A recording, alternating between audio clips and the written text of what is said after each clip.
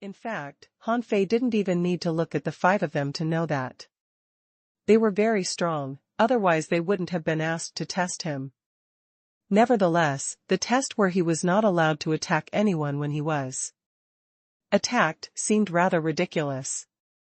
Would he be caught in a passive position? Among the five people, a girl came out first and said cutely, "I'm a hunter. And I'm best at speed. You need to prevent me from hurting you, or you will lose." Han Fei had already been used to Xia Xiaochan, who moved very fast. Seeing that the girl was a hunter, he thought to himself, could you be trickier than Xia Xiaochan, Han Fei smiled. Let's give it a shot. As they talked, the girl had already disappeared, and Han Fei instantly sensed wind blowing towards him. She's indeed fast. Han Fei moved and narrowly dodged a dagger when it was only 1 centimeter from him. He then sensed as if something was stinging his back. He lowered his body and laid his hand on the ground, turning his body upside down. After that, he saw a dagger that was almost piercing into his chest. Instantly, Han Fei clutched the woman's wrist, but she seemed to be smiling and wasn't panicked at all. Han Fei wasn't panicking either. He grabbed the woman's hand and, seeing that her other hand was approaching his shoulder, leaned aside and snatched for the girl's breasts. Shua!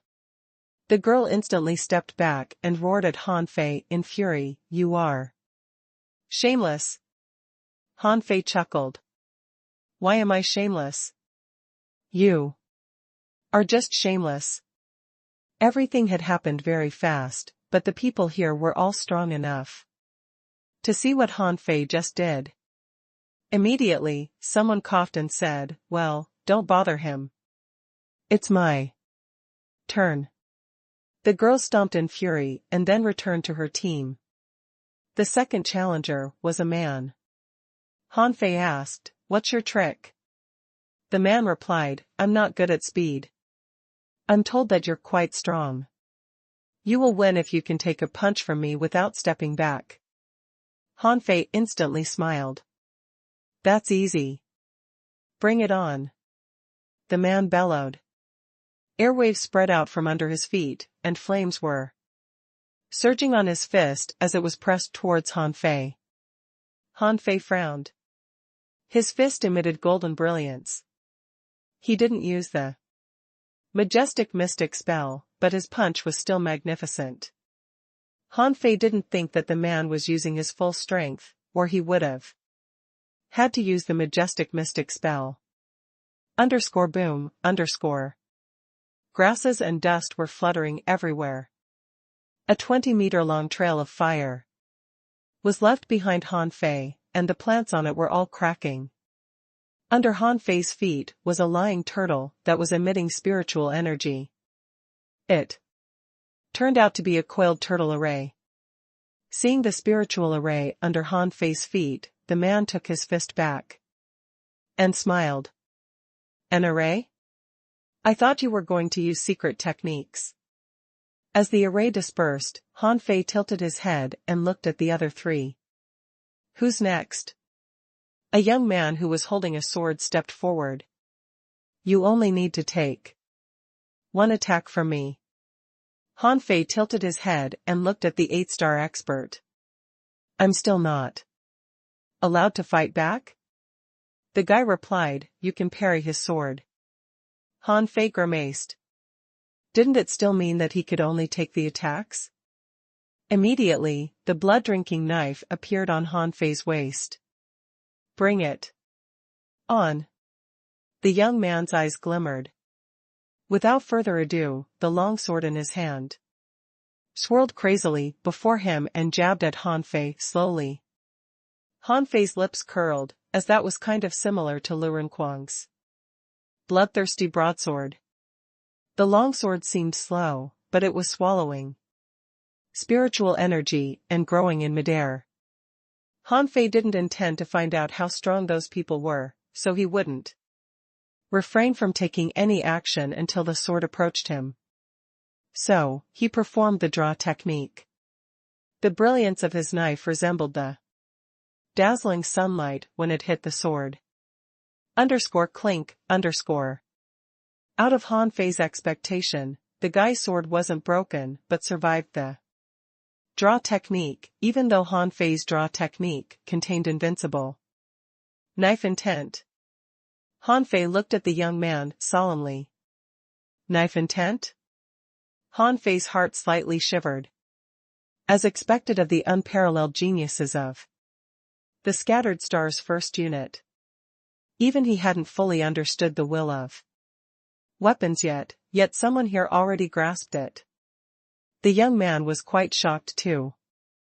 Was that knife intent? No. Bam. The long sword was bounced back, and Han Fei's draw technique pressed on with its remaining momentum until it was shattered by another attack from the young man. Not far away, Bei Hua and the 8-star expert was more or less astounded. Too, not expecting a mere junior hanging fisher to be so strong.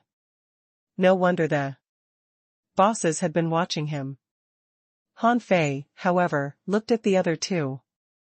What else have you got? One of them stepped forward. As it happens, I know a thing or two about arrays too. Why don't you try to destroy the array that I'm going to set up? Han Fei narrowed his eyes. Let me ask you something. Are the tests of the Scattered Stars First Unit always so hard? The young man smiled. They are not hard at all. After he finished, blade edges swept within a 30-meter radius of Han Fei. Spiritual energy that was as sharp as knives carved a killing array on the ground in 30 seconds. Han Fei was lost for words. So you're asking me to destroy a killing array? Shouldn't it be an imprisonment array? The young man smiled. It shouldn't be a problem. I don't think it can kill you. Han Fei sneered and stomped, covering himself with the 6 spirit armor. He then summoned the coiled turtle array around him. In the next moment, clinking noises were coming from the coiled turtle array. As a blizzard of sword chi was attacking it.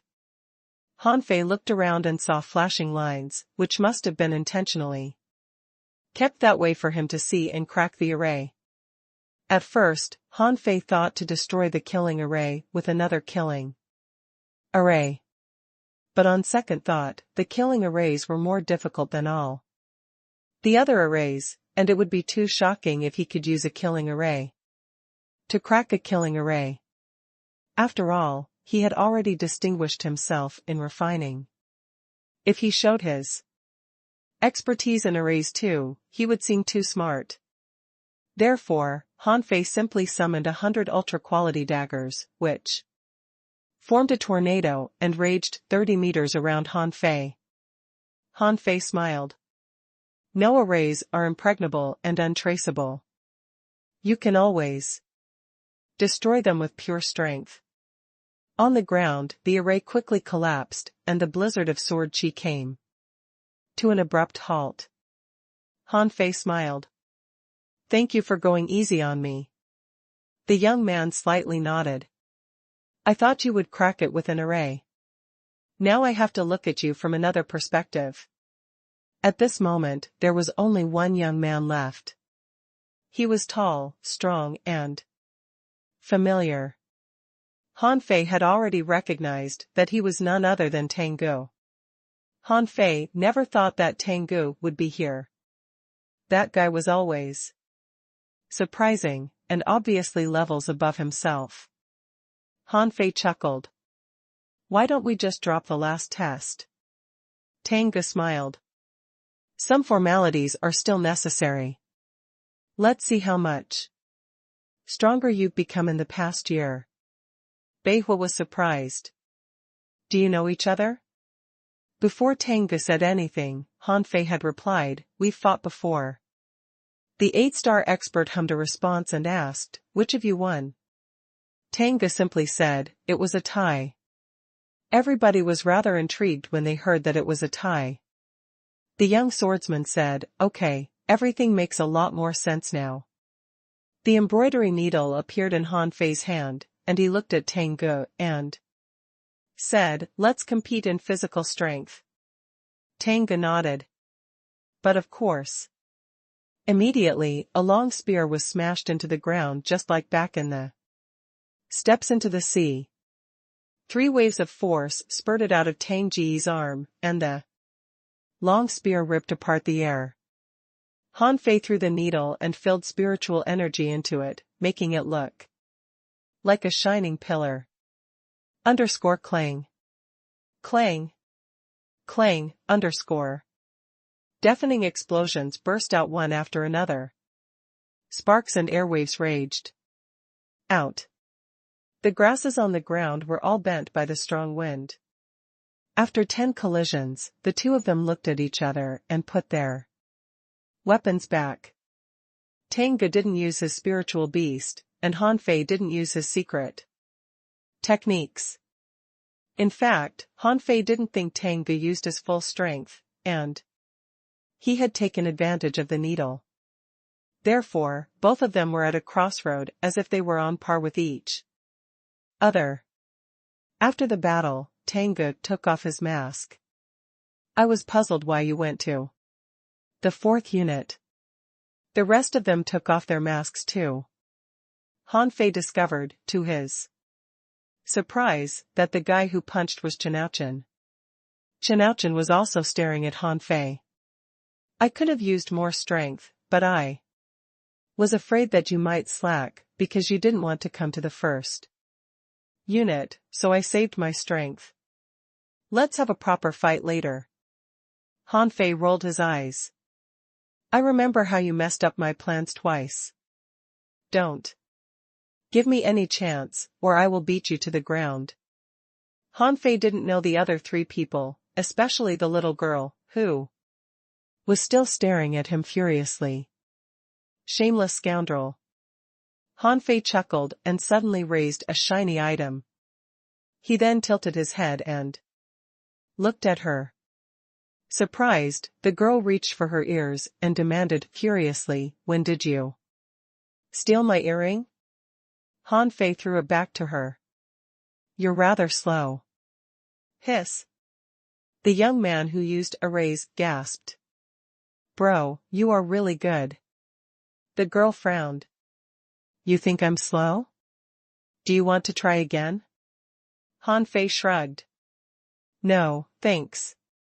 I've been traumatized by hunters, and stop brandishing your dagger in front of me."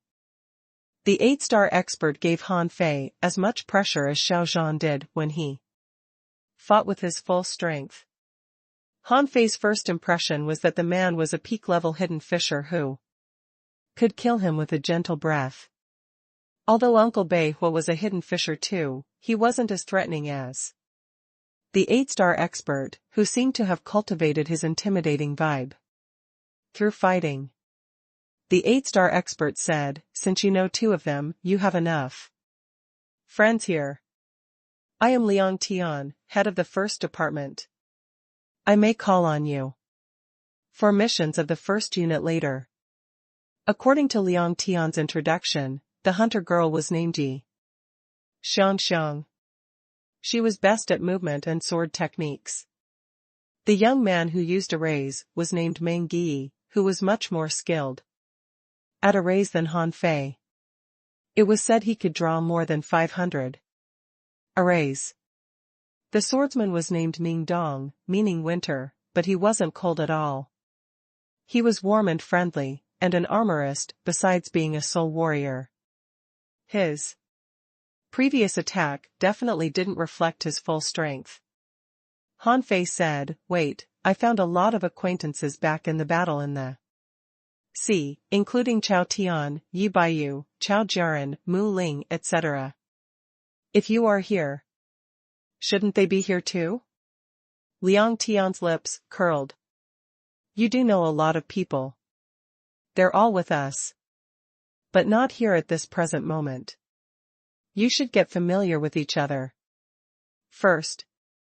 The first unit will be gathered in half a month. Han Fei, Yang Dao. Must have mentioned to you that a mission would come half a month later, so you need to make a breakthrough and stabilize yourself in the new level, for a great battle is bound to take place. After that, Liang Tian dropped a hint to Bei Hua, and the two of them went to the woods far away.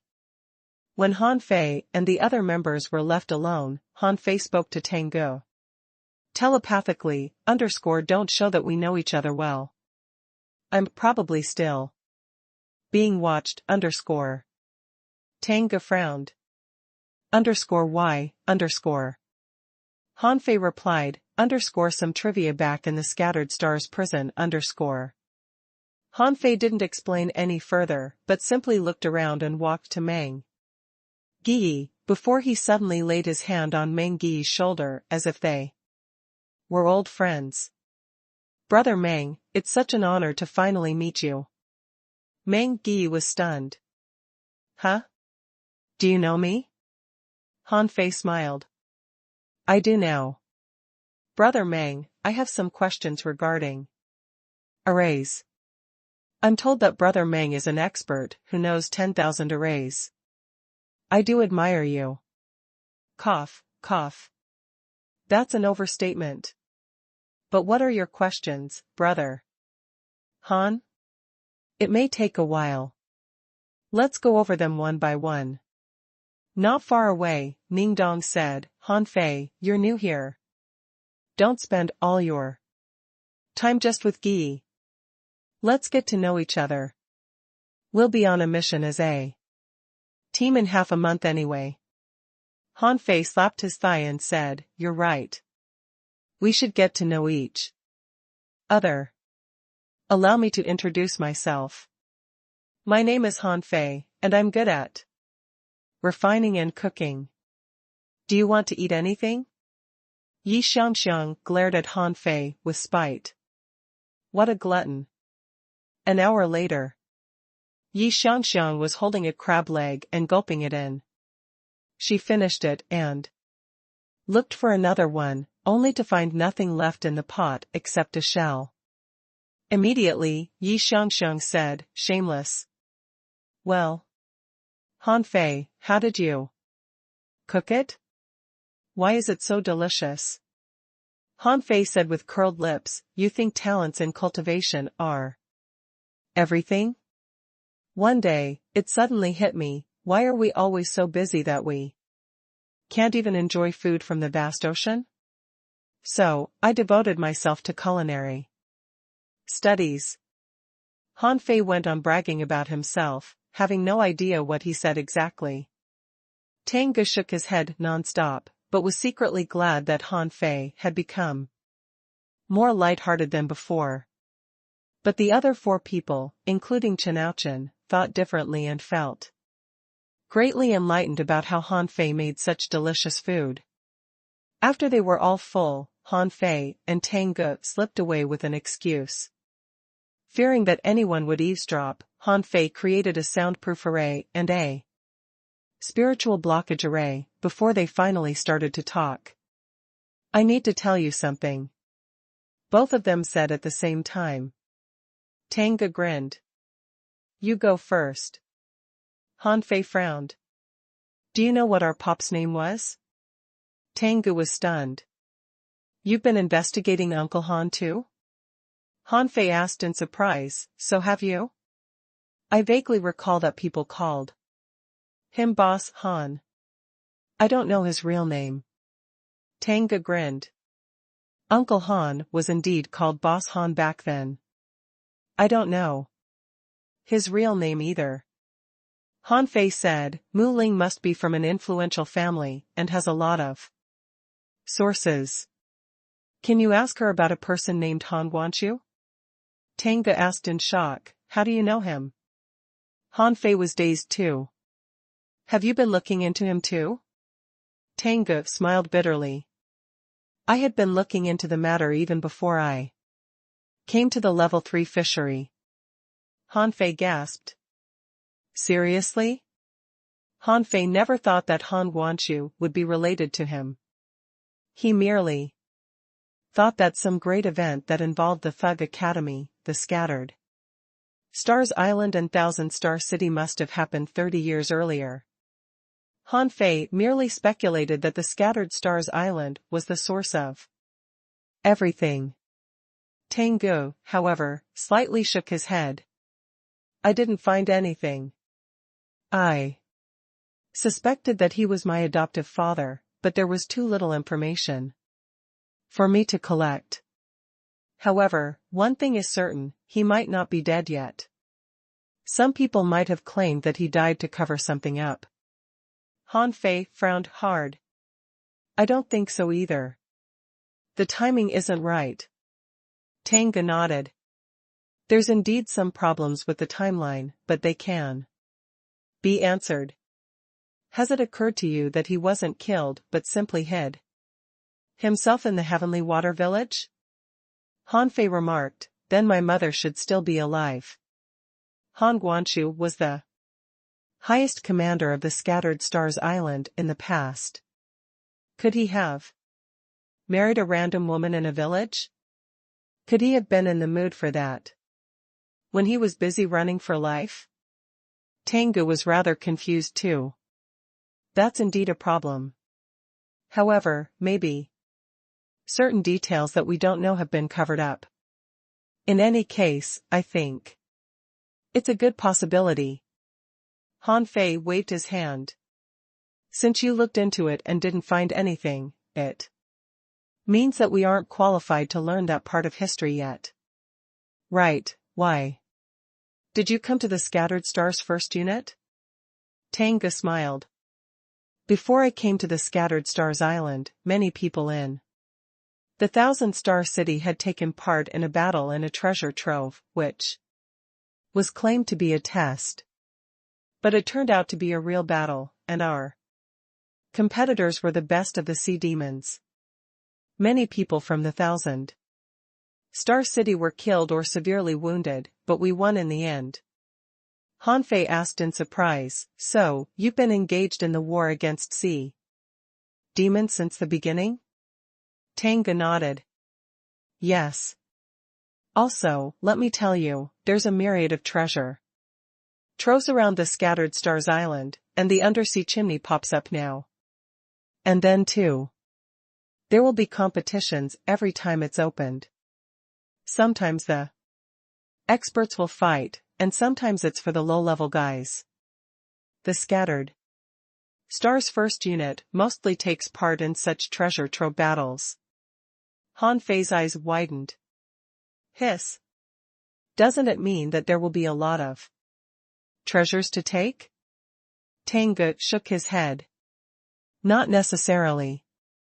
Some treasure troves are relatively safe and only the sea demons are dangerous, but some are so perilous that we might have to cooperate with sea demons. Han Fei was stunned. Cooperate? Tang Gu heaved a sigh. That can't be helped. However, the premise of cooperation is that no other human beings will be hurt, otherwise you will be gravely punished. Han Fei suddenly glanced at Tang Gu. How strong are you right now? Spiritual energy trembled on Tang Ji's hand. I'm a peak intermediate hanging fisher. Han Fei thought for a moment and realized that it made sense. It had been 15 months since they last met. Considering that Tang Gu had a level 7 spiritual heritage, he must have been purposefully slowing down even though he had become an intermediate hanging fisher.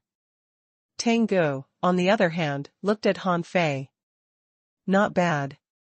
You're already at the peak of the junior level, right? It's the right thing to do. You have to suppress yourself and cultivate to the maximum in each level. That's far better than fast breakthroughs. Han Fei smiled. Enough. I already knew that. By the way, does the Scattered Stars First Unit often have missions? Tang Gu nodded. Frequently, but usually not for the same people. The Scattered Stars First Unit is not as small as you might think. Many people take part in operations in the middle of regular pioneering and other groups. Sometimes, people from the Scattered Stars First Unit are split in multiple treasure troves. Of course, you can choose not to go to the regular treasure troves, but it's compulsory to go to the special ones. Han Fei chuckled. So, I'm obligated to go to this treasure trove now? Tanga nodded. That's right. Senior Liang Tian must have included you in the mission after examining your capabilities, which means you've distinguished yourself in the test of the 36 towns. Han Fei remembered the blood-freezing test where he received nothing but negative reviews. How could he have possibly distinguished himself? Smiling, Han Fei shook his head. Then where do you live? Have you been assigned to different jobs too? Like senior scouts, pioneers, fishers, etc.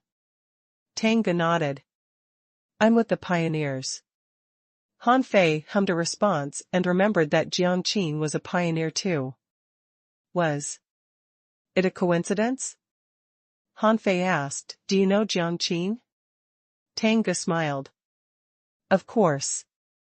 If you hadn't mentioned her, I could never have imagined that the port manager in the Heavenly Water Village would turn into the leader of pioneers on this land. Does she remember you? Tanga nodded, yes, but she has never talked to me alone.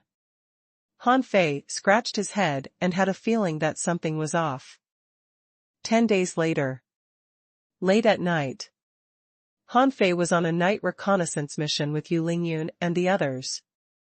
They were floating above the sea 100 kilometers from the coast. Han Fei looked around and didn't see anything special. Let's go and take another circle. Wu Xiaoxiao asked prudently, Captain, are you leaving? Han Fei was in a daze. Why do you ask? Wu Xiaoxiao heaved a sigh. You are a 3-star refiner who can seal souls. And 7-star experts come to you all the time. Isn't it a sign that you're leaving? Yu Lingyun was as calm as before. Scouting is not a lifelong job anyway. Everybody will leave sooner or later. It's only natural that our captain is. Leng Hui added, although our captain hasn't stayed for long, we've already made fast progress in training. Gu Daliang grinned and smiled. That's right. I've become an intermediate hanging fisher. Han Fei chuckled. Are you reluctant to let me go? I'm still here. You need to train yourself harder. What if I got stranded here for a long time? Suddenly, Han Fei sensed something and said to them, Yu Lingyun, you keep scouting with the team. I'll get us some food from the sea. Yu Lingyun? Before they asked anything, Han Fei had jumped off from the boat and crashed into the sea from an altitude of hundreds of meters. Cutting apart several big sword water fleas easily, Han Fei stomped and created a stealth array as well as a concealment array. Then, Han Fei waved his fishing pole and cast out the hook. A shadow hopped out of the mud in the sea and was about to flee, when Han Fei already slashed his knife out with its aura extending 800 meters far. Han Fei sneered. Who are you? You've been following me for more than one day. Haven't you? The shadow darted out 2 daggers that exploded abruptly. It then turned into a massive cloud of smoke and re-emerged 4,000 meters away. A woman? Flash stones? Judging from the shadow shape, Han Fei could easily tell that she was a woman. Han Fei quickly swam to where she reappeared and cast out his hook again, this time attaching a tremendous amount of spiritual energy to it. _bam_. 4,000 meters away, the woman reacted fast enough by cutting off a piece of her flesh when the hook bit her. She then flashed away again.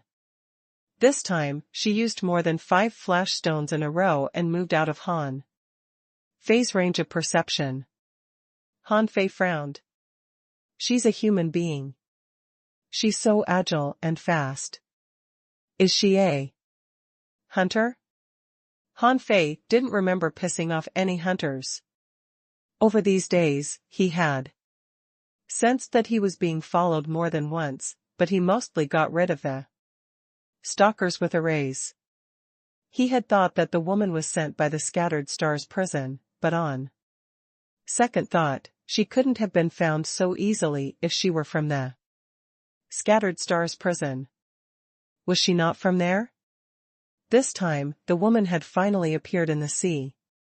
Han Fei had intended to catch her alive, but she turned out to be quite swift. Seeing that she had fled away, Han Fei stopped pursuing her. He had nothing to fear because whoever was behind her didn't come in person. When it was over, Han Fei set up an array and sat cross-legged, as it was time for a breakthrough. Otherwise, it wouldn't be enjoyable to be followed and watched every day. Little did Han Fei know that 30 kilometers away from him, there was a horrified girl in black. How was it possible? I was more than 3,000 meters from him, and I was in stealth mode. How did he find me? The girl's eyes were cold. She threw a random healing pill into her mouth and cursed, Han Fei, you and Xia Xiaochan will be taken down by me sooner or later. Half an hour later. Han Fei opened his eyes and slightly frowned. Spiritual energy upper limit. 11,101 points. Huh. An increase of 1,100 points? But my body hardness. Han Fei warmed himself up and sensed himself in silence, only to frown harder. My body hardness grew by a little bit when my spiritual energy upper limit increased, but it's just natural growth. This improvement isn't satisfactory. It seems that further breakthroughs will be a challenging task. Han Fei immediately swallowed several spiritual fruits. He then took out dozens of soul crystals and absorbed them. A moment later, information popped up in Han Fei's eyes. Owner, Han Fei. Level 44, Intermediate Hanging Fisher. Spiritual Energy 146,655, 11,101. Spiritual Power 1, 782/1, 799. Perception Range 17,999 meters. Spiritual Heritage Level 5, High Quality. Spiritual Beast Twin Yin-Yang Spirit Swallowing Fish, Level 38. Main Art Void Breaking Technique, Volume 4 Void Fishing, Demon Level. Divine Quality. He remembered 40 pieces of the God-scaring painting and his spiritual power. Hit the bottleneck again. His perception range was expanded by 3,500 meters. Han Fei couldn't help but feel amazed, as the God-scaring painting had 1,000 pieces. His perception range was already wide enough even though he only remembered 4% of it. When he remembered all of it, wouldn't his perception be able to reach 1,000 kilometers away? Half a month passed in the blink of an eye. The skeleton shore seemed to have become safe, as nothing major had happened. For 3 months. Rumor had it that the sea demons had abandoned the skeleton shore. Han Fei, as the commander of the skeleton shore, was having a hot pot on the lawn in the Scattered Stars first unit with Tanggu next to him. They had been alone at first, until Yi Xiangxiang simply sat down, took down a pair of chopsticks, and enjoyed the food, completely ignoring Han Fei's eyes. Han Fei was lost for words. Wait, are we really so close? Yi Xiangxiang giggled. Comrades should help one another. Right, your role will be a spirit gatherer in the mission. Do not reveal that you are a soul warrior unless there's a critical moment. Han Fei was confused. Why not? Tang Ge replied, it's meant to hide our true strength from the enemy. It's not just you. Another person has been invited to the operation too. You know her. Han Fei was puzzled again. I do? As they talked, Han Fei saw a group of people including a familiar person in the woods. He asked in surprise, Gong Yuehan? Liang Tian said, stop eating and introduce yourselves to each other. All 7 of you will be on the same team during the mission. Han Fei, I know you are a great disguiser. You'll disguise yourself during the operation. Han Fei winked. Do I need to disguise myself when we're fighting sea demons?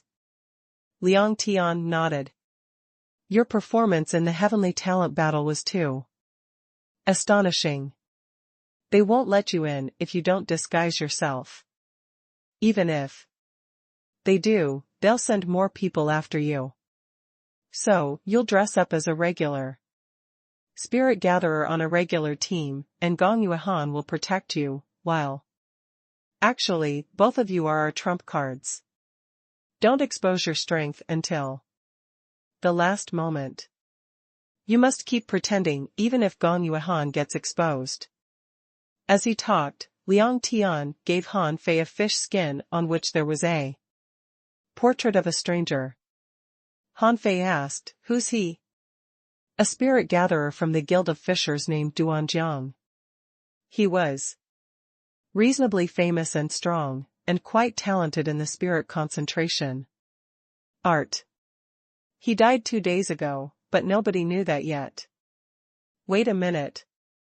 Han Fei suddenly said, Senior, why do I feel that the safety measure is meant to defend against internal traitors instead of external enemies? Do the sea demons have access to the personal information of the people on the scattered Stars Island? Without giving a reply, Liang Tian simply narrowed his eyes and said, anything is possible. You can never be too prepared. Han Fei pointed at Gong Yuehan and said, what about her? Isn't she a proud girl from the Jade Fairy Palace? Do they not know her? Should anything happen, Gong Yuehan will be your cover. The enemy will think that she's the hidden expert on our side. Also, Gong Yuehan didn't have any remarkable performances in the past half-year. If the enemy notices her, they'll only attack her, and if they don't, both of you will be our last resort.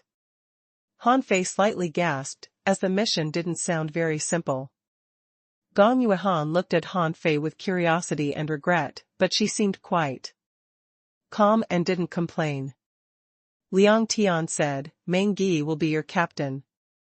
You will all listen to his command after entering the treasure trove. If necessary, anyone except the 7 of you can be sacrificed. Han Fei's pupils constricted when he heard that. The first thing that came to his mind was not that it was inappropriate to sacrifice other people, but that Liang Tian might have said similar things to Meng Yi, like he could sacrifice anyone except himself. For a moment, Han Fei felt chilled. This wasn't the exploration of a treasure trove at all, but more like a drama of betrayal. Meng Yi continued, we'll summon people from 13 organizations, including the Dark Hunter Legion, the Pioneers, the Law Enforcement, etc., for the exploration. None of them will be weak, but they won't be too extraordinary either. We'll have only 2 spirit gatherers. So, Han Fei, you and the other spirit gatherer will be protected by all of us. Do not take any action until I tell you to. Han Fei asked in confusion, but none of us are manipulators. Meng Yi shrugged. That can't be helped. The excellent manipulators have Been summoned to another special treasure trove that's even more important than ours. If the best manipulators aren't available, we might as well not take any with us. Han Fei was about to speak, when Meng Yi said, Luo Xiaobai is also there. Or I would have called her. Han Fei was stunned. Xiaobai has joined the Scattered Stars First Unit too? Liang Tian said unhurriedly, earlier than you did. Han Fei. Han Fei was lost for words. What about Xia Xiaochan, Zhang Xuanyu, and Lu Renquang? They were all candidates. But Zhang Xuanyu was relatively weak, Lu Renquang was strong enough, but it remained to be seen if he was capable of fighting. As for Xia Xiaochan, she's too short-tempered and may cause trouble. Han Fei thought for a moment and realized that Xia Xiaochan was indeed not suitable for such a team of schemers. Nobody would be able to control her if she burst into a rage. Meng Yi glanced at everybody and said, Okay, it's time to go. Liang Tian had asked Meng Yi to lead the team. They were all gathered at the Sea God Square in the center of the Scattered Stars Island like before. In the sky, Han Fei asked curiously, Are the requirements to enter the central city very harsh? Meng Yi said with a smile, Of course. You can't go to the city until you get 6 stars. Also, the blood guards with 100 kills can go there too. You can't go there yet because you've been promoted unconventionally. Han Fei snorted and thought to himself, It's only because I'm not allowed to go to the sea, or I could have secured 1,000 kills easily. 3 people had arrived at the square earlier than Han Fei's team did, and there were still 10 people who hadn't arrived yet. After they landed, someone looked at Han Fei, who was in disguise, and asked, Huh? Aren't you Duan Jiang from the Guild of Fishers? Han Fei was lost for words. He had been recognized already? Was this Duan Jiang so famous? Han Fei nodded. That's me. Then, the guy instantly frowned. Are we so short of spirit gatherers right now? Han Fei glimpsed at him. What do you mean? The guy sneered. Although you are a minor celebrity, I don't think you can provide spiritual energy for 12 people, can you? Han Fei found that his identity wasn't as renowned as he thought, or he wouldn't have been mocked the moment he arrived. Meng Yi said telepathically, hold back.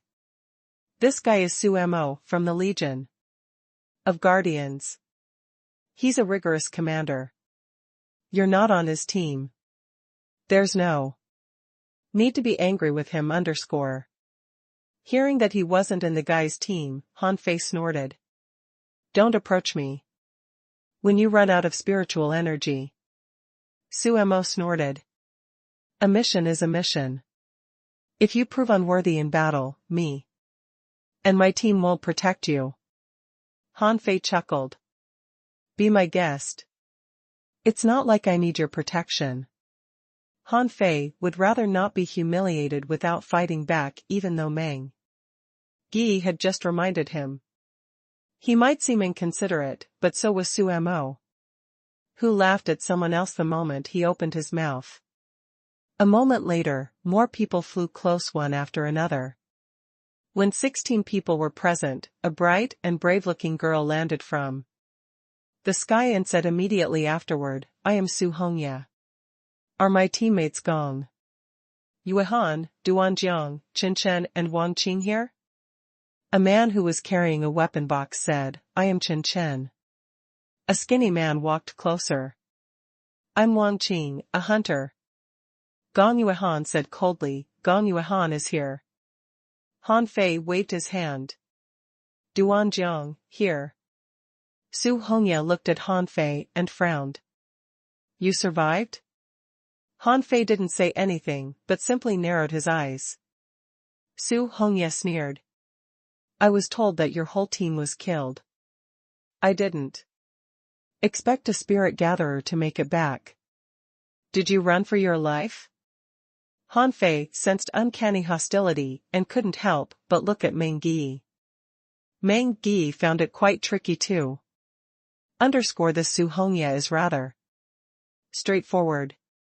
She might think you deserted your teammates. Han Fei sneered. Captain Su, dying a heroic death is honorable, but dying for nothing is just stupid. Su Hongye snorted. Whatever you say, we have only 2 spirit gatherers for this mission. Even if you die, you must die after your spiritual energy is exhausted. I'll be the first to execute you if you desert us. Han Fei was so angry that he had a strong toothache. Who exactly chose this face for him? He had been despised by 2 people before he even saw the treasure trove. The temporary captain of the other team stood up and chuckled. We're all comrades. Let's not give each other a hard time. I'm Zhao Jiai, a soul warrior and a spirit gatherer. Su Hongye turned her head aside. I didn't know you. So, you are the other spirit gatherer? Su Mo added, it's not bad that you are in 2 classes. What about your spiritual energy capacity? Zhao Jiai laughed. I'm sure that your stomach will be satisfied. Su Mo slightly nodded. Great. Han Fei's lips curled. I can satisfy your stomach too, but I won't tell you. Because I have to keep a low profile. Suddenly, Han Fei sensed that Gong Yuehan was staring at him. Han Fei scratched his chin. Is there any dirt on my face? Gong Yuehan mocked him, I'm just surprised that you could hold yourself back. Han Fei chuckled. They all have to call me dad when they need spiritual energy. Why would they call you dad? Han Fei was briefly stunned, wondering if she really meant it. Han Fei asked, why don't you try calling me that?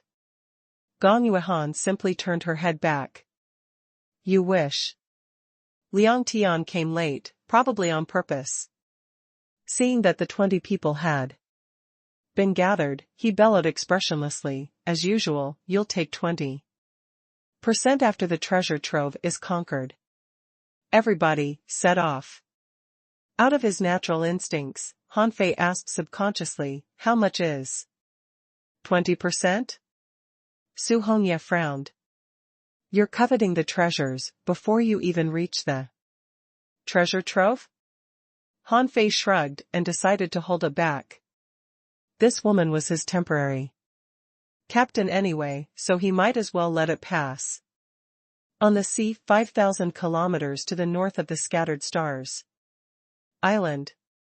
When Han Fei and his companions arrived, the sea surface was shivering as if something was going to emerge.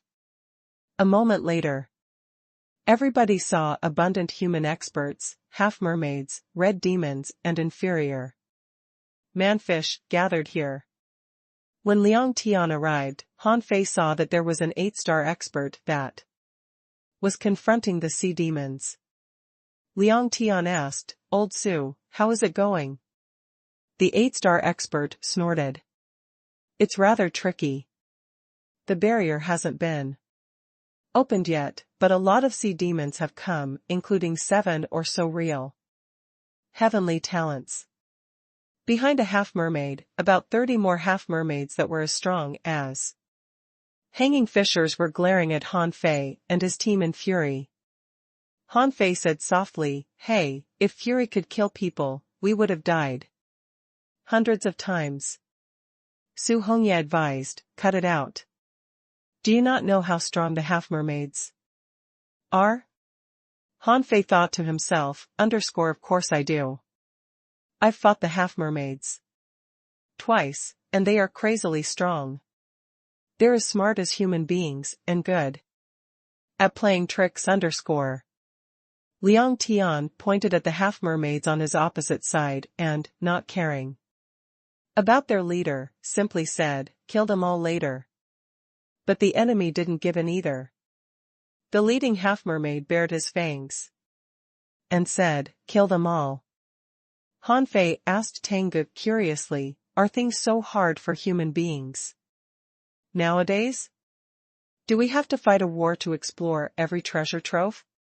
Tengu said, for the regular treasure troves, whoever gets there first will claim them, but for a treasure trove that even a peak-level hidden fisher can hardly open, it means that great items must be hidden inside. Han Fei was confused. What if the treasure trove is too dangerous for hanging fishers? Tengu shook his head. Unlikely. In that case, the hidden fishers would be competing for it instead of asking us to. Zhao Jiai, the captain of the other team, said, everybody, protect me.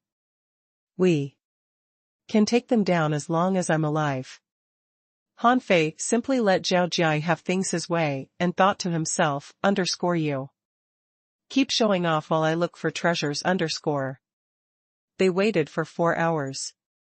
When the sea surface sank and the seal was opened, both parties roared, go! _swish _. Like dumplings, human beings and the half-mermaids charged at the treasure trove. The moment they entered the water, red leaves that looked like worms swept at the sea demon's formation overwhelmingly. At the same time, Meng Yi threw out a piece of jade and created a defense array that was 1,000 meters long. The sea demons didn't give in. Some half-mermaids summoned their companion spirits and slapped the defense array noisily like dragons. Some half-mermaids kicked holes in the defense array with their formidable force and led other half-mermaids in. Meng Yi said to everybody telepathically, _don't fight them. Get into the treasure trove now, _. Su Hongye extended her hand and closed it, and all the red leaves exploded, dyeing the seawater red. Let's get inside.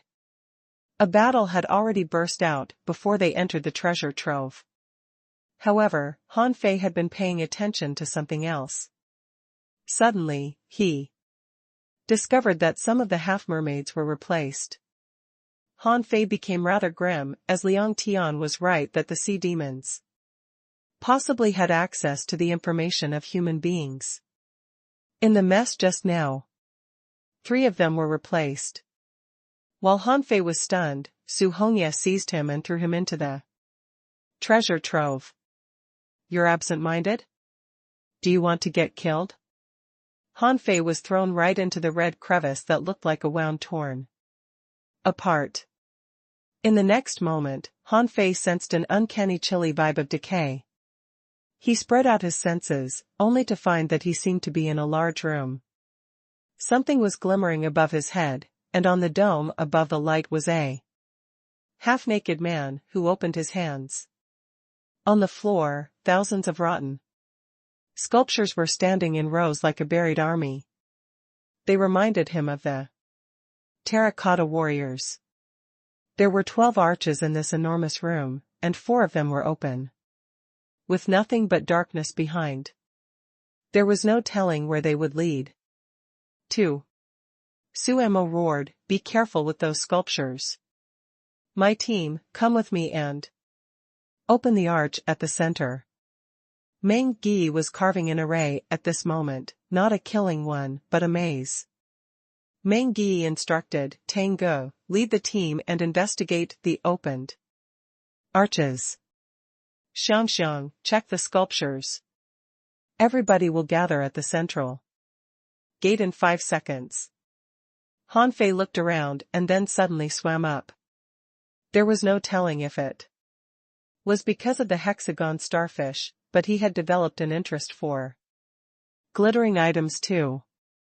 Therefore, he reached for a glowing pearl on the dome and grabbed it. The moment he grabbed it, he sensed that the painting on the dome seemed to have shivered.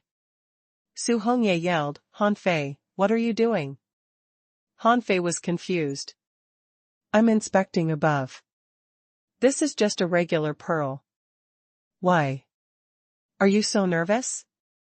Su Hongya was impatient. Spirit gatherers must stay with the team. _bam_. Hardly had Su Hongya finished when some half-mermaids broke in and crashed into Mangyi's maze. Mangyi roared, "Everybody, gather." Tengu, what's the situation of the 4 opened arches? Tengu replied, there's something wrong with them. I don't think we should go in. Mangyi roared again, Sumo, is it open? Sumo turned back. One moment.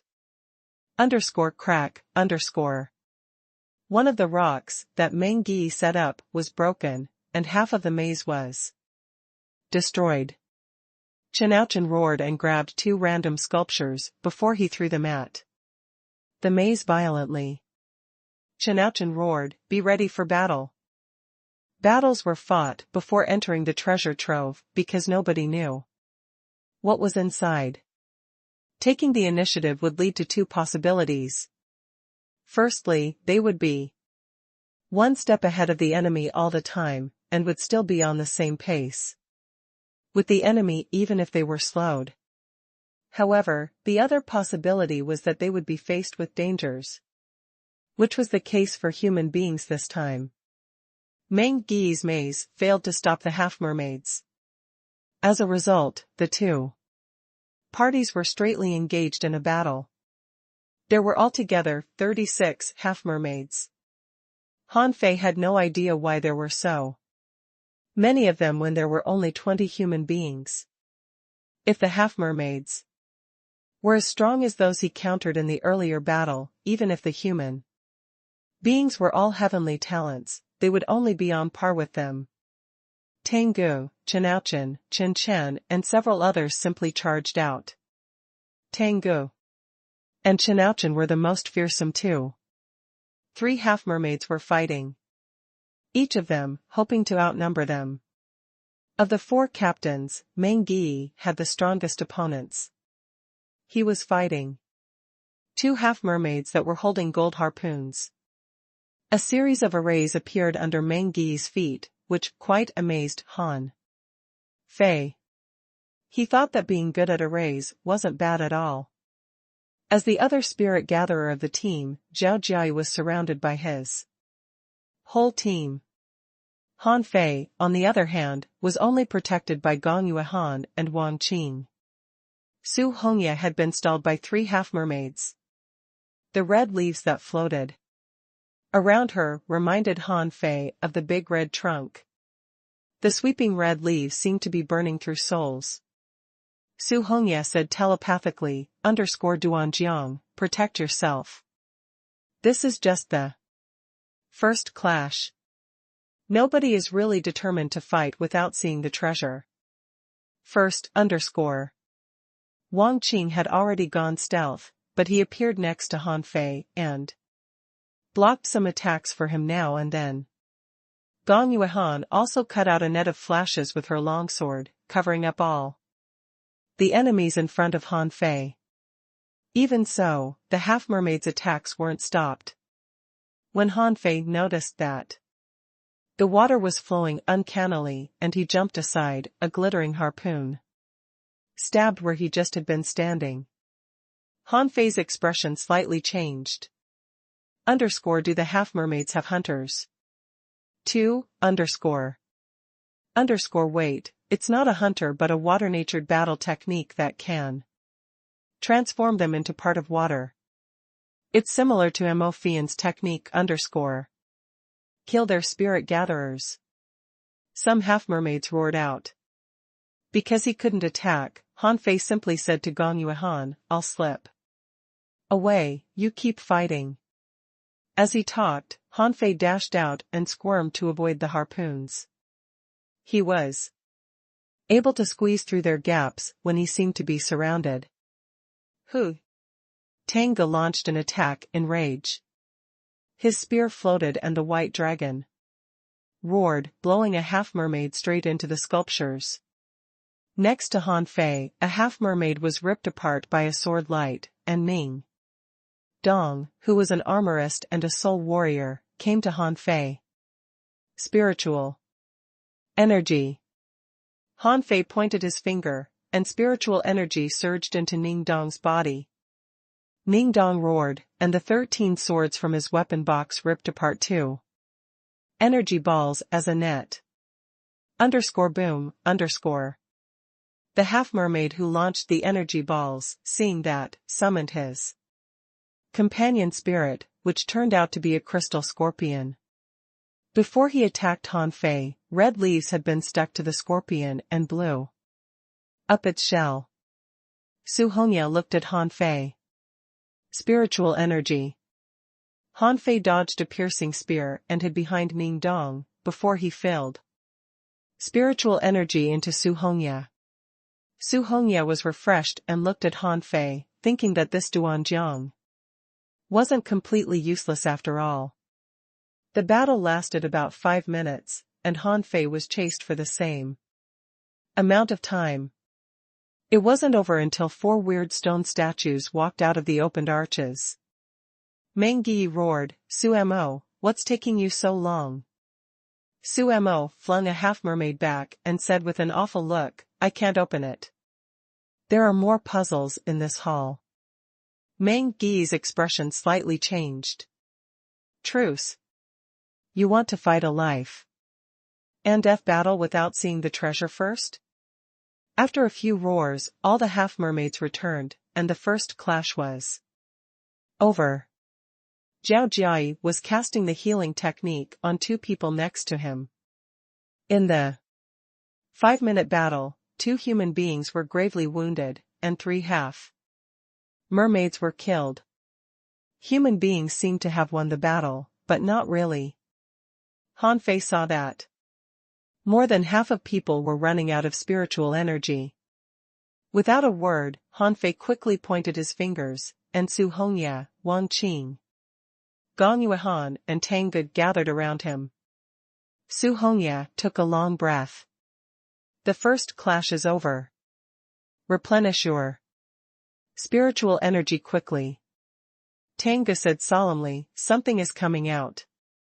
The half-mermaids were cautious too, and some of them were refilling spiritual energy into their comrades. Han Fei asked in surprise, do those half-mermaids have spirit gatherers too? Yi Xiangxiang explained, they have a class similar to spirit gatherers. They don't just know how to use a harpoon, they're good at battle techniques and arrays too. The 4 stone statues that just walked out suddenly giggled, and then the thousands of sculptures around everybody opened their eyes. Han Fei didn't see any data in his eyes, which meant that they were just sculptures. Nevertheless, the sculptures were moving, and some had turned their heads by 180 degrees to look at the intruders. Meng Yi's face was black with fear. They're puppets. It isn't a good thing to run into so many puppets before we've even explored the treasure trove. Someone asked Su Mo, you've studied it for a long time, can you open the door? Or not? Su Mo said grimly, I can't. I don't think the door can be opened until all the puppets are killed. Meng Yi immediately roared, half-mermaids, let's join hands and fight. Later, shall we? Okay. Han Fei never thought that 2 parties that were fighting just now could join hands in the next moment. Tang Ge said to Han Fei telepathically, don't be too dependent on them. Leave early if necessary, It's fine. They aren't likely to be killed easily. I'll study them first, He had been doing nothing more than transmitting spiritual energy into other people, which was a simple task for Han Fei. He didn't focus his attention on the doors or the puppets, but the top of this big room. When he took off the glittering pearl a moment earlier, he had noticed that the pearl was not meant to illuminate the space. Everybody had great senses and awesome eyesight in the sky. Did they need those pearls? On the dome of the house, on the other hand, was an enormous painting of a half-naked man who covered the center of the dome with one of his giant hands. Huh. These lines. Is it an array? Underscore crack. Crack. Crack, underscore. The army of puppets marched towards the human beings and the sea demons. Gong Yuehan followed Han Fei and slashed a puppet with her sharp sword, yet it only cut 3 inches deep. Yi Xiangxiang was twisting the neck of a puppet when a red spot of light emerged from inside the puppet and darted at Yi Xiangxiang. Underscore swish, underscore. While Yi Xiangxiang backed off, she was covered by a 6 spirit armor, and then she chopped apart the red light. Data popped up in Han Fei's eyes. Name, Soul Parasite. Introduction, they are the legendary exotic worms from the Endless Desolate Sea. They're brutal and can absorb the souls of the dead. They can also feed on the souls of the living and turn them into their puppets. Level 40. Quality rare. Spiritual energy, 628 points. Effect inedible. Collectible none. Unabsorbable. Hardly had Han Fei finished reading the data when Yi Xiangxiang cried, "What the hell is that?" When Yi Xiangxiang cried, a swarm of red soul parasites was crawling out of the unseen corners and crevices on the dome. Hiss. Han Fei felt that his blood was freezing. They had run into such horrors after they just came in? If they had entered the doors and their souls were swallowed, wouldn't they end up as walking zombies? Immediately, Han Fei spoke to Tengu telepathically, underscore what danger did you feel from the opened arches, underscore. Tengu replied, underscore I can't tell. It feels like death, underscore. Meng Yi said, everybody, gather ground. I'll set up an array. Duan. Jiang, you help me. Armorists, clear the stone statues. Zhao Jiayi was stunned. Duan Jiang, you can set up arrays? Han Fei said casually, I know a little bit. All the other people were slightly shocked, as it wasn't easy to learn arrays. And they had never heard that Duan Jiang was capable of that. Was it his hidden method? Han Fei came close. Are you going to set up a killing array? Meng Yi nodded. Yes, can you protect everybody with a coiled turtle array? Han Fei was lost for words. Do you think I have infinite spiritual energy? Meng Yi urged, just try your best. Those worms aren't easy to deal with. We underestimated this treasure trove. Han Fei's lips curled. I'll try. Immediately, spiritual energy flashed in Meng Yi's hand, and the weapons in his hand drew all kinds of lines of spiritual energy in midair. Han Fei's technique was quite strange too. Circuits were spreading out from under his feet, and weird stones were flying out of his hand to the critical points of the array. In front of Han Fei, a bucket of spiritual spring was quickly turning into spiritual energy and gathering on the foundation of the array. Meng Yi was astounded. You're going to set up the great coiled turtle array? Meng Yi knew that Han Fei was familiar with arrays, but a small array was completely different from a great one, which depended not just on its size. Han Fei pretended to be pale. Of course. It won't be easy to set up the coiled turtle array for 20 people. I might as well set up a great array too. Save some time. Someone on the half-mermaid side noticed that and said, try to kill that spirit gatherer later. Underscore hum underscore. When the soul parasites were flying everywhere, a furious pillar of flames rose to the sky on the half-mermaid's side and burned up a lot of them.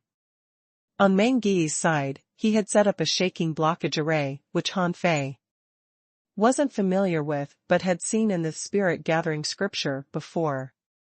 It was one of the common killing arrays. It was generally used to deal with sea creatures in the mud through shaking. But it was not destructive enough. When the soul parasites broke through, they were not dead yet. Therefore, a swarm of red soul parasites were stuck to the great coiled turtle array Han Fei set up. Han Fei asked, "So we'll just wait?" Someone said, "The gate can definitely be opened. There should be a pattern behind it." Su Hongye asked, "Duan Jiang, how much longer can you keep up your array?" Han Fei smiled. "Until I run out of spiritual energy."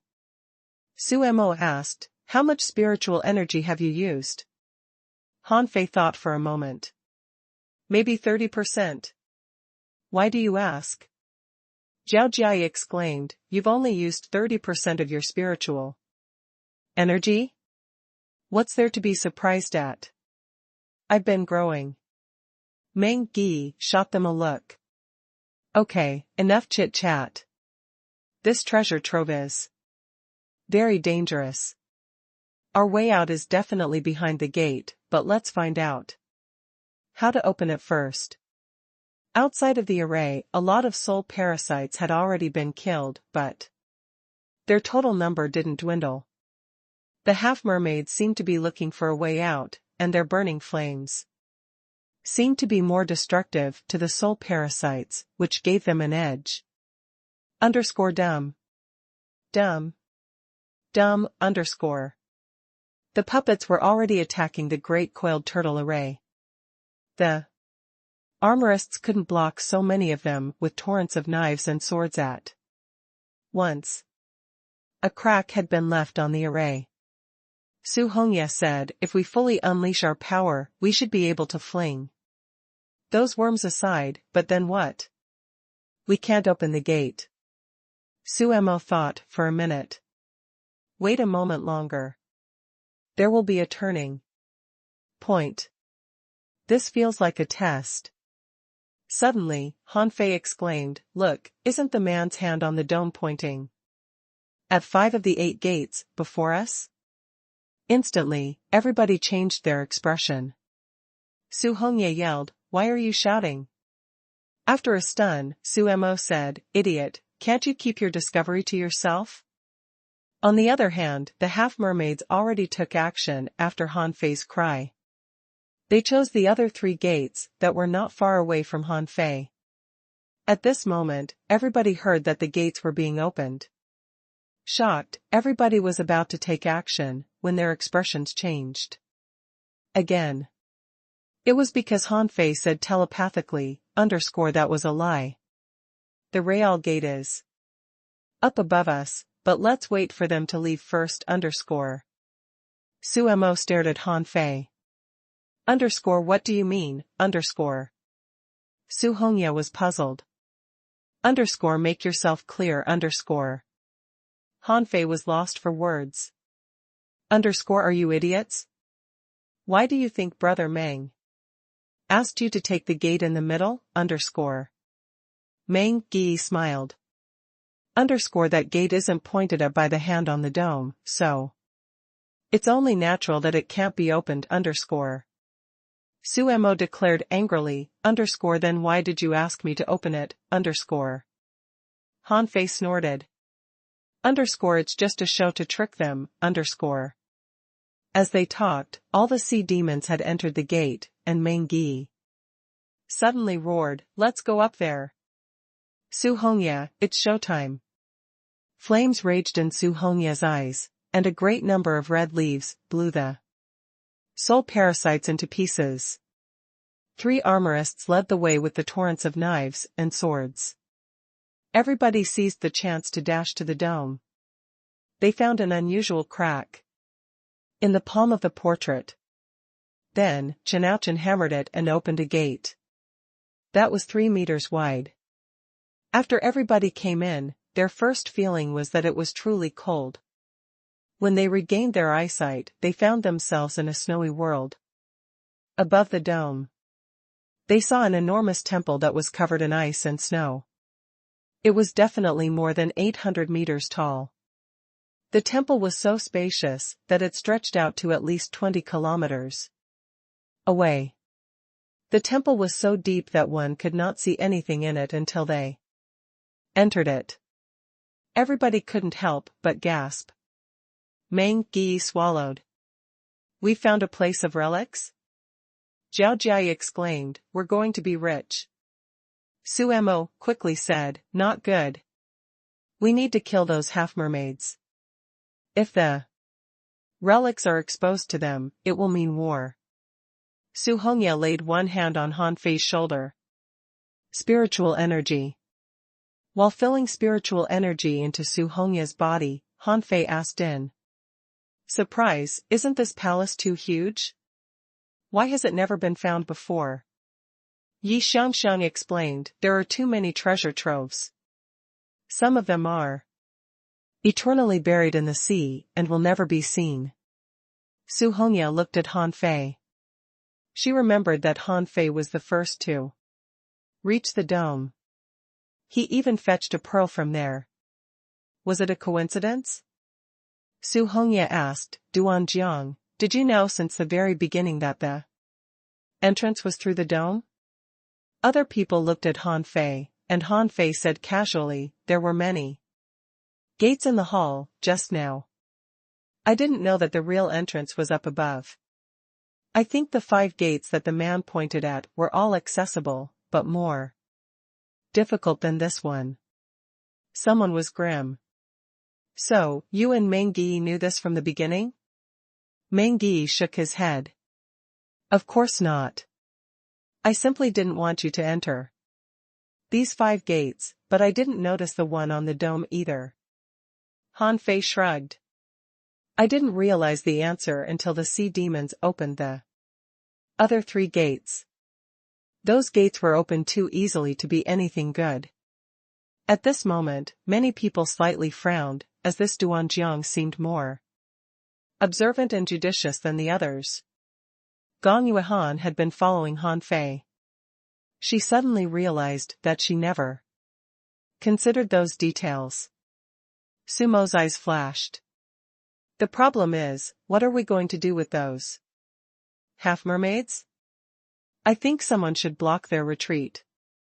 I volunteer for that task." Meng Gi said, "You can't. We'll set up a killing array and then enter the temple." Chen Aochen grinned. "It doesn't matter.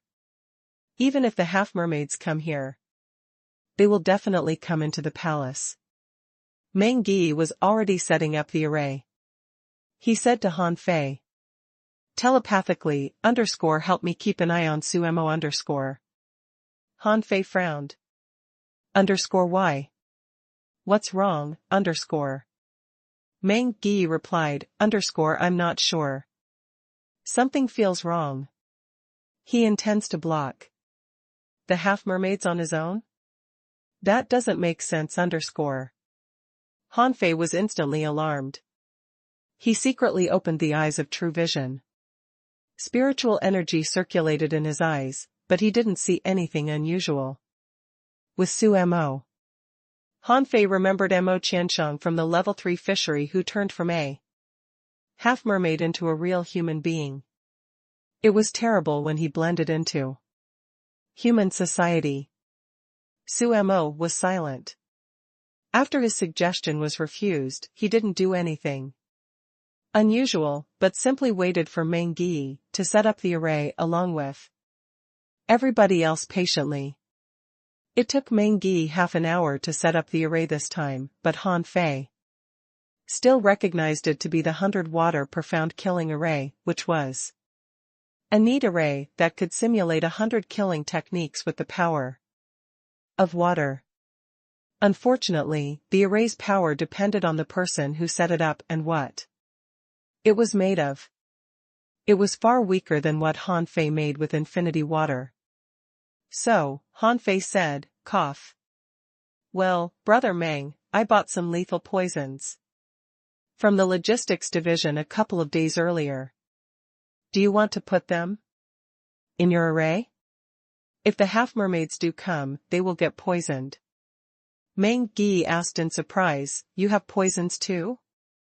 Han Fei pretended to speak in surprise, I paid a fortune for them, but I'll just contribute them to the team.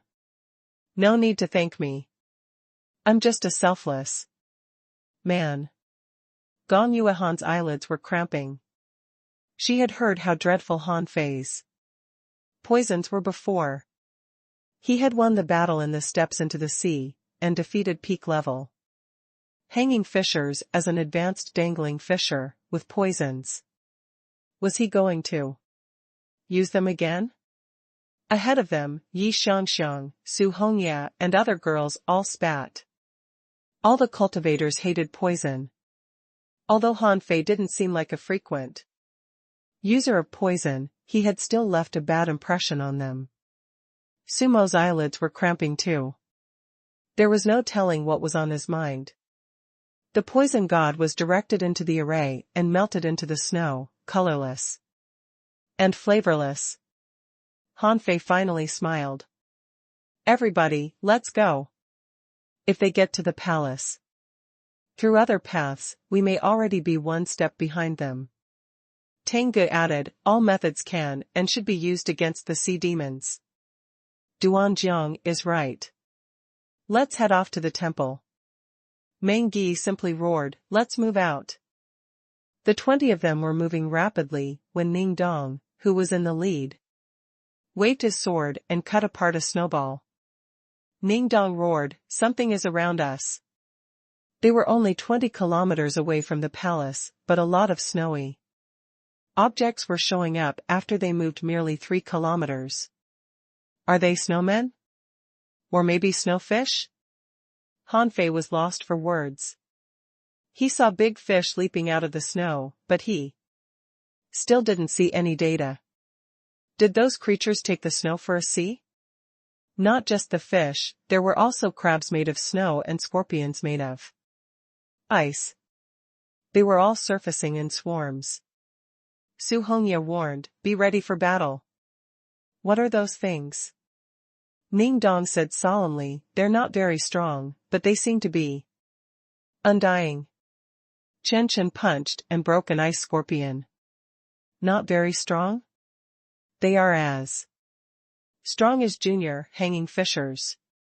If we stay here, we'll be killed sooner or later. Chen Ouchen nodded. Then let's fight our way through. It's only 20 kilometers. Hardly had Chen Ouchen finished when the earth began to shake and 2 giants crawled out of the snow on the 2 sides of the temple. Huh! Everybody was dumbfounded, as the giants were almost as tall as the temple. The 2 gargantuan snowmen crawled out of the snow, each holding 2 gigantic ice axes in their hands.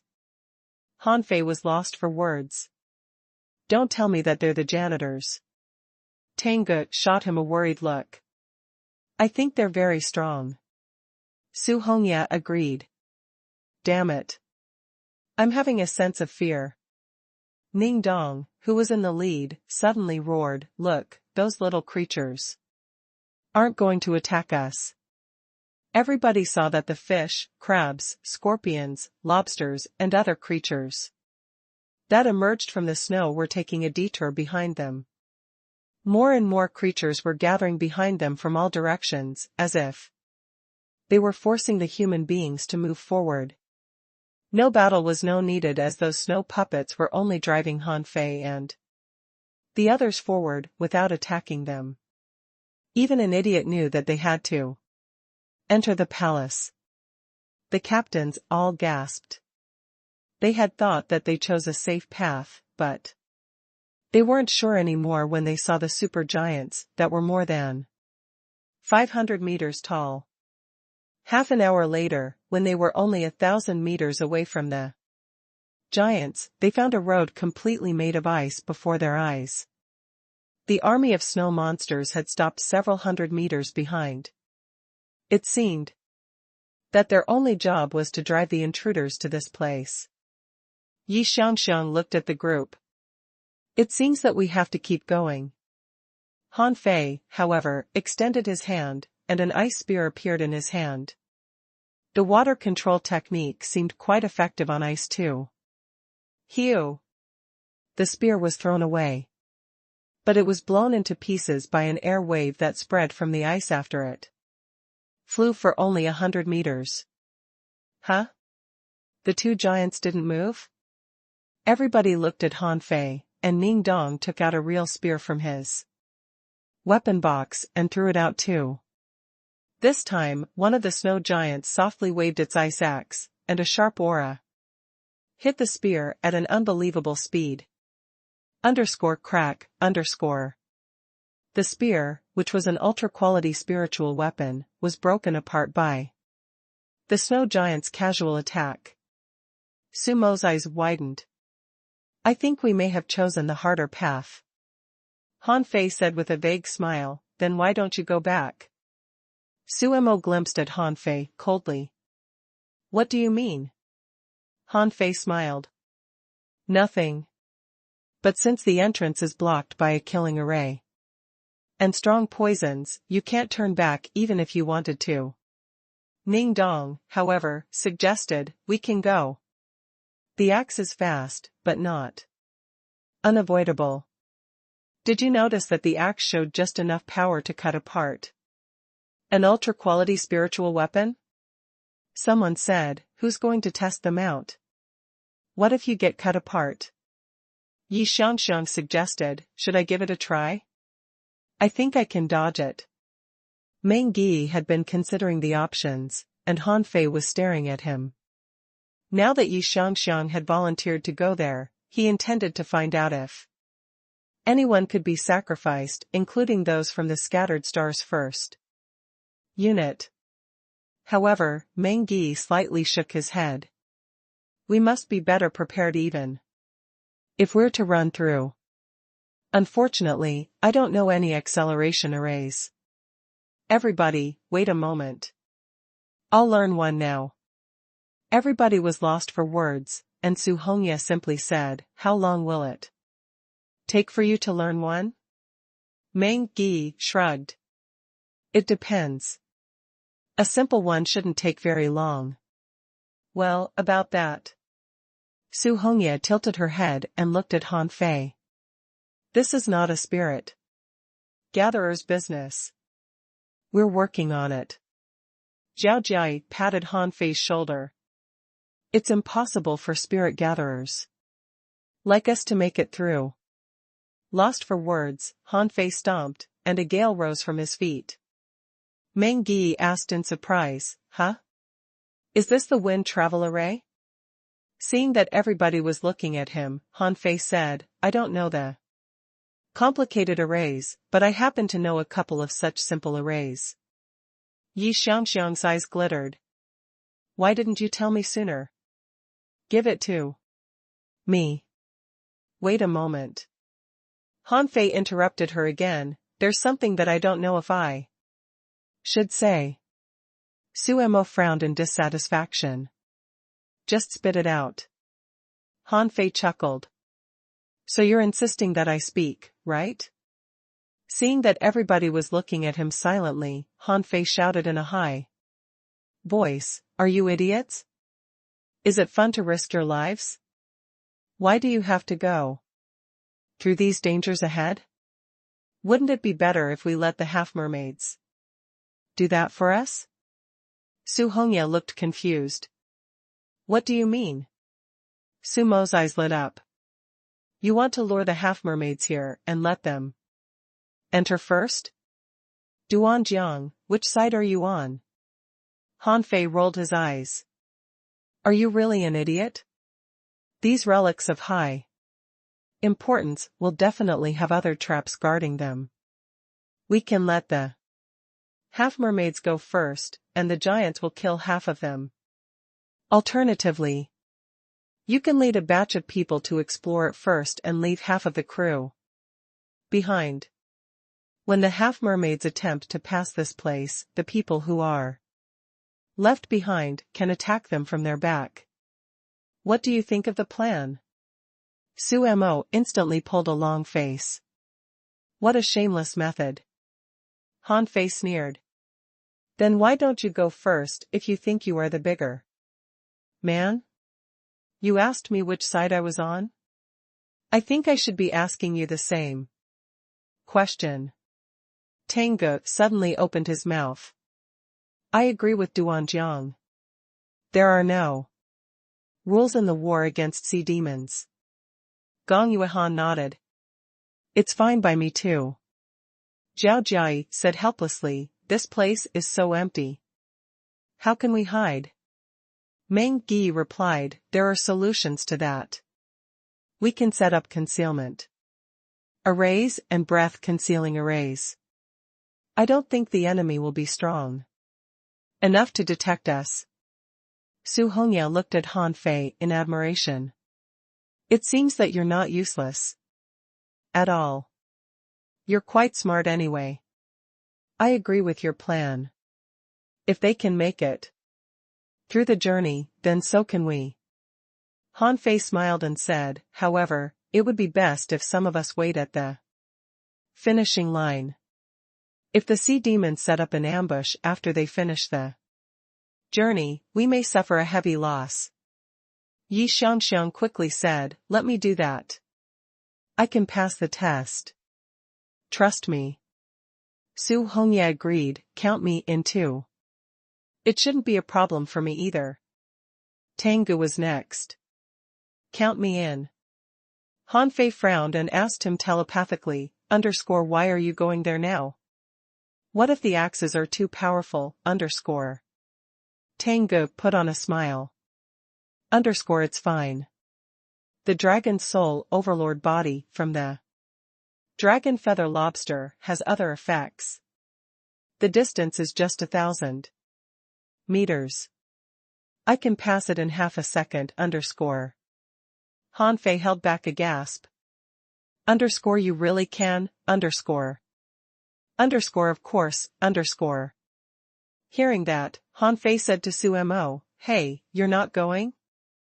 If you're so self-righteous, you should run over and wait to ambush the half-mermaids up ahead. Su Hongya looked at Han Fei coldly. Internal conflicts are not allowed. Han Fei grinned. There are no internal conflicts here. I promise that I won't argue with him if he can shut his mouth. With killing intent beaming out of his body, Su Mo glared at Han Fei. Duan Jiang, are you provoking me? Do you know that you're challenging the authority of a captain? Han Fei covered his chest and pretended to be frightened. Oh, I'm so scared. You sound almost as if you were my captain. You want to kill me? If I'm dead, Brother Zhao will be the only one who can transmit spiritual energy to you. Zhao Jia chuckled. Don't bring me into this. This is your conflict. Wang Qing, who was from his team, licked his lips and said, bummer. Why don't you play rock paper scissors? Whoever wins will stay, and the other person will go over. Chen Chen, another teammate, said solemnly, do you want to fight before the sea demons arrive? Duan Jiang, why are you provoking him as a spirit gatherer? Han Fei snorted and created a stealth array. He stomped again, and a breath concealing array appeared. Around Han Fei, Su Hongya and the others were stunned that Han Fei simply vanished. Even his breath could barely be detected. If he held his breath, he could have easily tricked them. Zhao Jia was lost for words. Brother Duan, I didn't know that you were an expert in arrays too. Meng Gi's pupils slightly constricted. Brother Duan, you've picked up the stealth array too? Han Fei stood where he was. What I used were just the simplest arrays that won't work on those who are far stronger than us, but they will be effective on the half-mermaid heavenly talents who are at the same level as us. Right. Brother Meng? However, Suemo scoffed at this moment. Fine. I'll go. Han Fei felt puzzled instead of happy after hearing that. Did he really agree to go ahead? What does he have to rely on to keep him safe? Han Fei immediately said to Tengu telepathically, be careful with Suemo. Something is off with him. Right in front of the icy road ahead, there seemed to be a gap in the palace gate, which should be enough for a person to get in. Yi Xiangxiang was the first to step on the ice road, as Meng Yi needed the first person to pass to be absolutely reliable, a member of his own team. Along the way, Yi Xiangxiang seemed to be an ordinary hunter without anything special about her. However, when she stepped on the ice road, she instantly turned into a shadow. And then disappeared. Han Fei could only vaguely see her location according to the flow of spiritual energy. Perception seemed to be ineffective on the ice road. Swoosh. The big axe in the hands of the one ice giant didn't seem to move. Maybe it was an illusion, but when the giant axe moved, everyone felt it was slow. However, the picture seemed to freeze. All of a sudden, on the ice road, Yi Xiangxiang appeared 500 meters away. Her figure flickered like an afterimage, but it wasn't true. She seemed to be able to shuttle ahead at will. At this moment, Yi Xiangxiang propped a hand against the ice, popped out, and disappeared again. Now the other ice giant moved. The two large axes chopped at the same time. And the breathtaking light of the axes directly cut out the afterimage of Yi Xiangxiang. Everyone saw Yi Xiangxiang's figure flipping between the giant axes. With the help of the giant axes, she made it directly to the opposite side. When she landed steadily in front of the palace, she excitedly waved at Han Fei and the others, shouting something. However, her voice seemed to have disappeared, and no one could hear what she was shouting. Meng Yi said solemnly, I can't hear her. It seems that this ice road has isolated the two sides. Yi Xiangxiang also found this to be true. As a result, the smile on her face disappeared and she began to gesticulate, seeming to try to say something, but got no response from this side, which made her anxious. Tengu shouted, I am next. Han Fei said to him through a voice transmission, be careful. Yi Xiangxiang seems to have found a problem. Tengu glanced at Han Fei. It doesn't matter. I am faster than her. When Tengu stepped on the ice road, a dragon roar was heard followed by a white light. A white dragon phantom completely ignored the giant axe of the ice giants and rushed out. Han Fei felt his heart skip a beat. Is this the unique ability of the dragon?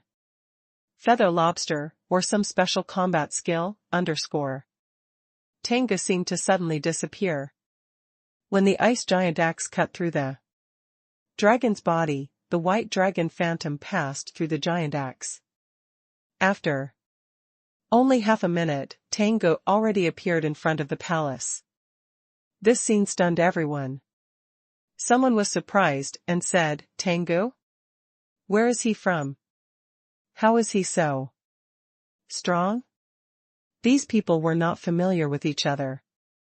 To be precise, most people were not familiar with Meng Yi's team because they rarely showed up. At this time on Zhao Jiai's team, the previously injured person said, I have almost recovered. Let me be the next. Zhao Jiai said, take it easy. Bring out the strongest in you. For some reason, I have a feeling that the ice giants are not simple. The person nodded. Okay. This man was an armorist. However, he possessed a speed-type contractual spiritual beast, a flying fish. He directly had the flying fish attached to him and stepped on the ice road. Two flashes of light erupted from behind him, and he shot out as fast as an arrow, with one hand still on his armor box, in case of emergency. But this time an accident occurred.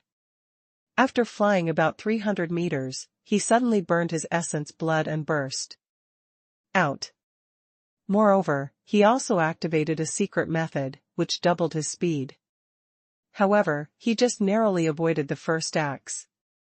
When the two ice giants chopped at him at the same time, instead of dodging, this person propped up an 8-sided huge shield, put on an ultra-quality battle suit and activated a spiritual energy protective cover. He is going to block the axes? Crack. Crack. Crack, As the light of the axe chopped down, the huge shield was cut into pieces like paper. Immediately afterward, this person was cut in half in an instant, then was blown into flight by a gust of wind, and fell directly into the distant ice and snow. A large number of ice and snow creatures immediately rushed forward and immediately submerged this person until his body disappeared. Everyone was shocked, and Zhao Jiai said gloomily, "These ice giants are strange. They're too strong. But why did he try to block their blows?" Su Hongye replied, "His speed is not fast enough and we haven't walked this ice road before. I don't know for what purpose he chose to block the giants' attack." "It's my turn." Han Fei glanced at her. "Would you like to wait?" Su Hongye calmly said, "It's okay. If you really want to implement your plan. How can there be only 2 people on the other side? At present, I should have the fastest speed among the remaining people." With that said, Su Hongye strode onto the ice road. In an instant, the ice road was full of red leaves, as if the red leaves were blowing forward by a gale, during which the giants slashed at Su Hongye 3 times. When Su Hongye appeared, she was already in front of the palace, but she vomited blood and sat cross-legged. Everyone was worried about her. "Is she injured?" Bam. Suddenly, everyone heard a loud bang, dozens of kilometers away. Meng Yi frowned. "How did they make it here so fast?" Han Fei also frowned. How could this be? Did the half-mermaids immediately come out after they got in? They were simply too fast. Everyone looked back, only to see the large array in the distance flicking. And the entrance had become a battlefield. Meng Yi shouted, "Come on, who else wants to pass? Be quick. My array won't last long.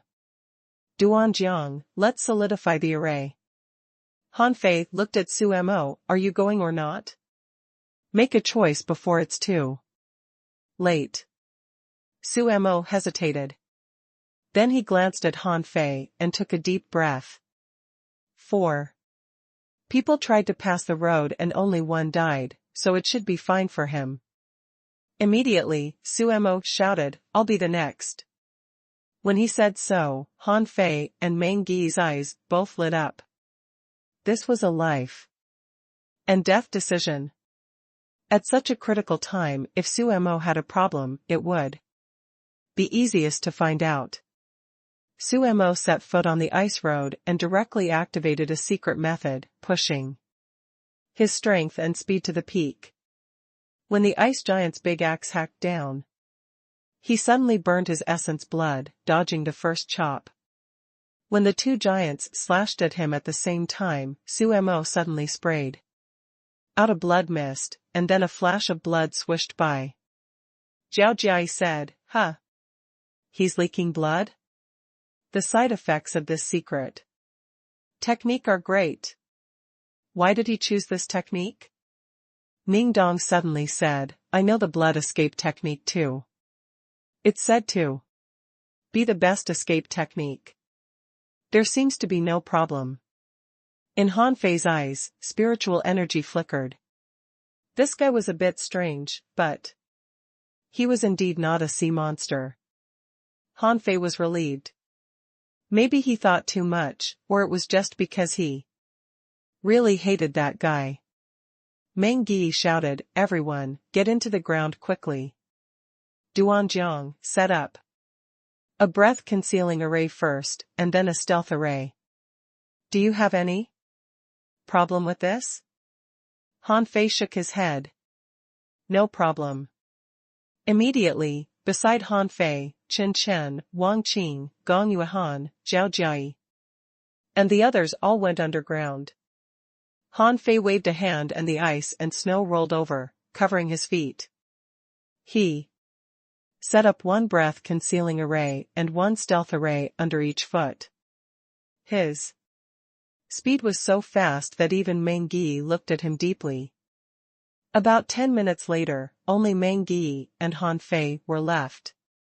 The two looked at each other and drilled directly into the ground.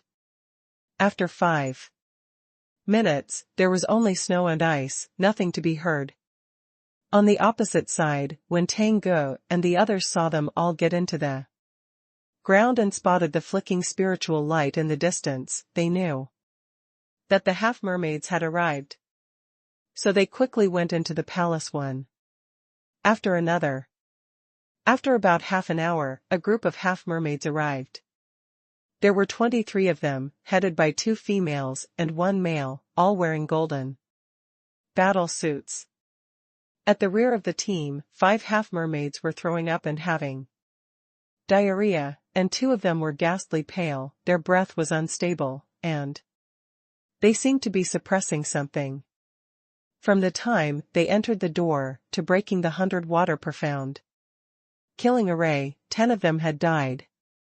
A male half-mermaid said in broken human language, "Cunning humans, they must have discovered the way up long ago, so they set up a poisonous array to lead us into the trap."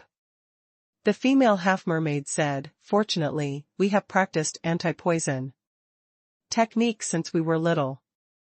Otherwise, we might have been wiped out." Another half-mermaid said, "It is a relic ahead. We cannot leave it to the humans." A very handsome half-mermaid pointed to a pale-faced half-mermaid behind him and said, "You, pass through." The half-mermaid who was picked turned even paler. However, he didn't protest. After all, no human could be seen here. And the palace gate on the opposite side seemed to have been opened, so he didn't hesitate. However, this half-mermaid had been affected by the poison god, so he only had 40 to 50% strength left. His fate could be imagined. Even unable to survive the first blow, he was chopped in halves and then dragged down by a large number of ice and snow creatures. Then the handsome male half-mermaid pointed at another. "You, go." But this time, the female half-mermaid stopped the other from going up. "Don't let them die in vain. All the injured, stay here and wait for us to come out. Let me have a try."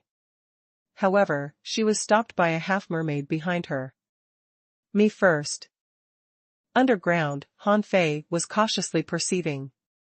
He didn't dare to perceive these half-mermaids directly, but just looked at the ice road with his vision. However, the male half-mermaid at the front suddenly looked back at the vast snowfield, searching with its eyes. Another next to it asked, "What's wrong?" "Nothing. I just feel something is wrong." "Did we fall into the humans' trap?" "Probably not. The relic is still here, so the greedy humans must have rushed in to beat us to it. We are already late, so we need to stop them before they grab the chance." At this time, the half-mermaid who volunteered had already stepped on the ice road. Waves suddenly sprang up around it and it was drifting in the waves like a small boat, but its speed was not slow. When the first axe hacked down, the mermaid managed to avoid it with the help of water. Then, when the axe chopped down on it again, it suddenly turned into waves. However, its speed became much slower, and at this time, the third attack of the ice giant came. Puff! The half-mermaid was still killed.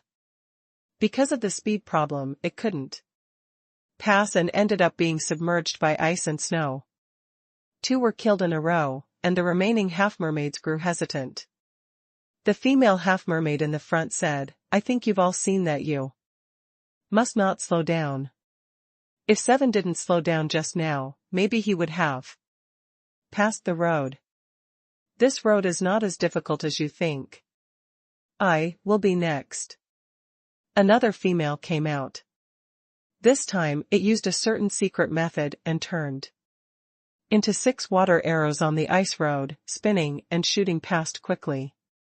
As far as speed was concerned, it was faster than Sumo. Of the 6 water arrows, only 2 were cut off. And the other 4 successfully passed the road and turned into the female half-mermaid again. However, after she landed, she staggered slightly, apparently being injured in passing the road. However, this successful passing brought hope to the other half-mermaids. Immediately, another began to try. 1. 2. Of the 8 half-mermaids, 6 passed the ice road. Among them, there was the leading half-mermaid in a golden battle suit, which was standing opposite and waiting for its teammates. Upon seeing this scene, the humans were in an uproar. Damn, why didn't the ice giants kill these fish? In Han Fei's mind, Meng Gi's voice suddenly rang, "We can't let them pass the ice road anymore. The 4 on Tang Ji's team ahead may not be able to beat them. At this moment, the half-mermaid girl standing in front of the ice road suddenly turned back and shouted, "Who's there?" Han Fei was speechless. Hell, why did Meng Gi make such a stupid behavior at such a critical time? Puff. At the moment the half-mermaid girl suddenly turned her head, 2 figures suddenly jumped up from the snow. One of them was Wang Qing from Han Fei's team, who stabbed a dagger into the neck of a male half-mermaid almost instantly. Then, he pounced on another who was detoxifying. The one who came out with Wang Qing was Ning Dong from Meng Gi's team. At this moment, his long sword had penetrated the chest of a half-mermaid. At the same time, holding a large shield, he knocked another half-mermaid onto the ice road. "Kill them." In an instant, everyone jumped out and started culling these mermaids. At this moment, however, a change occurred. The half-mermaid that Wang Qing chose, and seemed to be the most seriously injured, suddenly bared its teeth, held its golden harpoon high and nailed Wang Qing to the snowy ground instantly. Immediately afterward, an armorist from Zhao Jia's team was pierced through by another half-mermaid, who seemed to be healing itself. Chen immediately held down the 2 half-mermaids in the front with both fists. Ning Dong gave a furious roar, and a weird machete flew out of the armor box behind him, cutting a sneaking mermaid into 2 pieces. On the other side, a blood-red demon clam had already swallowed a hunter from Sumo's team. When the 2 sides met, only in less than 3 minutes, 7 or 8 had been killed. The half-mermaid on the ice road was killed by Ning Dong. After all, it was caught completely off guard and didn't even have the time to fight back. Meng Gi shouted, "Withdraw." The short battle came to an end. Corpses littered the ground. Meng Gi's eyes were bloodshot. In an instant, 3 people died on the human side, with only 12 people left. On the half-mermaid's side, Ning Dong killed 3 alone, and the others killed 3 together, leaving 9 remaining. On the other side of the ice road, several half-mermaids were roaring, but no one could hear them.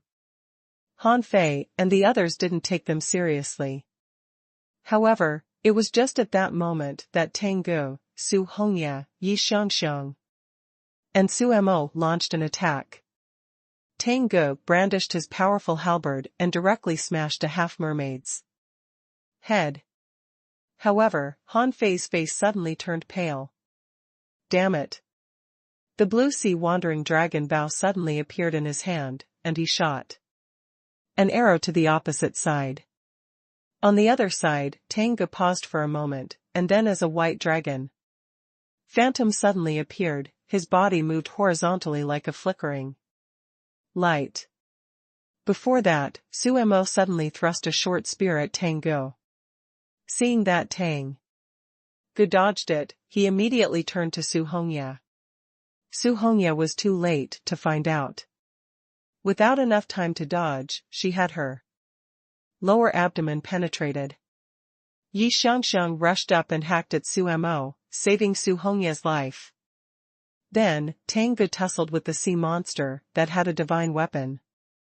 After that, he pulled Su Hongya and Yi Xiangxiang into the door. Su Mo's sudden betrayal was something no one had expected, including Han Fei. He had previously suspected that Su Mo had a problem, but after several trials, he didn't see any problem in Su Mo, not even after Su Mo passed the ice road.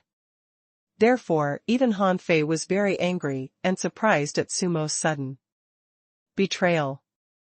On the other side, the two parties had been fighting to enter the palace, but the situation on their side became subtle.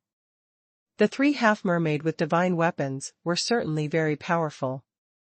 Yuji, who Han Fei fought last time, was a peerless talent. Even the male half-mermaid that Sun Mu fought last time was equally powerful. And at this moment, there were three such talents here. Among the 9 mermaids, 1 was seriously injured.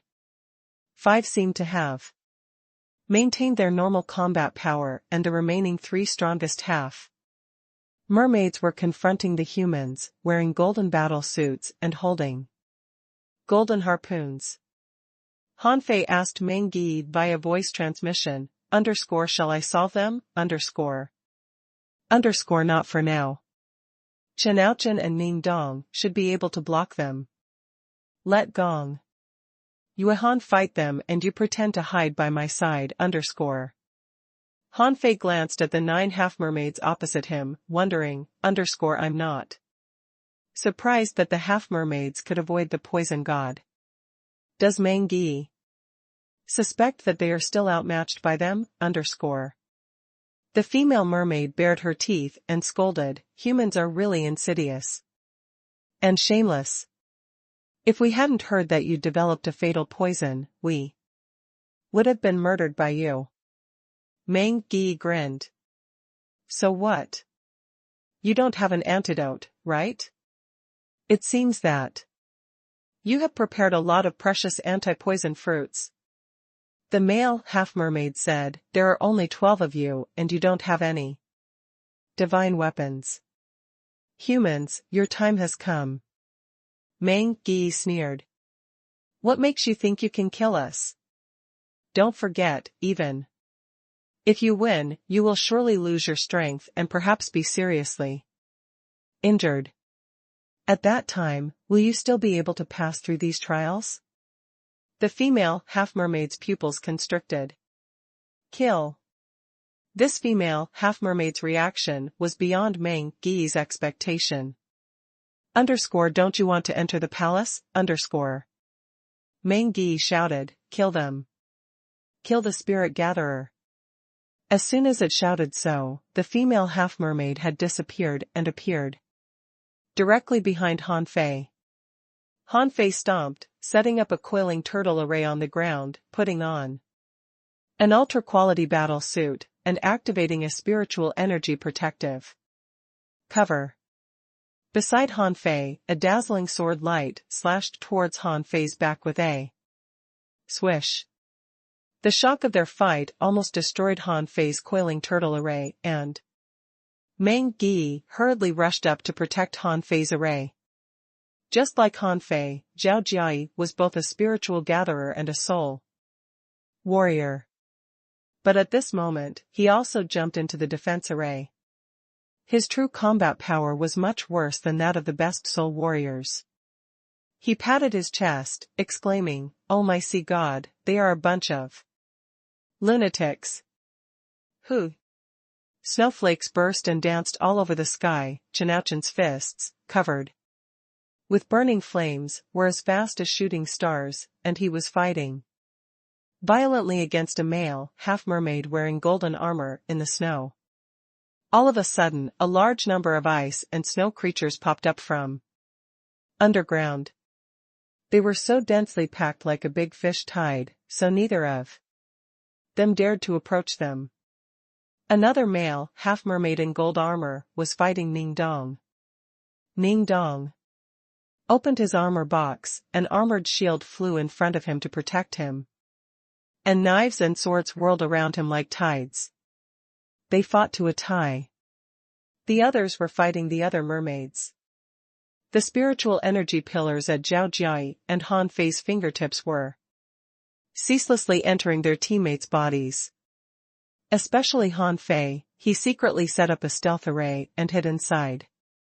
In the chaotic battle, a half-mermaid's body drifting in the air suddenly stiffened and was then pierced by a soul warrior with a spear. Fortunately, its companion spirit was an octopus, which sucked the spear. Otherwise, it would have died. Kill that spirit gatherer. He knows a secret sealing technique. A sealing technique, as the name suggested, was an array technique for sealing opportunities, space, strength, etc. The sealing technique Han Fei learned could also be called the spirit sealing technique, which could block the flowing of other spiritual energy. If the opponent was much stronger, it wouldn't work. However, if not, the spirit sealing technique would be of great use. A split second could decide the result of a fight between two overmatches. As soon as Han Fei activated the spirit sealing technique, the two half-mermaid geniuses immediately fused with their companion spirits. One half-mermaid threw up snow all over the sky and summoned weird ground spikes, trying to stab Han Fei from the ground. Another half-mermaid took Chenouchen's 3 punches, throwing out its golden harpoon in its hand and piercing Meng Yi's defense array in an instant. Zhao Jiai yelled and rushed towards the open space on the side. He was speechless. These half-mermaids had already targeted him and Han Fei. But Han Fei still exposed his spirit sealing technique. But the point was, how did Han Fei know the spirit sealing technique? Zhao Jiai always wanted to learn the spirit sealing technique, but he couldn't figure out how to get control of spiritual energy in others, which was the key to this array technique. A top-level opponent could directly control the enemy's spiritual energy without the assistance of arrays, so he could easily seal the opponent's spiritual energy, but ordinary people had to forcefully mobilize the spiritual energy around the opponent via arrays to affect the operation of the opponent's spiritual energy. For spirit gatherers, this was simply as difficult as climbing into the sky. How could Han Fei know such an array? Meng Gui was taken aback for a moment. Duanjiang. When Meng Yi called out, he saw Han Fei's adopted weird footwork. He was moving forward, but when he took his steps, he suddenly appeared half a foot behind. He dodged in inconceivable positions, screaming, "Oh my sea god, oh my sea god." Seal.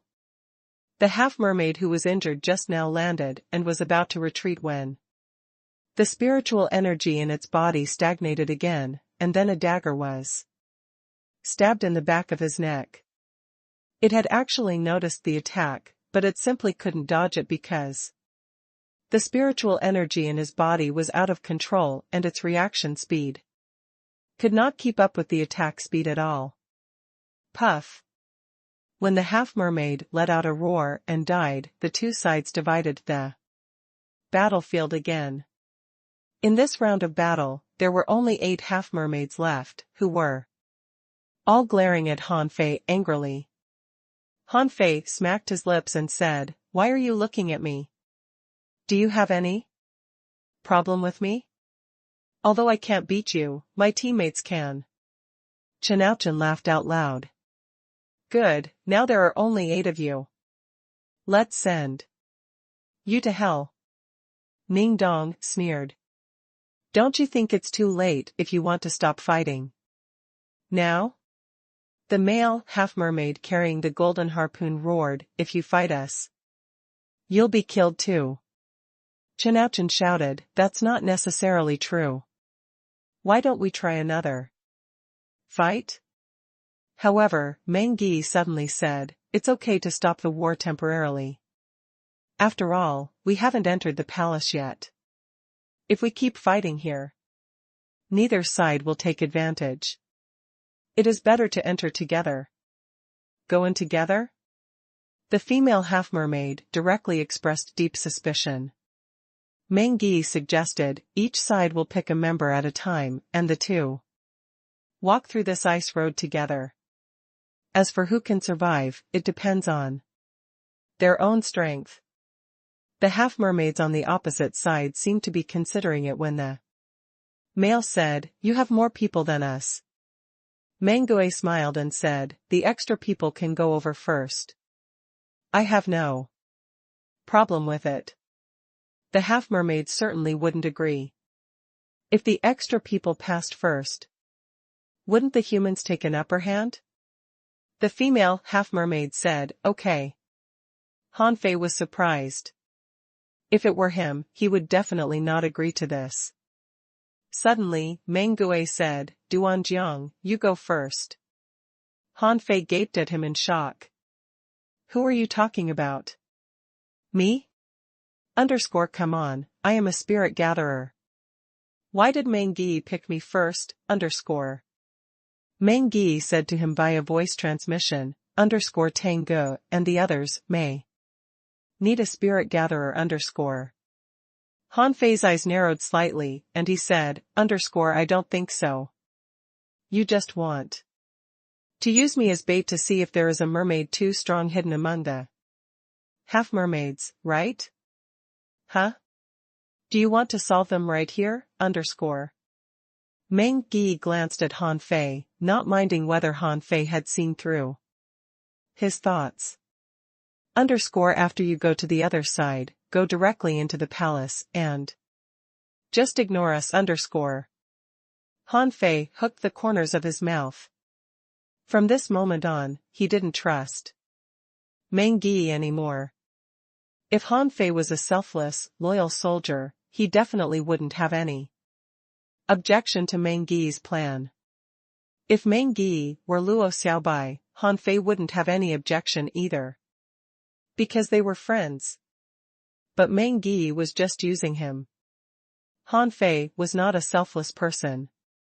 Instead, he was very selfish, which he never denied. At the first sight of this palace, what came to his mind was to grab more treasures. He didn't feel the least bit concerned about the others. Perhaps Meng Yi was out of absolute trust in him. However, Meng Yi didn't know his true strength. How could he be so sure Han Fei wouldn't die? He just speculated from Han Fei's past records that Han Fei was very strong and would not necessarily die. However, Meng Yi certainly knew that if there was really a hidden strong mermaid, he must be stronger than these half-mermaids who had shown up. How could Meng Yi be sure that Han Fei could survive such a powerful half-mermaid? Han Fei smiled. Okay, then I won't wait for you. When I get there, I will go directly into the palace. Gong Yuehan frowned and suddenly said, let me be the first. Han Fei shook his head and said to Gong Yuehan via voice transmission, _B. Careful of Mangi. Don't trust his decision without thinking it through. If Hanfei guessed right, he and Gong Yuehan seemed to be the only non-official members to Mangi. So they could be sacrificed. He reminded Gong Yuehan. If something happened, he might be able to get an ally, so why not do it? When the half-mermaid heard that Mangi would let Hanfei pass first, he seemed slightly taken aback, but did not respond much. The female half-mermaid said, 6, you go. Hanfei was quite speechless about these half-mermaids' names. What the hell? Are these names? Just numbers? How uncivilized are these fishes? What came out was a seemingly ordinary half-mermaid. But since he could come to this secret realm, he must be the elite of the elite.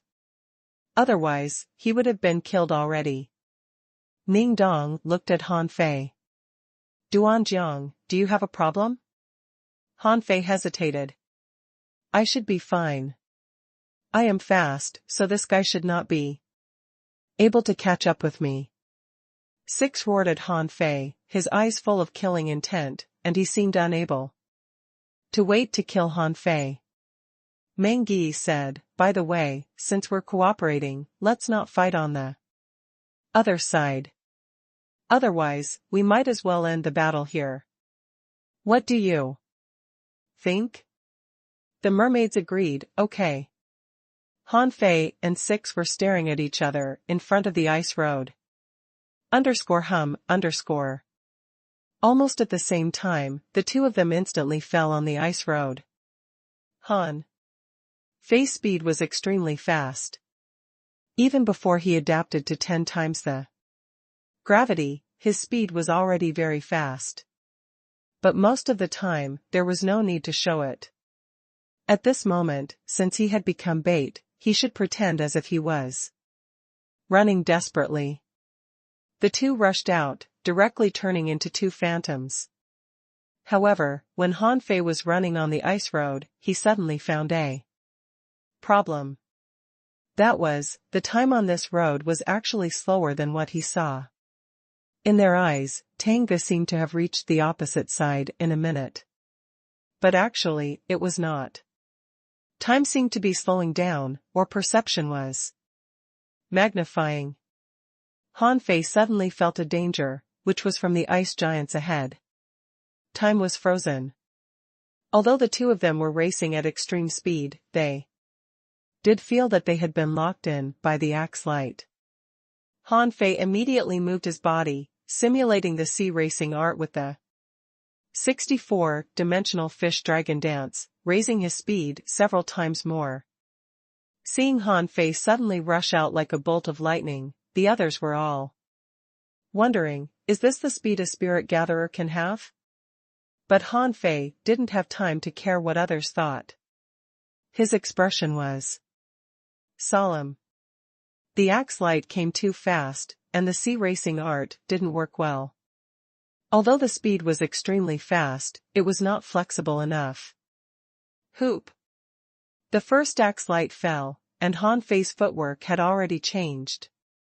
Simulating Xia Shachan's roaming technique. Almost sticking to the ice, he dodged the axe light and passed through. At the same time, Hanfei glanced at 6 out of the corner of his eyes, who had turned into 2 halves and then reunited as one after the axe light swooshed by. F*ck, what was that? At this moment, he had already walked less than half the ice road. Hanfei and 6 were like 2 racing cars on the track, speeding forward. At this time, 2 axe lights flashed. Suddenly, 6 momentum soared and thousands of spider silks instantly shot at Hanfei. Son of AB *TCH, I knew it. Since the last time that half-mermaid wanted to get that book from me, I should have known something would happen again. Hanfei was prepared, so at the moment when the spider silks shot at him, a wall of water blocked between the two of them. Six sneered and didn't seem to think that this water wall could block his spider silks. However, in the next second, he turned pale. How could it be possible that all of his spider silks were shattered? Looking again, he found that the water wall was dancing with knife shadows. Rather than saying that it was a water wall, it was better to say that it was a knife wall. Han Fei sneered too. Do you really think I'm just an ordinary spirit gatherer? The infinity water splashed over Six. At the same time, Han Fei activated the majestic mystic spell and his footwork became strange and erratic again. Han Fei swiftly passed through the two axe lights.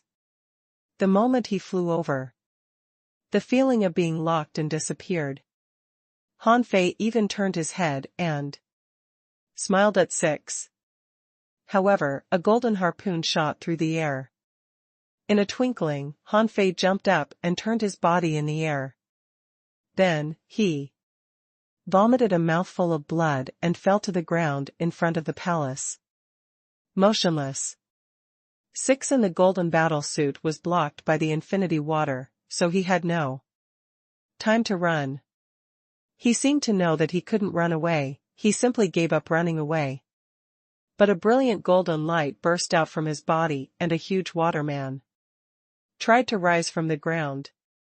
Han Fei had seen this scene in the Heaven Human Strait. Wasn't this trick the half-mermaid who fought with Yongdu had used?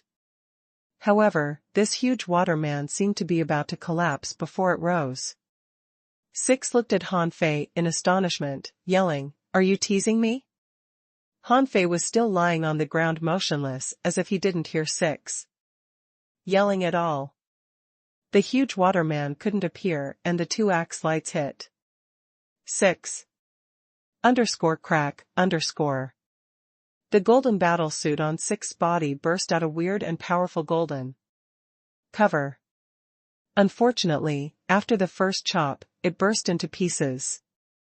Immediately afterward, an amulet appeared but was broken again. Although the remaining axe light fell on Six's body, Six was still alive. Han Fei gaped at this scene. It turned out that the ice giants weren't as powerful as they looked. But if the first two chops didn't kill the mermaid, more chopping would come. The infinity water had not been removed, but seemed about to collapse in the eyes of others. However, Six suddenly spewed a mouthful of vomit. His face turned pale. Was this water poisonous? Although all the half-mermaids who came this time had taken anti-poison pills in advance, no one would have expected that he would be poisoned over and over again. The previous poisonous array, under the protection of the five of them, only a few half-mermaids were poisoned. However, this time, he was completely surrounded by poisonous water.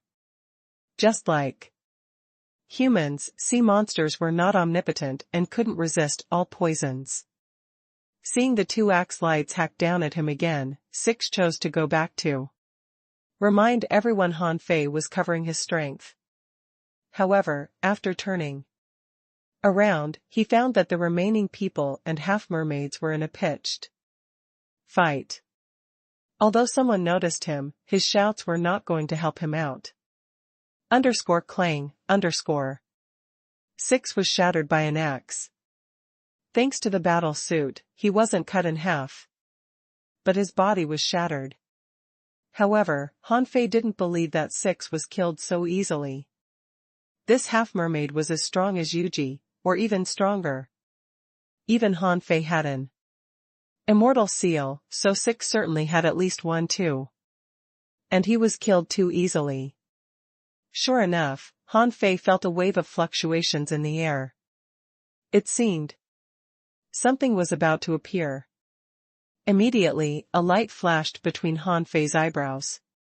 He ordered, "Little Black, bite him." Han Fei didn't know if it was Six or the resurrection effect of the immortal seal, which he hadn't witnessed yet. On the other side of the ice road, the half-mermaids were all roaring. They were all stunned. How can it be? Six was forced to even use his immortal seal? Chinouchin roared, humph. Damn the half-mermaid, how dare he play such a stupid trick on us? Do they really think we are scared of them? In midair, Six had just appeared when he felt a heart-wrenching pain on his back. Little Black had disappeared between Han Fei's eyebrows again. And Six, looking in horror at the axe light chopping down at him from the sky, bared his teeth and roared desperately. No. A terrifying spear phantom burst out of Six's body. Upon seeing this scene, Han Fei narrowed his eyes. This horrifying power blasted toward the icy giant. Axes. Han Fei was dumbfounded. Is this your dying strike? B*****, you've got a lot of tricks. However, this terrifying spear failed to smash the giant axes. It only blocked one of the giant axes before the other one had already chopped down. Thud. A half-mermaid genius had since been killed. He had used all his trump cards, but still couldn't escape his fate. Han Fei continued to lie on his stomach and didn't care at all what was happening on the other side. Even if the people on the other side were all killed, he wouldn't feel distressed. Besides, Chinouchin, Meng Yi, and Ning Dong were all very strong. Just now, Ning Dong killed 3 half-mermaids alone. Although it was a sneak attack, Han Fei couldn't help but be shocked by his strength. Han Fei was tilting his head thinking, and suddenly spotted the golden harpoon inserted not far away. Immediately, Han Fei moved it closer to him. Everything was ready, but someone came. Han Fei was not in a hurry to enter the palace. There was only one half-mermaid genius in the palace, and Su Mo, the traitor, was not that strong. And Tang Ge and Yi Xiangxiang were both heavenly talents, so they wouldn't be killed even if they were defeated. He wondered what was happening on the other side of the ice road. After waiting for half an hour, 2 came along. This time, it was Chen Chen and an ordinary half-mermaid.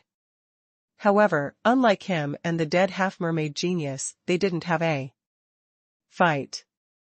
The 2 passed the ice road almost at the same time. And the first thing the half-mermaid did was grab at the golden harpoon. It was precisely because of this action that he was killed. Thud. The half-mermaid had just felt a sense of danger before being taken out. Chen Chen was dumbfounded, so were the other people on the other side of the ice road. Han Fei knocked the dust out of his clothes and got up from the ground, carrying a kitchen knife in his hand. Chen Chen was surprised. Are you alive? Han Fei picked up the golden harpoon and found that it was resisting him. He forcibly suppressed it and threw it into Forge the Universe. Han Fei complained, what took you so long? I've been lying here for so long. It's freezing. Under Chen Chen's stunned gaze, Han Fei turned around and waved to the opposite side, signaling that he was going into the palace. Seeing this scene, Meng Yi smiled bitterly. Han Fei had killed the opponent's secret weapon, but he no longer trusted him. However, there were benefits to this. There were only 6 half-mermaids left, while there were still 10 humans left. They were bound to win. As for what would happen next on this side, Han Fei didn't care. Han Fei glanced at Chen Chen. Let's go. If we stay here, the half-mermaids won't come over. It wasn't until then that Chen Chen came back to his senses. So, was the half-mermaid genius killed by you? So, you were not injured by the golden harpoon in the first place? He asked. Han Fei walked to the gate of the palace and said leisurely, "Yes, I killed him to vent my anger. How dare that bastard sneak attack me?" Chen Chen was speechless, and for the first time, he felt he was stupid. Isn't this guy just a spirit gatherer? How does he also have a good understanding of arrays, and have that terrifyingly strong knife skill? Most importantly, his acting skills are also good. Han Fei smiled at him. Although lying in the snow, my body and mind are devastated. When I thought that I did this for the sake of the scattered stars island, I was no longer afraid. This is my duty. Chen Chen was speechless. Cut the crap. I'm not gonna buy it. Chen Chen asked, do we just leave them alone? Should we hide behind the door? Han Fei sneered. Do you think that there may be a sea monster? Upon hearing this, Chen Chen was startled. That's right, there were more humans passing the ice road than half-mermaids. However, as soon as Han Fei said so, he walked straight through the door, not caring at all whether there was an ambush or not. Chen Chen? Han Fei said, don't be silly. If there is a sea monster, I have the golden harpoon. Sure enough, when Han Fei and Chen Chen entered the palace, it was a dreamy blue scene as if the palace was made of ice. However, when they took a closer look, it was actually made of a jade-colored bluestone. Above their heads, there seemed to be stars shining. When they looked up, they found that there were gems of various colors inlaid on the top of the palace. The arc-shaped lines formed by gems were like a maze. Han Fei took a glance and knew that it was a big array. However, this array didn't seem to be opened. Otherwise, it wouldn't be as quiet as it was now. In this hall, in addition to the magnificent road they saw, there were countless huge pillars, which were carved with flowers, birds, fish, and insects. And around these pillars were ice sculptures. There was a warrior in a battle suit, holding a sword. A cultivator carrying a big fish on his head. A girl with bottles under her arm. A big crab following its master. And... wait. Han Fei's eyes suddenly narrowed. What did he see? A four-legged animal? The thing Han Fei saw was like a huge dog. However, it had double horns on its head and was cat-faced. Its eyes were particularly large, and its legs and body were covered with scales. A cat with scales? What kind of breed is this? Han Fei couldn't help taking a breath. He released his perception and found that in this palace, perception didn't work at all. Damn it. Chen Chen seemed to have discovered this too and looked at Han Fei. Where did they go? Shall we hide behind the door? Han Fei shook his head. Why? Even if the half-mermaids all had divine weapons, there are 10 people on our side. We're unlikely to lose. Han Fei walked directly to the depths of the palace. Immediately after, he saw that some ice sculptures on both sides had been destroyed. The signs of violent fighting indicated that there had been fighting here. Chen Chen had guessed that Duan Jiang was not just a spirit gatherer and was quite strong. However, he hadn't heard Duan Jiang's name before. Did he conceal his strength before? Chen Chen said, perception cannot be released here. We'll have to explore this huge palace little by little. Han Fei was pondering. He saw the ice sculptures of ships as well as deep wells. A question suddenly came to his mind. Are there wells on the floating island? I think there are, but very few. However, when more and more terrestrial creatures appeared, Han Fei's eyelids were jumping wildly. Huh? How can it be? Han Fei suddenly asked Chen Chen, do you know why there are so many secret realms in this ocean? The secret realms are as many as the stars in the sky. What do you think? Chen Chen paused and then smiled. Just like why there are endless creatures in the ocean. The secret realms must be left by geniuses that used to cultivate here. Otherwise, how are there so many treasures in these secret realms? Han Fei frowned. He didn't think so.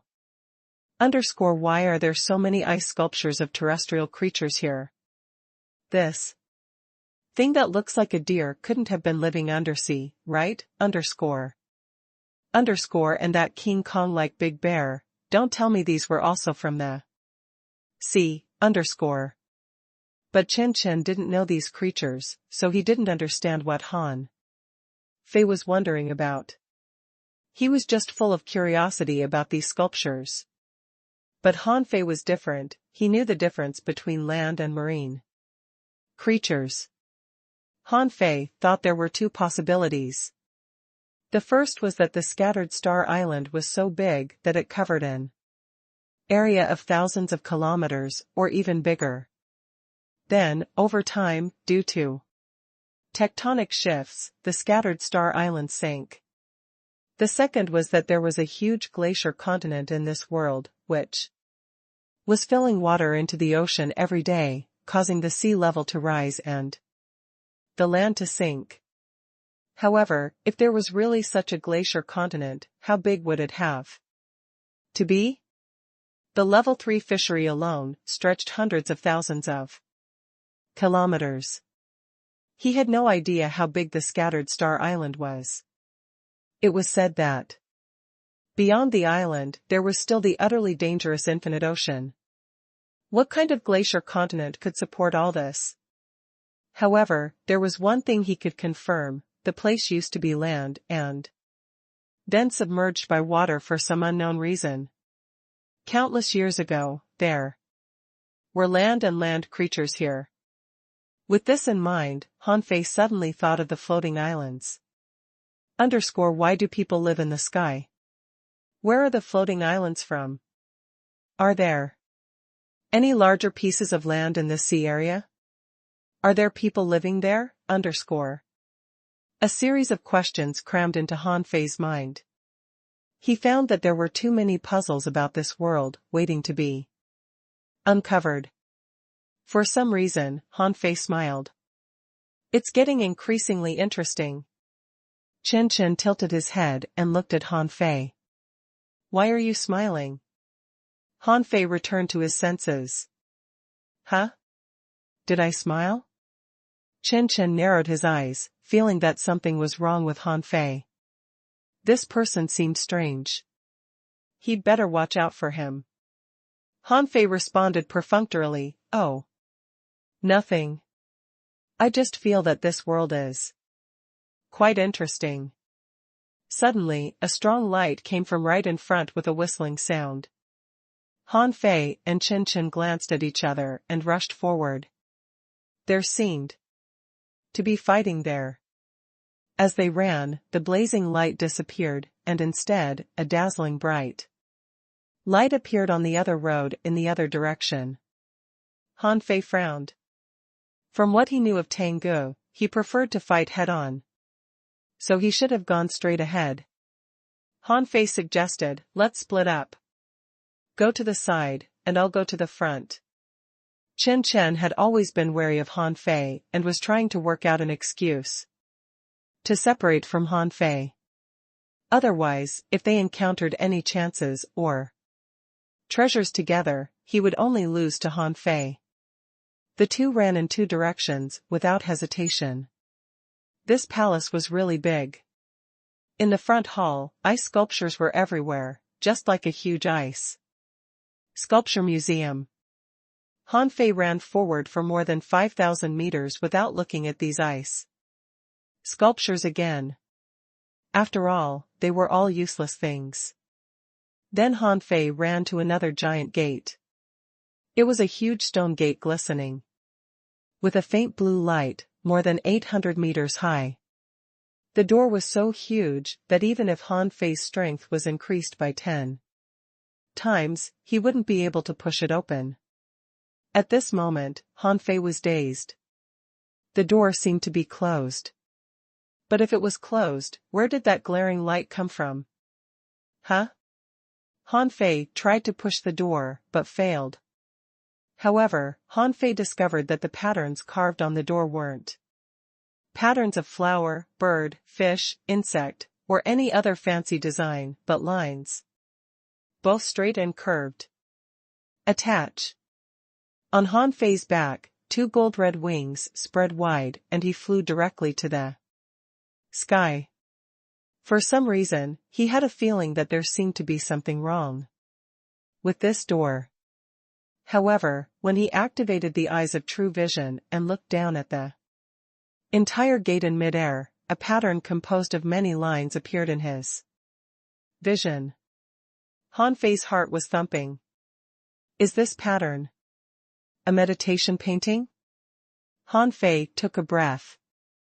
This was certainly a treasure, although it was 7 or 800 meters high and 200 or 300 meters wide. If it wasn't for the fact that he could fly, he would never have thought of flying into the air to see the full picture of this door. But after seeing the whole picture, he didn't immediately memorize it. Instead, he turned around, lay flat in the air, and looked at the pattern inlaid with gems of various colors above his head. Huh? Is it really a meditation painting on the door? Han Fei looked back again, only to find that the pattern on the door was also like an array map.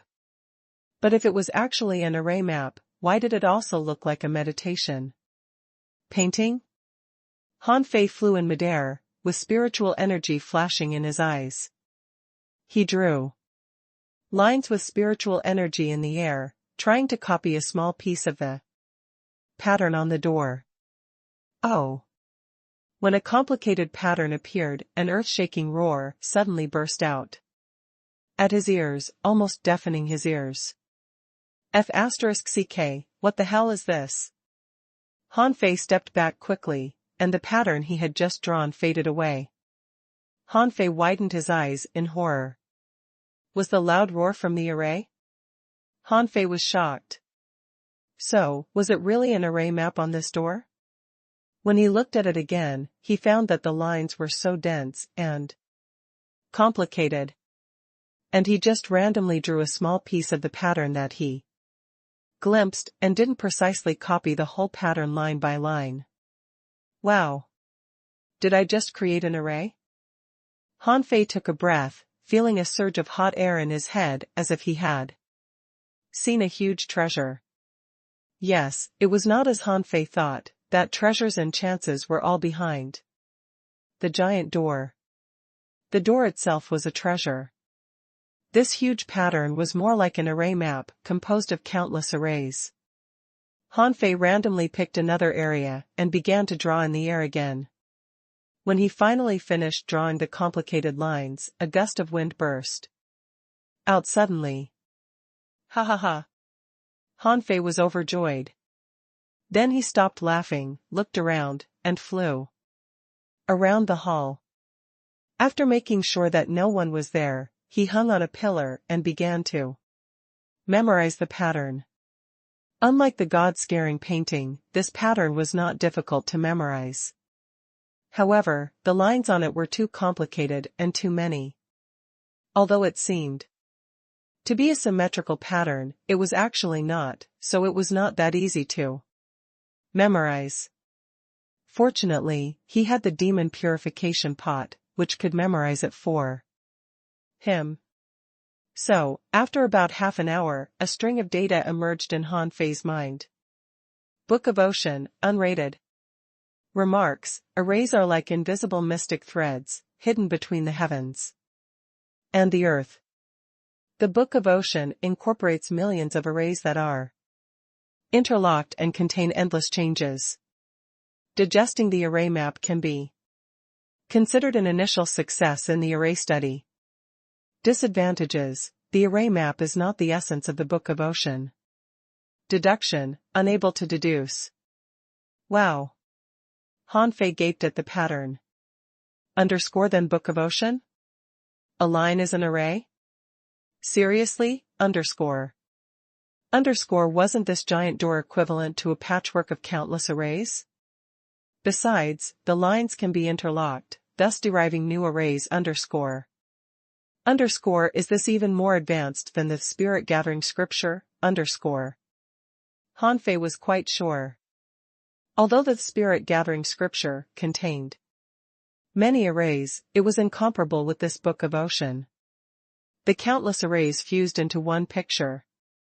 Although he didn't know what arrays were contained in this array map, if he studied it every day, over time, his array skills would definitely be improved.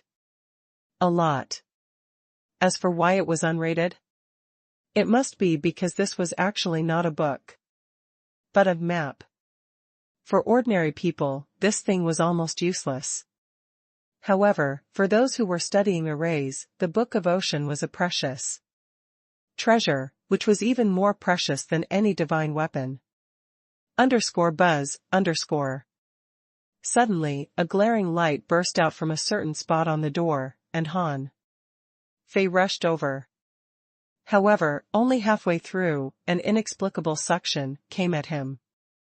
When the white glaring light dissipated, he found himself in a circular building that spanned 100 meters and was about half the size of a football field. It was no longer more than 800 meters high, but rather no more than 50 meters high. On the ceiling, there were no gems inlaid, and the surrounding walls were made of bluish stones. This building looked just like an igloo. The floor was made of an ordinary bluestone slab, but there were many cracks on it, and there was nothing in this building. The only difference was that on the arched bluestone walls, there were as many as 12 large small iron-fenced arches. Where is this place? Han Fei had a bad feeling. Why did it feel like a coliseum here? Yes, not even an arena, but a coliseum. Except that there were no spectator seats, it looked exactly like a small ancient Roman Colosseum. F***ck. Han Fei was speechless. Underscore, are you kidding me? This is a sight from countless years ago. There can't be any living creatures here, right? Underscore. Underscore crackle, crackle, crackle, underscore. Han Fei saw an iron fence slowly rising, and there were thumps on the ground. Every time there was a thump, Han Fei's eyelids twitched. Damn it! When Han Fei saw a burly figure more than 10 meters tall appearing in the Colosseum, the corners of his mouth twitched. Underscore bear, underscore. Han Fei was stunned. This bear was not a living creature, but an ice bear, covered with a lot of snow. With eyes glowing blue, it held at Han Fei. Roar. Han Fei landed, put away little gold, and then hooked his finger at the ice bear, saying, "Are there any living people here? What is your intention to send a pile of ice to fight me?" Underscore boom, boom, boom, underscore. As soon as Han Fei shouted so, the giant ice bear roared and rammed at Han Fei. As far as Han Fei knew, a bear's speed was not fast, and it either bit or stood upright to fight in combat. Han Fei was so tiny in its eyes that it didn't even bother to stand up, but slap Han Fei with its claws.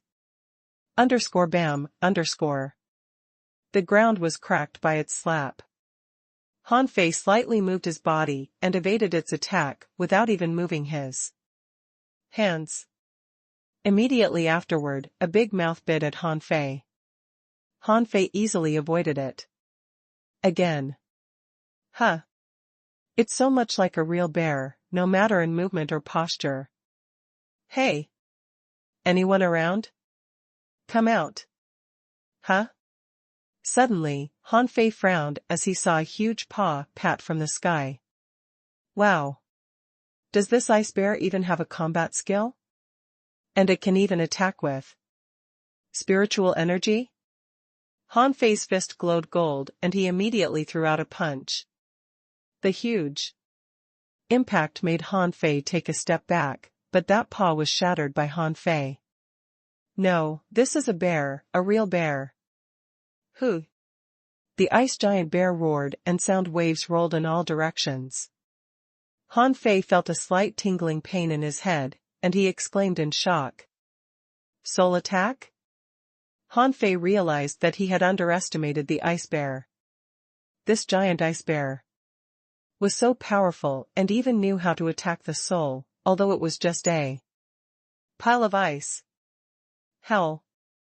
When the giant bear stood up and pounced on him again, Han Fei roared, and suddenly a big fish appeared in his hand, a horizontal fish. Purr! This giant ice bear immediately froze, staring at the big fish with its deep blue eyes. Han Fei squinted and threw the horizontal fish to it. The giant ice bear caught the fish, held it with its two big paws, and began to gnaw on it. As I expected, the bear's body is made of ice, but its soul belongs to a real bear. If he had honey here, he could have tried the bear again. Han Fei shouted at the sky, hey! So, is this palace actually a coliseum? This bear should have been dead for countless years, but its soul is still here. So it isn't really dead, right? However, he got no response. Han Fei was puzzled. Is there really no one here? The giant ice bear was eating the fish crazily. However, with a chomp, one of its teeth chipped, making it dumbfounded. Stunned for a while, it continued to gnaw, but with a click, its tongue fell off. Without the tongue, it couldn't enjoy the delicious food anymore. Therefore, the giant ice bear began to get irritable, beating the ground frantically with its paws, and then stared ferociously at Han Fei again. Han Fei sighed. Poor bear, you'll be better off dead.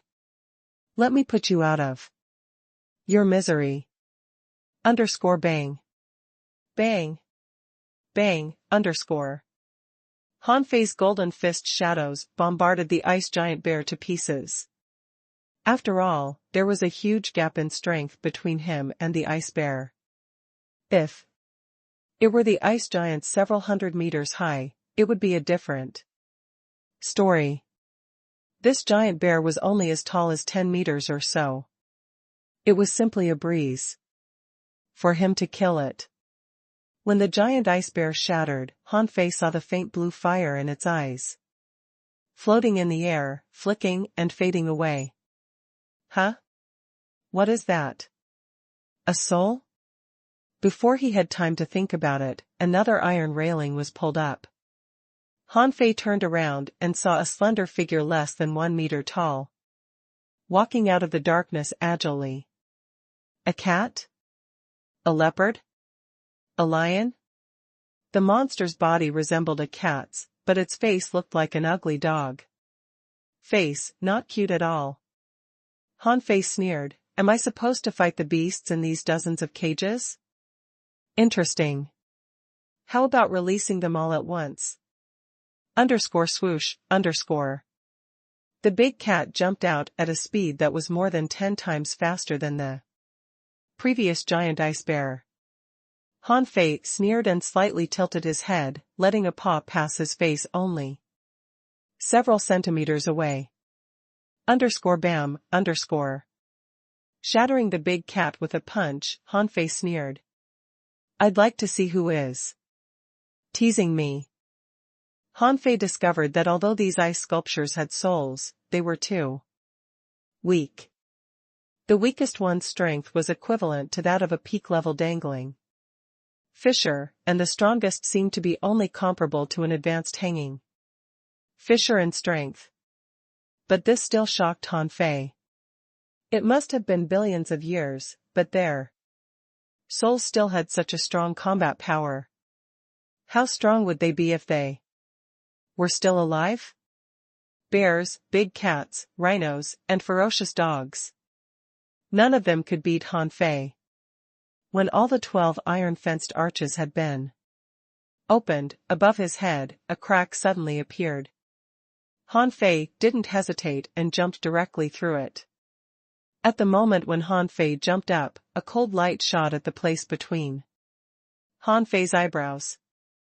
Han Fei's face changed drastically, his head raised, and he stomped, drawing a 6 spirit armor array, and at the same time, put on an ultra-quality battle suit and activated a spiritual energy protective cover. Crack. Both the 6 spirit armor array and spiritual energy protective cover were shattered. However, it bought some time for Han Fei. Han Fei suddenly swung the water-dividing seal. With a clang, a white figure flew past. Only at this moment did Han Fei find that it turned out to be an iceman, a person entirely made of ice. Just like the previous creatures, the iceman had 2 blobs of blue light in his eyes. Holding 2 ice cones in his hand, he looked like a hunter, quite a strong one. Just now, if it weren't for Han Fei's fast reaction, he would have been killed. Now, as far as speed was concerned, this iceman was almost comparable to Xiaochan. Han Fei's eyes narrowed. Hey! If your soul is still there, you should be able to understand what I say. How about telling me which era you are from, how long this palace has existed, and whether this ocean was once land, he said. Swish. Before Han Fei could finish speaking, the hunter rushed at him again and the speed was even faster than before. Because he was an iceman, in theory, he couldn't use many combat skills. This restrained him, causing him to lack combat skills, despite his fast speed. Buzz. Immediately afterward, 1 ice cone after another slammed towards Han Fei from all directions. This seemed to be the only combat skill the iceman could use. Han Fei snorted and stood still, letting the ice cones fall on him. The ice cones shattered at the moment they fell on Han Fei. They couldn't even penetrate Han Fei's battle suit, not to mention hurt him. Han Fei sneered.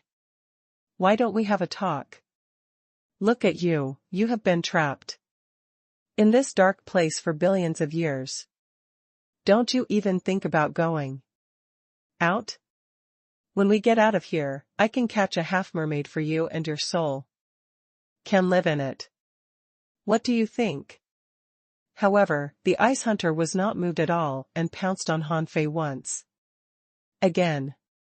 His footwork was quite peculiar, which even dazzled Han Fei. Han Fei blocked his attacks with a pair of daggers. Hey! I don't imagine you've had an easy life. Don't make me kill you. Clang. How stubborn you are. Fine, go to hell. Swish. Hundreds of blue sea wandering dragon daggers suddenly slammed out, cutting the ice hunter into pieces. Han Fei kicked the broken ice on the ground and spat. Humph, is this what you wanted? Satisfied? After the hunter died, another crack opened in his head. Han Fei sneered. CK, are you kidding me? Can't you give me a break? This time, Han Fei made enough preparations, having little fatty attached to him, putting on an ultra-quality battle suit, and activating a spiritual energy protective cover. Even if there were more powerful ice sculptures on the upper levels, he wouldn't be afraid. He jumped to the next level and was about to block the attack, only to find that nothing happened. When he landed on a platform, he found that there was an ice chair not far away, and a dead man in an ultra-quality battle suit was sitting on it. This man sat cross-legged, was leaning backwards on the ice chair, with a hand supporting his chin. Had it not been for his stiff, pale skin, Han Fei would have thought this person was still alive. In front of this person, there was an ice table with a fish skin map and a jade slip on it. Upon seeing this, Han Fei put away the blood-drinking knife, walked straight over, and glanced at the man. It was a young man in his 20s. In fact, Han Fei couldn't tell his age because strong people could maintain youth easily. For example, the mayor of the heavenly desolate city looked almost the same age as Han Fei, but he had actually already had 187 sons and daughters. Han Fei casually touched the fish skin map on the table, and when he found that it was not damaged, he picked it up and looked at it. I don't know who will see these words, but it'll probably be many years later. Am I right? Are you a human or a sea monster? In the Age of Doom, stars fell, mountains crumbled, and the sea flooded the land. The vast land where we have been living for generations is about to be submerged. Where can the billions of living beings be going? Therefore, the strong made a huge ship, floating on the boundless sea, but we were nostalgic for our homeland and refused to leave. The Master of the Snow God's temple fought 7 battles with the Sea clan, but failed to reverse the human race's fate. Since then, there are only a few people left in the snow. God's temple. We've decided to shut down the snow god's temple and be buried with it under the sea. It is our hope that human explorers can cross the vast sea and pass down human inheritance. I don't know who is reading this letter now. No matter if you're from the human race or the Sea clan, you can take this soul-splitting technique since you've passed the examination. This is the essence of the snow god's temple. Please use it properly. Haha. Besides moonlight and snow, you are the third color of the world. Master, wait for me. After reading this letter, Han Fei was lost in a reverie. Vast land? Submerged by the sea, Is this place called the Snow God's Temple? No wonder there is ice and snow everywhere. What a tragic story. TSK. Han Fei didn't bother to think about the Sea clan, the huge ship, or whatever else. He was just thinking about one thing: if no one survived back then, where did the present human beings come from? However, this indirectly confirmed a fact. That was, once in this world, there was not only an ocean, but also vast and boundless land. Later, something unknown happened, causing stars to fall, mountains to crumble and the sea to flood the land, as described in the letter. But Han Fei didn't care about this now. When he saw the animal ice sculptures, he had already guessed it. Now, his conjecture had just been confirmed. What Han Fei cared about was this soul-splitting technique. What kind of combat skill was this? Was it because of this technique that those ice sculptures could fight? Han Fei immediately picked up the jade slip and scanned it with his spiritual power. A change happened right at this moment. When Han Fei's perception scanned this jade slip, something happened suddenly. A terrifying phantom, following his spiritual power, went straight into his mind. F***CK. Han Fei was horrified. Fake. This soul-splitting technique is fake.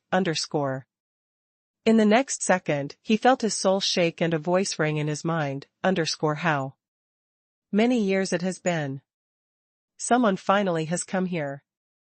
Master, when I possess this person, I'm going to find you. Han Fei roared, get out. Haha. It's too late.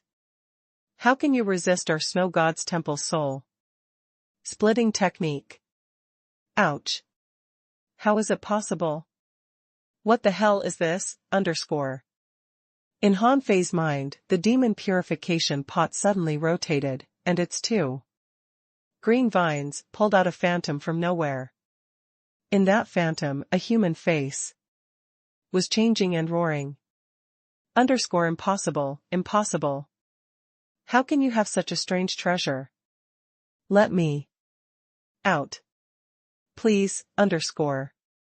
At this moment, Han Fei, like a bystander, was watching this scene. It wasn't until the soul of this person was dragged into the demon purification pot that Han Fei recovered from the horror. Oh my see God.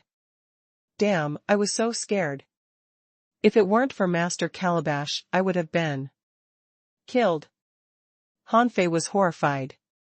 Underscore what an old fox. So this letter was nothing but Bullsh asterisk T. Be buried with the snow god's temple under the sea? The third color of the world? F asterisk CKU. UB asterisk starred, underscore. Infuriated, Han Fei took a breath and kicked the dead man to the ground. He kicked so hard that the ice table was kicked to the wall. Son of AB asterisk TCH, I was almost swindled by you. Han Fei drew a long breath, but then suddenly frowned. Oh, no, Tengu. Han Fei immediately looked up to see if there were any doors on it. However, there was no door, but an array map on the wall of this room. Han Fei grabbed the ice table and threw it at the map. However, the table disappeared. Just as I guessed. On the other side, in a huge space full of white mist, there was a spring hole with water bubbling up, from which white mist kept erupting. Near the spring, 5 people were fighting. Yi Xiangxiang was fighting 2 half-mermaids. On the other side, Su Hongya, who was injured, struggled to fight another half-mermaid. Su Hongya was seriously injured and didn't have time to treat her wound, so she could hardly resist the mermaid's attacks. If she hadn't transformed into red leaves all over the sky, she would have been stabbed to death. At this moment, the half-mermaid tried to pierce Su Hongya with a harpoon when a red leaf floated to his ear. Puff! Blood spurted out, and one ear of the half-mermaid was cut off. When Su Hongya reappeared, she was already 30 meters away. Su Hongya shouted, "Go in first. Don't worry about me." Yi Xiangxiang said firmly, "No. Too many people have died. I'm not going to let you die." Who? Yi Xiangxiang roared and 6 lights flashed. 6 Yi Xiangxiang clones began to attack the 2 half-mermaids crazily. The speed was so fast as if the 6 clones were all real copies of Yi Xiangxiang. Of course, everyone knew they were not. It was just that Yi Xiangxiang's speed was so fast that every time a clone attacked, she moved there almost simultaneously. Defense. Cage of water. The 2 half-mermaids were attacking Yi Xiangxiang, disregarding their own safety, but even if they were wounded, they still couldn't kill this human girl. This girl's combat power was strong indeed. At this moment, the 2 of them tried to lock Yi Xiangxiang into layers of water cages. Not as destructive as Han Fei and Tengu, Yi Xiangxiang couldn't break the water cages for a moment. After all, as a hunter, her best quality was assassination. This also applied to Xia Xiaochan. Although Yi Xiangxiang had given a full play to her strength, she still couldn't kill any of the 3 half-mermaids. However, when the water cage appeared again, Yi Xiangxiang flashed and disappeared. And the half-mermaid fighting Su Hongya suddenly turned around. The harpoon in his hand shone with white glaring light, and he shot out 3 spikes. Underscore clang, clang, clang, underscore. Yi Xiangxiang's figure appeared, turned over in midair, and threw a dagger at the half-mermaid. However, after that, when she wanted to launch another attack, she suddenly froze. Su Hongye's face changed drastically. Not good. Retreat, come on, she shouted. Red leaves drifted all over the sky, and the entire space was full of killing intent. The other two half-mermaids also rushed over, and the three of them joined forces to attack Yi Xiangxiang. Yi Xiangxiang's face sank immediately. She gritted her teeth, ready to fight them desperately. She had only this last chance. If she had enough spiritual energy and time, she might win. But at this moment, she had fought hard for a long time and had been protecting Su Hongye at the same time, causing her spiritual energy to be consumed extremely fast. Although she had swallowed a spiritual fruit, it was not enough. Humph, you made me do this. Star. _bam, _. Just when Yi Xiangxiang was about to sacrifice herself to solve these half-mermaids, a table suddenly popped up in mid-air, which stunned everyone. What the hell is this? Why is there suddenly a table here? Who is it? Immediately, a half-mermaid threw a spear in the direction where the table appeared. The spear was full of spiritual energy, and the power of this blow could definitely nail an intermediate hanging fisher to death. However, _clang, which is *hole hit me. Han Fei's face was all dark. He was completely caught off guard. He didn't expect such an attack on him at all when he jumped out of the door. Fortunately, that spear stuck in his belly, but the 6 spirit armor and the spiritual energy protective cover on his body were directly pierced. Upon seeing Han Fei, Yi Xiangxiang's first reaction was to shout, "Come on! Help me!" While Su Hongye's first reaction was, "Damn, Duanjiang, run!" On the opposite side, the 3 half-mermaids were relieved when they saw Han Fei coming in. Then, a half-mermaid said to another, "Go kill the spirit gatherer." One of the mermaids pounced on Han Fei so fast that it seemed to have thousands of shadows, and a huge fishtail whipped at Han Fei. In his opinion, a spirit gatherer could do nothing but setting up a defense array or something. He could easily whip him to death with his tail. However, at this time, a chill knife light appeared in front of him in an instant. Puff. The half-mermaid was directly split into 2 before he realized what happened. _swish, _. Su Hongye was dumbfounded, Aren't you a spirit gatherer? Where did that horrible knife light come from? Is there someone behind you, Su Hongye's first reaction was to look behind Han Fei. Yi Xiangxiang's first reaction was to rush to Su Hongye, pull her up, and back away. Yi Xiangxiang said, "Han Fei, I'll leave this to you." Han Fei's second knife light had already been shot out. At the same time, more than 100 blue sea wandering dragon daggers, like roaring flying dragons, pounced on another half-mermaid. As the half-mermaid hurriedly fused with his companion spirit in horror, a huge scorpion tail was thrust at Han Fei's knife light. However, the knife light disappeared with a swish and was already before his eyes when it reappeared. Puff. A barrier suddenly rose. Han Fei sneered. "An amulet? I'd like to see how many you've got." Swish, swish, swish, 9 chains shot into the air, buckling the huge scorpion tail. A wave of water had already wrapped up the half-mermaid. Dense water jets erupted, and dazzling knife lights swept across the entire space. Puff, puff, puff. The half-mermaid's amulet was shattered before it held on for less than 2 minutes. Just as the mermaid was about to be strangled to death, the third half-mermaid suddenly activated a secret method and appeared in front of Han Fei with a swoosh. Yi Xiangxiang and Su Hongye shouted at the same time, "Watch out!" At this time, however, Han Fei had already attacked. The sacrificing punch was blasted on the opponent's harpoon with overwhelming power. Han Fei blocked the ultra-quality spiritual harpoon with his fist, directly bending the harpoon. An amulet appeared. However, under the impact of the sacrificing punch, it didn't even last a second. Immediately afterward, the half-mermaid was also crushed. Gulp.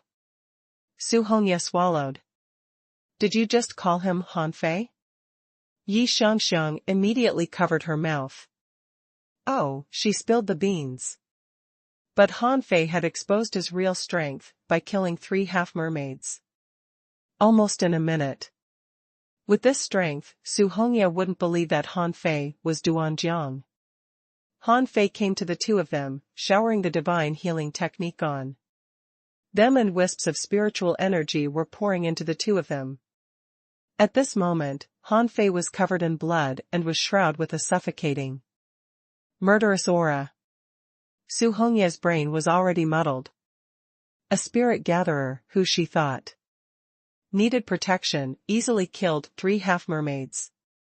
Did it take him 3 minutes? Not even. "Where is Tangu?" Han Fei asked directly. He must find Tangu as soon as possible to make sure he was not hurt by that damn spirit-splitting technique. Otherwise, the consequences would be unimaginable. Yi Xiangxiang was about to speak when she suddenly widened her eyes and looked behind Han Fei. Yi Xiangxiang cried, "Immortal seal." Han Fei frowned and was going to hack out behind him. However, the energy had already approached and it was too late. A figure jumped directly into the spring hole in the center. Yi Xiangxiang said anxiously, "There, they all went in from that place." Han Fei took a breath, grabbed a blob of candle dragon blood, stuffed it into his mouth, and then swallowed 2 energy fruits. In an instant, energy surged in Han Fei's body and the surface of his body was steeped in spiritual energy. Han Fei showered a divine healing technique on the two of them once again and said, "Okay, when you feel better, take some healing pills. I'm going first." "Wait a minute." Su Hongye stopped Han Fei. Han Fei turned around. Su Hongye said, "Su Mo rebelled against us and surrendered to the enemy." Han Fei was impatient. "I saw that. Anything else? If not, I'm leaving." Yi Xiangxiang shouted after him, "Wait a minute. The other party has a heavenly talent with a divine weapon, and 2 slightly weaker heavenly talents, plus Su Mo. There are 4 of them." Without looking back, Han Fei jumped into the spring hole. "I see. By the way, if anyone mentions soul-splitting technique to you, don't believe them." Han Fei jumped into the spring hole and then shuddered. He felt that he was going to freeze. Han Fei immediately made spiritual energy circulate within his body, repelling the chill. Was it the seabed under this spring? Han Fei wasn't sure if it was the seabed, because he couldn't even see a shell, but a blur of blue and white. In the icy water, it was either blue or white, and Han Fei didn't know which way was which. With a flash between Han Fei's eyebrows, Little Black and Little White appeared. "My baby girl, find where Tangu is." Xiaobai touched Han Fei's cheek affectionately and swam out with a swish. Little White was already level 38 and looked much prettier. Its long tail and fins were like fluttering ribbons. What a beautiful dainty fish. Little Black became even cooler. Making sure there were no enemies around, he didn't bother to move. Han Fei swam ahead quickly only to find that the space under the spring was bigger than he could have imagined. Swimming as fast as he could, he suddenly found a large number of ice cubes appearing in the water. Huh? Why are there ice cubes popping up here?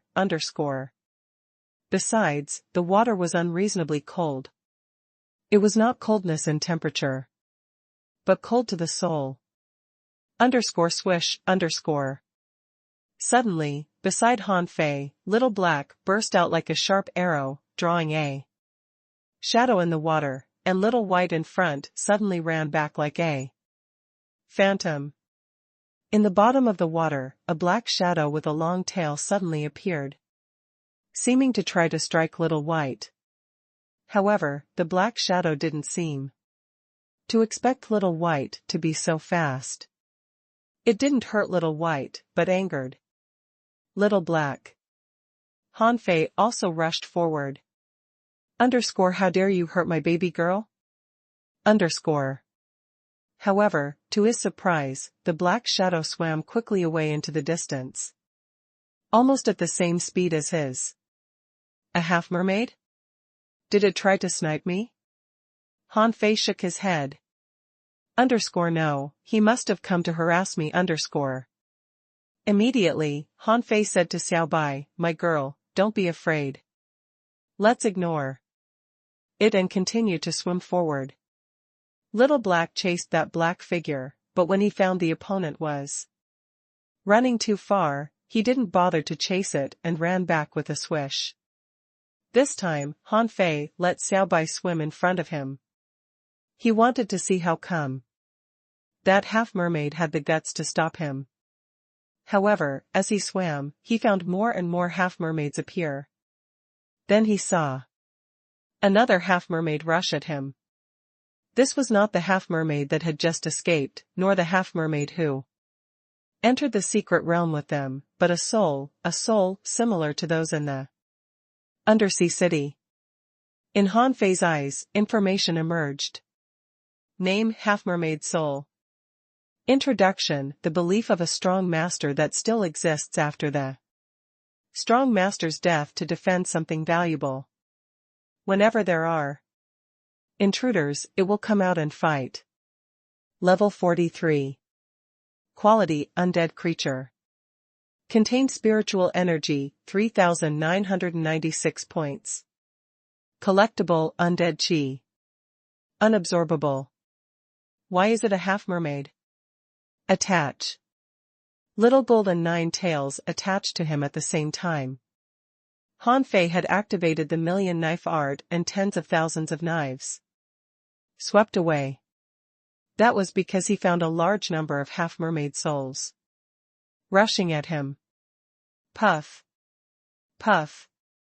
Puff. As only level 43 creatures, these half-mermaid souls were immediately crushed by the rain of knives. But Han Fei wondered, why had so many half-mermaids died here?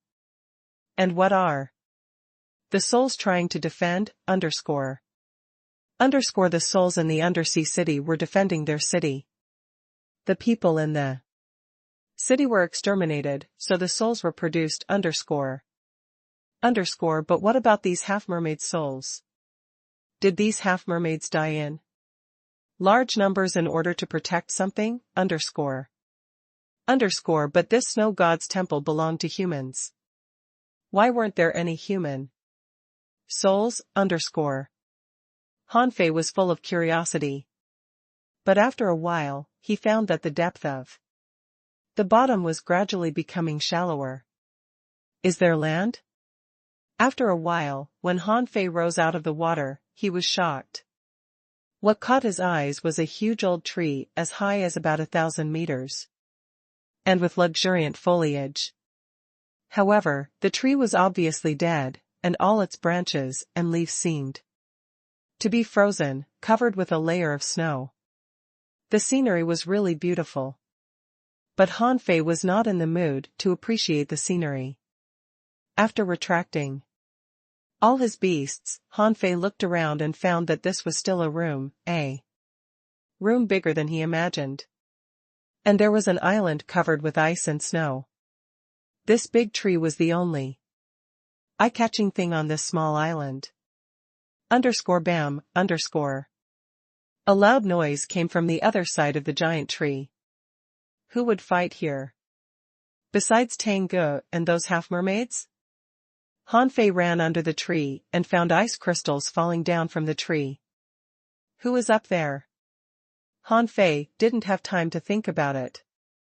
He directly rushed to the other side of the tree. Then he saw that a half-mermaid had been nailed to the tree, his chest and abdomen badly mutilated. And a half-mermaid in a golden battle suit was sitting on the ground, steeped in spiritual energy, and seemed to be healing himself. Another 3 half-mermaids were confronting Tengu. All 4 of them were injured. Tangji's entire right arm was dripping with blood, and his battle suit had been shattered. Among them, the mermaid that fought Hanfei just now looked panicked upon seeing Hanfei and said something to his companions anxiously. Upon seeing Hanfei, Tengu smiled, and he thought, this battle has been won. Hanfei chuckled, stepped out, and activated the majestic mystic spell and the 10,000 knives in one. Then like flowers in a storm, countless daggers danced in the air. Are you all right? Tengu gasped. I'm fine. If it weren't for the bastard, Sumo, I would have killed these fishes. The half-mermaid, who was sitting cross-legged, suddenly bounced up. Without any intention to fight Tengu or Hanfei, he ran away.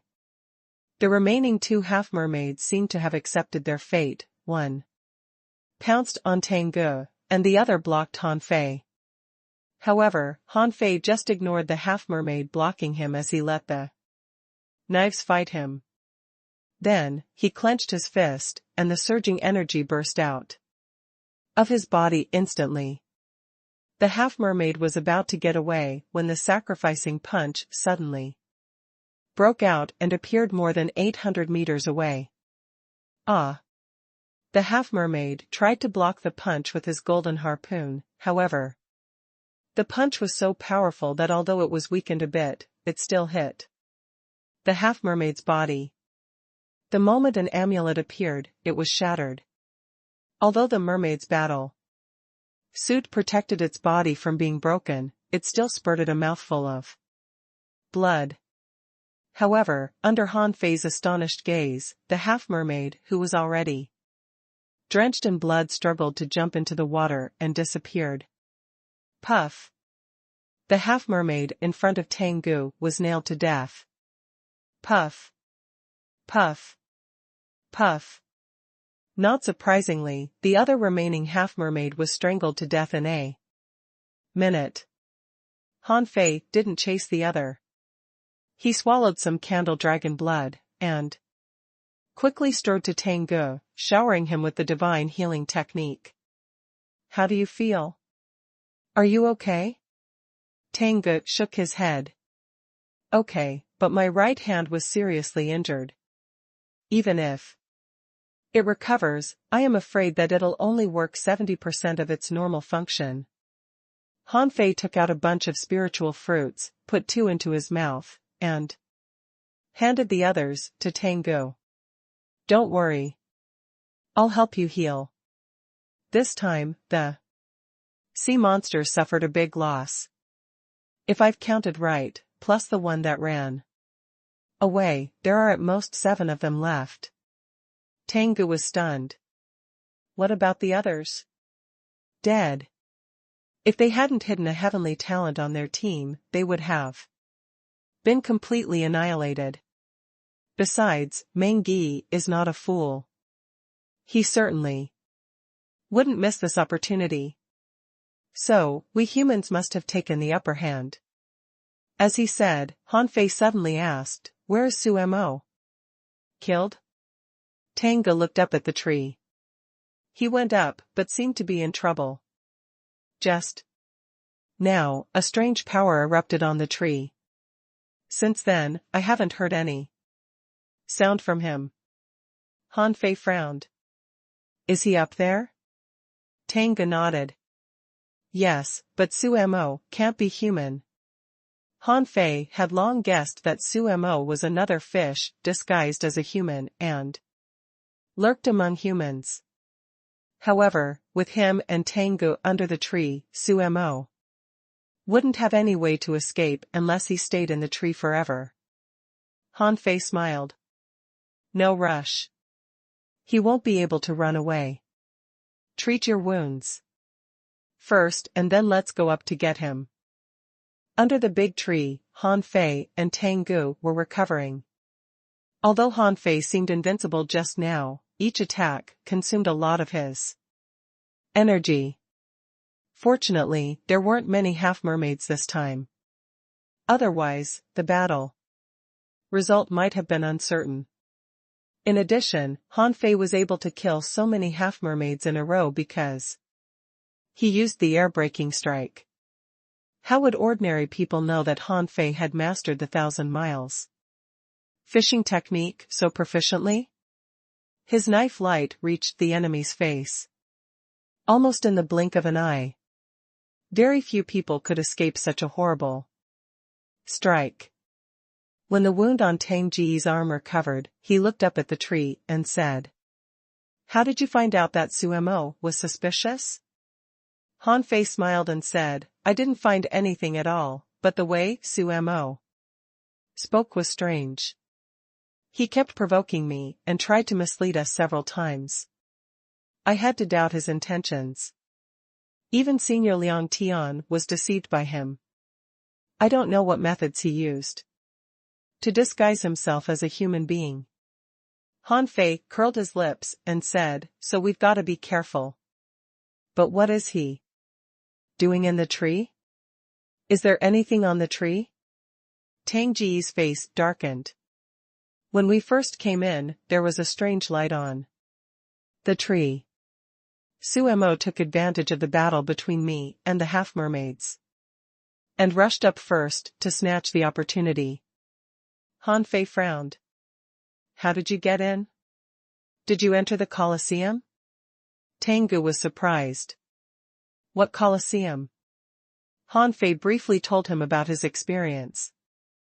Of course, he didn't elaborate on the matter that he was almost possessed, but just reminded Tengu not to believe anything about the soul-splitting technique. After a while, Sumo still didn't get down from the tree, and no one came out of the sea either. Han Fei said, "Let's go up and have a look." Tengu nodded. "I'm with you." Tang Ji's combat power was not low. When Han Fei just came in, Tengu was fighting 4 half-mermaids alone and only lost 30% of his combat power in the end. If it were him, he wouldn't necessarily have ended up better than Tengu. The two of them were, like flexible apes, jumping and climbing on the ice giant tree. Unexpectedly, there were no obstacles in the whole process. When they jumped to the top of the tree, they saw Sumo sitting cross-legged on a thick branch, eyes closed. Beside Sumo, there was a crystal coffin, in which there was a human who seemed to have been frozen for a long time. He was in a blue battle suit, and, to their shock, there was a third eye between his brow. Tengu was about to take out his halberd but was stopped by Han Fei. "Wait a minute. Something is wrong." Han Fei frowned. He wasn't sure if this was an opportunity. In theory, in a place like the Snow God's Temple, even if there was an opportunity, it shouldn't be obtained so easily. Recalling what happened just now, Han Fei found that, except for the soul parasites when they first entered the secret realm and the ice giants outside the palace, they hadn't actually encountered any real obstacles so far. The only real danger was the bastard who wanted to grab his body. Theoretically, that kind of danger was worthy of the Snow God's Temple. Although this big ice tree looked astonishing, it presented them no danger at all, which made Han Fei quite suspicious. The man in the coffin sealed himself up. But in this icy world, was there a difference between putting himself in a coffin and lying outside? Why didn't he set a seal on his coffin? Wasn't he afraid of being dug out of the coffin? Han Fei suddenly frowned. So, this coffin must be thrown here on purpose. The person sleeping in the coffin wanted to lure others into opening this coffin. Han Fei had been deceived once, and he certainly didn't want to be fooled again. Tang Ge frowned. Look, Sumo's breath is changing. Han Fei nodded. I know. Leave it to me. With a casual wave of the blood-drinking knife, a knife light shot at Sumo, who was sitting cross-legged. However, the knife light was blocked by an invisible barrier 3 inches away. From Sumo, Han Fei's knife light couldn't even reach him. Han Fei's eyelids twitched and he swung the blood-drinking knife again. However, this time, the target was no longer Sumo, but the man in the ice coffin. In the next second, the coffin lid suddenly flew up and a strange array appeared in the air, blocking Han Fei's knife. Han Fei shouted to Tang Ge, smash the coffin, and I'll kill Sumo. Immediately, Han Fei had little fatty and 9 tails attached to him, and he activated both the majestic mystic spell and the draw technique as he slashed out. Although the strike seemed plain, it had almost exhausted all his strength. Clink. Sumo suddenly opened his eyes that glowed deep blue. This complicated array had actually blocked the draw technique. Only Han Fei knew how powerful this strike was. It could even beat a peak level hanging fisher. Although Han Fei was only an intermediate hanging fisher now, even a peak level hanging fisher wouldn't dare block this strike head-on. Crack. The array was broken, and a blue light suddenly appeared on Sumo's head.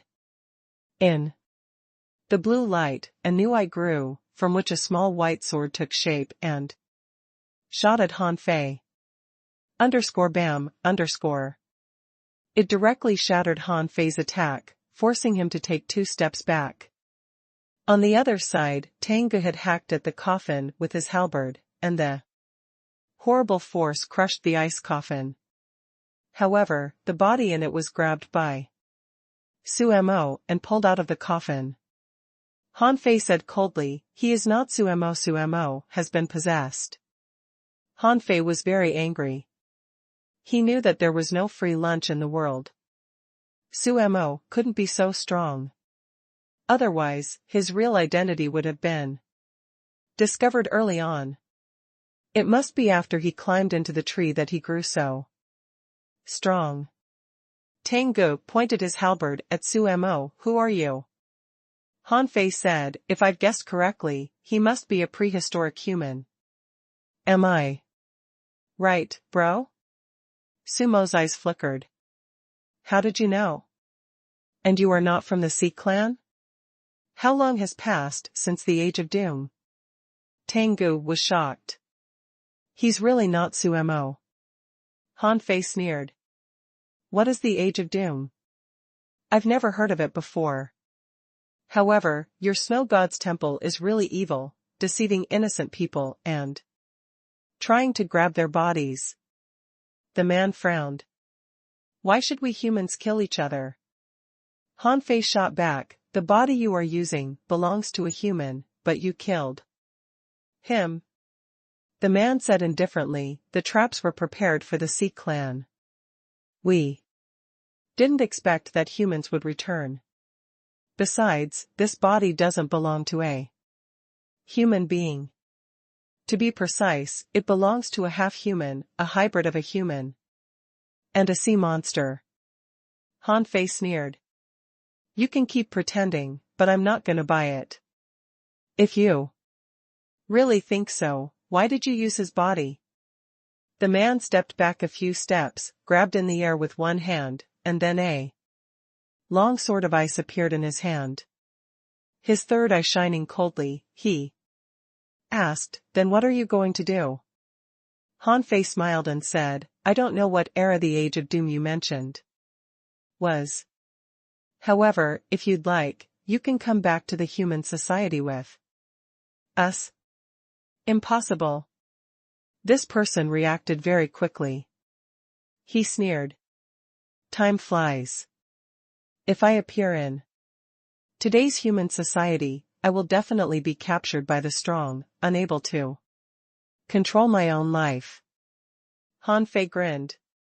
"Fine, it's up to you. Anyways, you are not a good person. Now hand over the soul-splitting technique.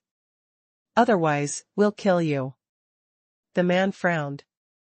"How do you know about the soul-splitting technique?" Han Fei sneered.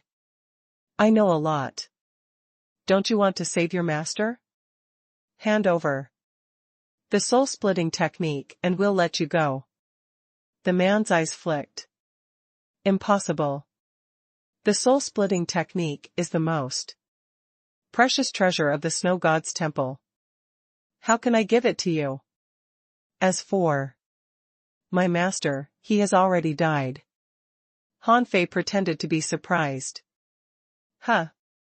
Has he died? Then let's send you to see him." As soon as Han Fei said so, he and Tengu immediately launched an attack on the man. The terrifying impact of their strikes tore open the bark of the large icy tree. Tang Ji's halberd danced like a flying dragon, mighty and overwhelming. Han Fei shot out hundreds of knives, sweeping across the sky. The man tried to leap down the tree. With a flash between his eyebrows, hundreds of creatures immediately appeared on the ground, roaring at the sky. The 9-star chain shot away and buckled at that man. With a dragon roar, Tengu chopped his big halberd down in the air. "Wait a minute." The man was horrified. His body was too weak. Either one of them was stronger than his body, so he had no power to fight back at all. Besides, he had just woken up and his strength hadn't been restored. Within 10 minutes, he might have been killed. Han Fei yelled, "For what? If you don't cooperate, I'll kill you now." Tengu swung his halberd at the man. Although his attack was blocked by the array, the icy snow creatures leaping up around him were smashed to pieces by the huge wave of air his halberd brought up. Han Fei used the draw technique again, smashing the man's array. Boom. The man was slammed into the ground, blood spurting out of his mouth. "Soul splitting technique, I can give it to you." Tengu put away his halberd, saying coldly, "Don't even think about playing any tricks. Once again, whether you give it to us or not, I'm gonna kill you." There were a lot of things that Han Fei wanted to talk to this man about. After all, the man had existed for countless years, and his last memory must still be the Age of Doom. However, it was clearly not the time to ask questions, as Su Hongya and Yi Xiangxiang would be coming soon. Meng Gi couldn't have been stalled by the half-mermaids for long and must have already come in. As for Qin Chen, who went his separate way earlier, he might pop up again anytime too. Han Fei said, "You have a chance to surrender the soul-splitting technique before a third person shows up. If a third person shows up and I still haven't seen the soul-splitting technique, you won't need to surrender it." Why did Han Fei demand the technique? Because it was truly terrifying and had sealed a soul for such a long time. Also, the soul still had a chance to possess someone else. That would be a great life-saving method. Han Fei might be able to survive an accident with it. More importantly, this soul-splitting technique seemed quite advanced, as the Man had summoned so many ice creatures with a single thought. It would be useful in a group fight. The third eye between the man's eyebrows flashed. He extended his hand, and a small piece of ice appeared in his hand. As spiritual energy flashed in his hand, he tossed the ice to Han Fei a moment later. There's no grudge between us. The snow god's temple has already sunken. There's no treasure better than the soul-splitting technique in here.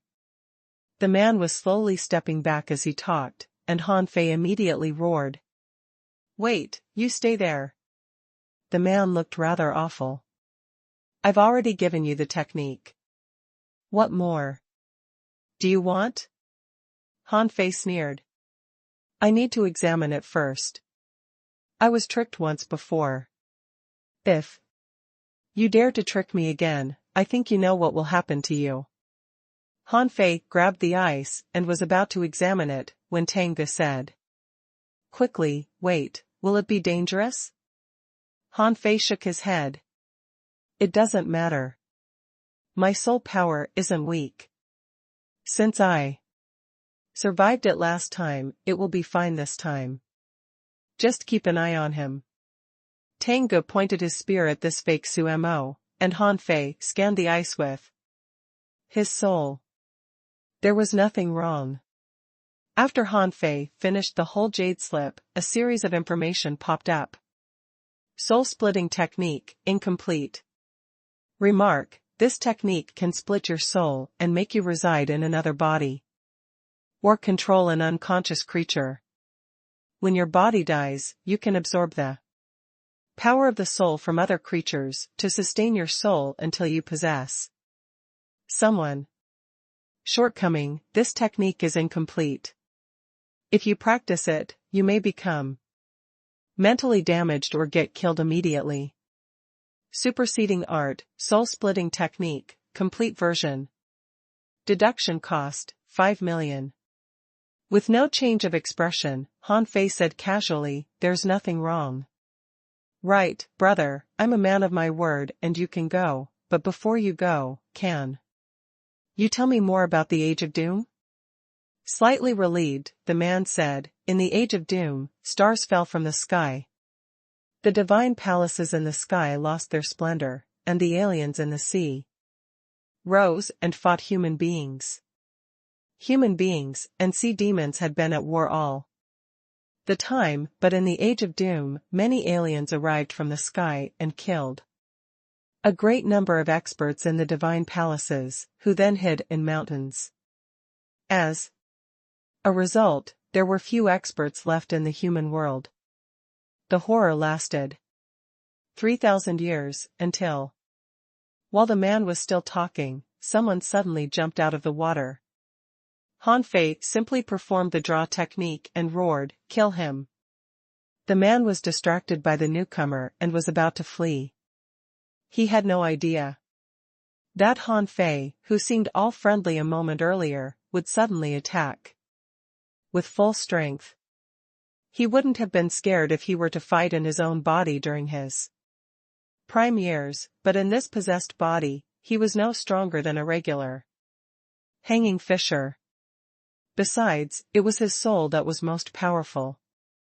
Immediately, the man attempted to create a raise again, but then a wave of water surged close and tied him up. The infinity water was activated and rubbed against the defense array that the man created. Tang Ge activated the best spear technique of the Heavenly Sword sect. His spear cut down in a red and brilliant aura along with dragon auras. Puchi.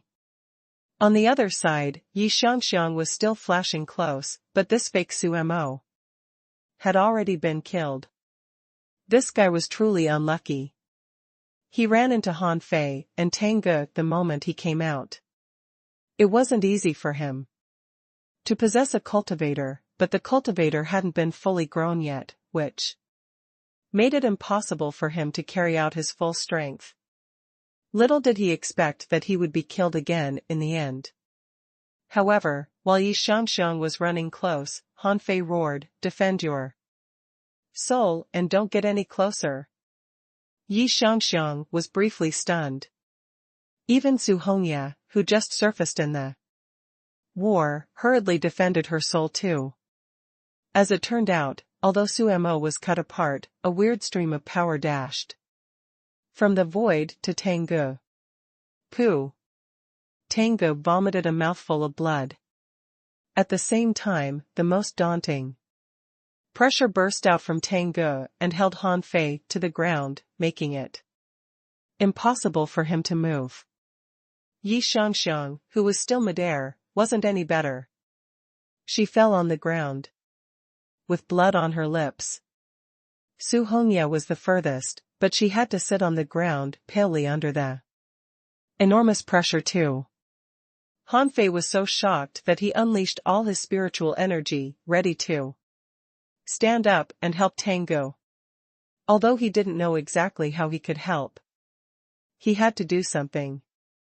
But the pressure disappeared in the blink of an eye, as quickly as it appeared.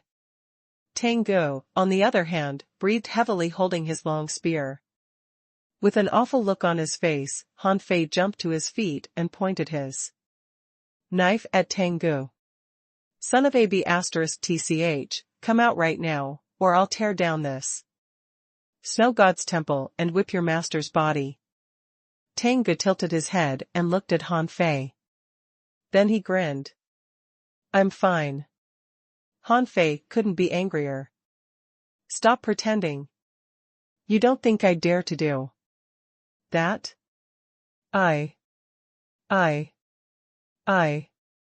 I'll chop down this tree first, I will. Yi Xiangxiang and Su Hongya were stunned, wondering what was going on. The two of them were dealing with Su Mo together a moment earlier. Why did Han Fei get so excited all of a sudden, as if he were going to fight Tengu? Tengu was amused. I'm really fine. For some reason, a weird power just popped up in my head and tore apart his soul. Naturally, Han Fei was unconvinced. He roared, then answer my questions. Where is our home? What's in the tank in our home? Tengu grinned even harder and replied telepathically, our home is just a ragged house on the cliff near the East Market in the Heavenly Water Village. In the Blue Sea Town. There's a tank in front of the house with 12 clams in it all the time, Han Fei was greatly relieved. Then he asked in surprise, wait. What happened just now? Tengu shook his head. I don't know. I've never experienced anything like this before. Tengu looked rather awful. That man was indeed horrifying. He attempted to swallow my soul. Then, for reasons I don't know, a weird power appeared out of nowhere and ripped apart his soul easily. Han Fei was dumbfounded. What just happened, Was there a demon purification pot, or some similar treasure, in Tang Ji's head? He didn't know until a while back that the demon purification pot could be used as a protector of his soul and prevent him from being possessed. What about Tengu? Han Fei couldn't help but ask, is there anything unusual in your head? Say, a marvelous weapon, an unusual treasure, an artifact, a calabash or an old grandpa. Dumbfounded, Tengu subconsciously shook his head. Well, why would there be a calabash or an old grandpa in my head? Han Fei heaved a long sigh of relief. It's fine. I thought that an old grandpa may live in your head that would rip your enemies apart at critical moments. Tengu. At this moment, Yi Xiangxiang and Su Hongya had already approached. Both of them were apparently shocked. Yi Xiangxiang asked in a panic, what was that? Sumo's last resort? Su Hongya said warily, his pressure was enormous. I couldn't put up any resistance, as if I would be ripped apart any moment. Tenga said, deep in thought, it must be Sumo's last counterattack. Good thing that he died quickly, or things might have not ended well. Hanfei quickly echoed with him. You're right. This Sumo is so strong. Look. He's not a human being at all. At this moment, half of Sumo's body had been cut open, and there was still shock and disbelief in his eyes. However, weird scales appeared on his body. After he died, Yi Xiangxiang instantly exclaimed, is it possible? He's a half-mermaid? That can't be right. If he was a half-mermaid, how could he have lived among human beings for so long? Su Hongya asked in shock, even the 8-star expert didn't realize it? How was it possible? Hanfei nodded thoughtfully.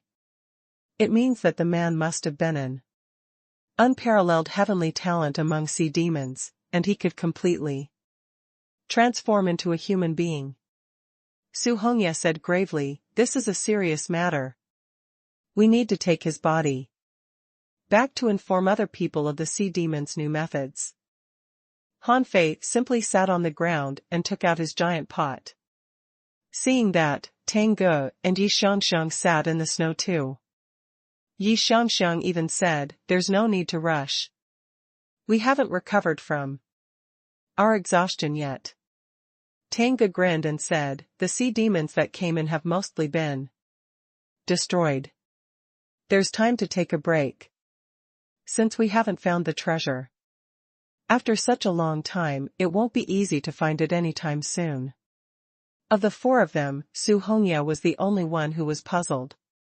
What are you doing? In the next moment, Hanfei took out a gold spear fish. Then he poured oil and different seasonings into the pot.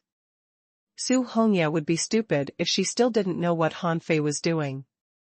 She said, we're in the middle of a treasure trove, and you're in the mood for food?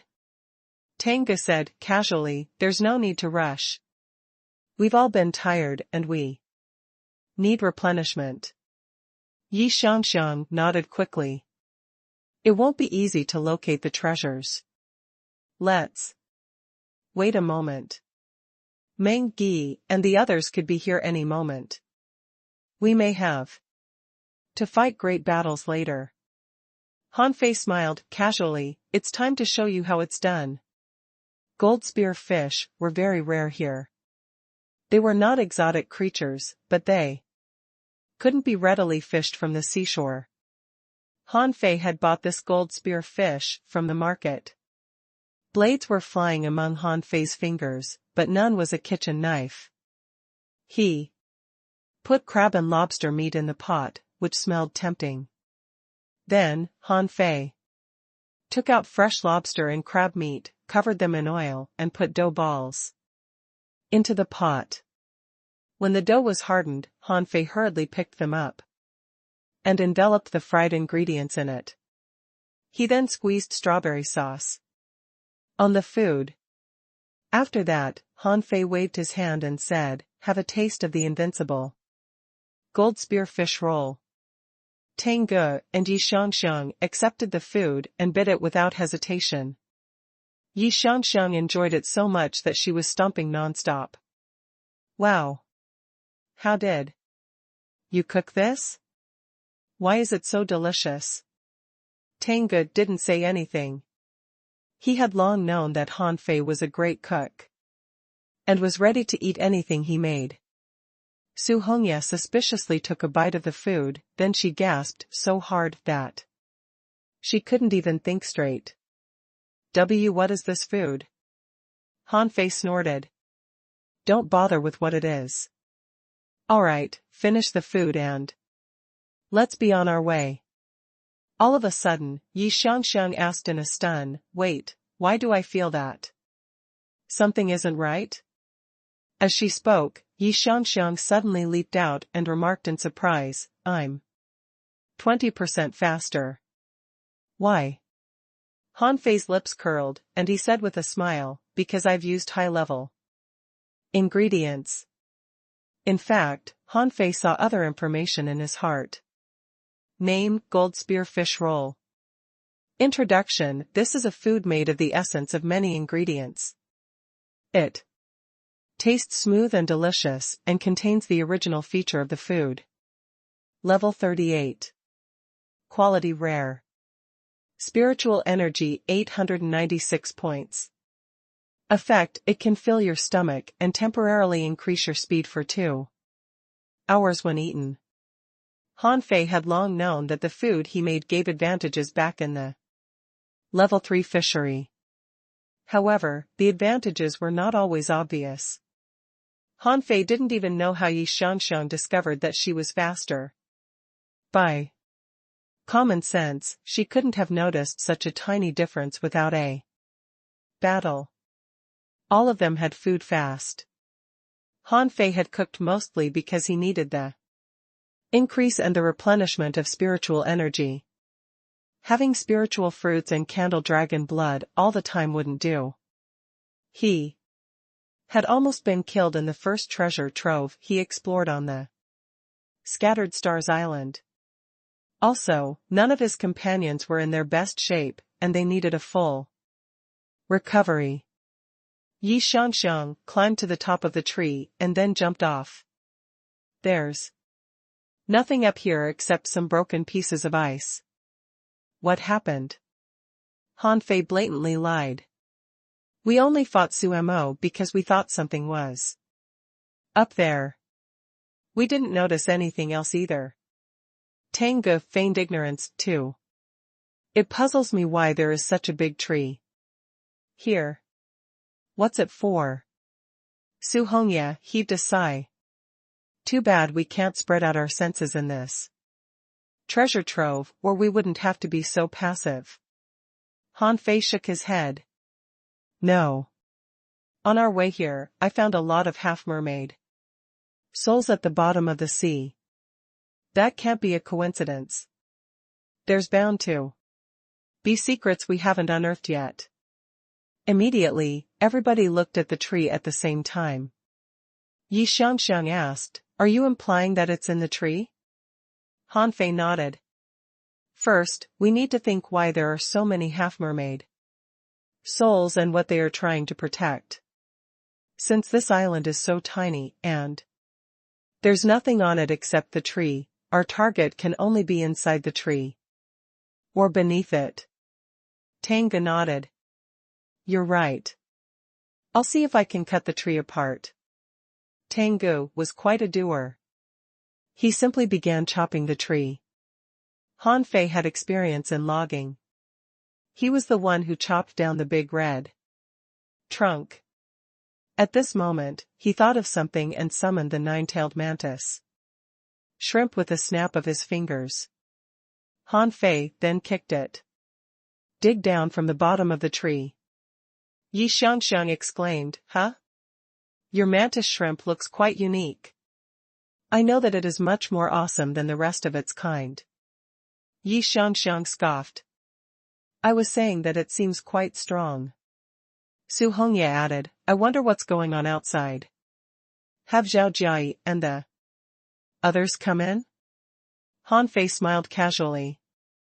"Don't worry. That guy is very smart. I don't think anything would happen to him. Besides, we have the advantage in numbers." Clang. Clang. Clang, Tang Ji's strikes cut more than 1 meter into the trunk, and there was nothing but stones inside. Han Fei remarked, "They're spiritual stones. But the spiritual energy in them are all gone." Yi Xiangxiang was surprised. Why are there so many spiritual stones inside the trunk? What a shame. Why are they all empty? What you should be asking is why so many spiritual stones have been drained. By logic, they could have been preserved for a long time if nobody used them. Right? Tang Ge suggested, "I'll just cut deeper." Han Fei shook his head. "That's unnecessary." Su Hongye asked in confusion, why are you so certain? Han Fei chuckled. Why don't you take a guess? Naturally, Han Fei didn't confess that he had gained experience from digging the big red trunk. As he expected, about half an hour later, the nine-tailed mantis shrimp crawled out of the soil and rolled on the ground. Huh? The nine-tailed mantis shrimp informed Han Fei that there was a flower down below, but it failed to hold itself back and swallowed the flower. Han Fei burst into rage and kicked it hard. What a dumb shrimp. Did I allow you to eat it? Yi Xiangxiang asked curiously, what happened?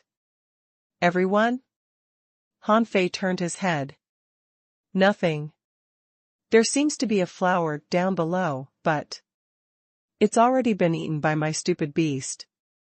Huh? Yi Xiangxiang asked in surprise, your contractual spiritual beast can eat things without your permission? Han Fei said unhurriedly, isn't that normal? The contractual spiritual beasts are living creatures too. Of course they'll eat things they can't refuse. That being said, Han Fei was rather curious too, as the nine-tailed mantis shrimp wasn't a glutton and the thing that it swallowed couldn't have been ordinary. Han Fei thought for a moment. Let's go down. Something is down there. They slid down through the tunnel, and Yi Xiangxiang remarked in amazement. It's really great to have a contractual spiritual beast that can dig. Han Fei was lost for words. Go capture one for yourself. Yi Xiangxiang retorted, that's not a fair deal. Such contractual spiritual beasts aren't suitable for hunters. Su Hongye felt that she was like an outsider. She couldn't help but ask, do you know each other well? Yi Xiangxiang quickly said, not really. At this moment, Tengu interrupted them and said, there's an array here. Han Fei glanced at it. Huh? Isn't it a spirit-gathering array? After he examined it carefully, he created a spirit-gathering array of his own, but it looked very different from the one before his eyes. Immediately, Han Fei shook his head. No, it's not just a spirit-gathering array, but a combination of multiple arrays. After Han Fei stepped on the array, he was entirely absorbed into it. When he opened his eyes again, he found that he was in the status of zero gravity. He looked around, only to find that he was floating in midair. This was an enormous underground space, with stone tablets floating above and rows of warrior statues on the ground. In the far front, there seemed to be an altar. Above the altar, the illusion of a woman more than 30 meters tall was floating with an ice scepter in her hand. Underscore schwa. Schwa. Schwa, underscore. In the next second, Tengu, Yi Xiangxiang and Su Hongye showed up too. Su Hongye asked in surprise, what is this place? Tengu was surprised too. So many soldiers? Are they real or sculpted? Yi Xiangxiang exclaimed, is this how it feels to fly? I'm flying. Do we need to go there with fishing hooks? They could barely keep themselves balanced while floating. Han Fei was observing the army down below and glimpsing at the floating illusion of the woman now and then. Is she the master of the snow god's temple? Han Fei and the others were floating and spinning while they observed the underground palace.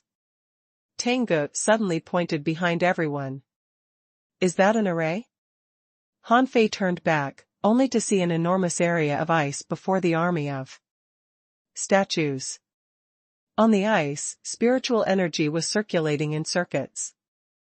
The coverage of the spiritual energy was so massive that the whole altar at the center was in it. Han Fei felt that his heart was heavy.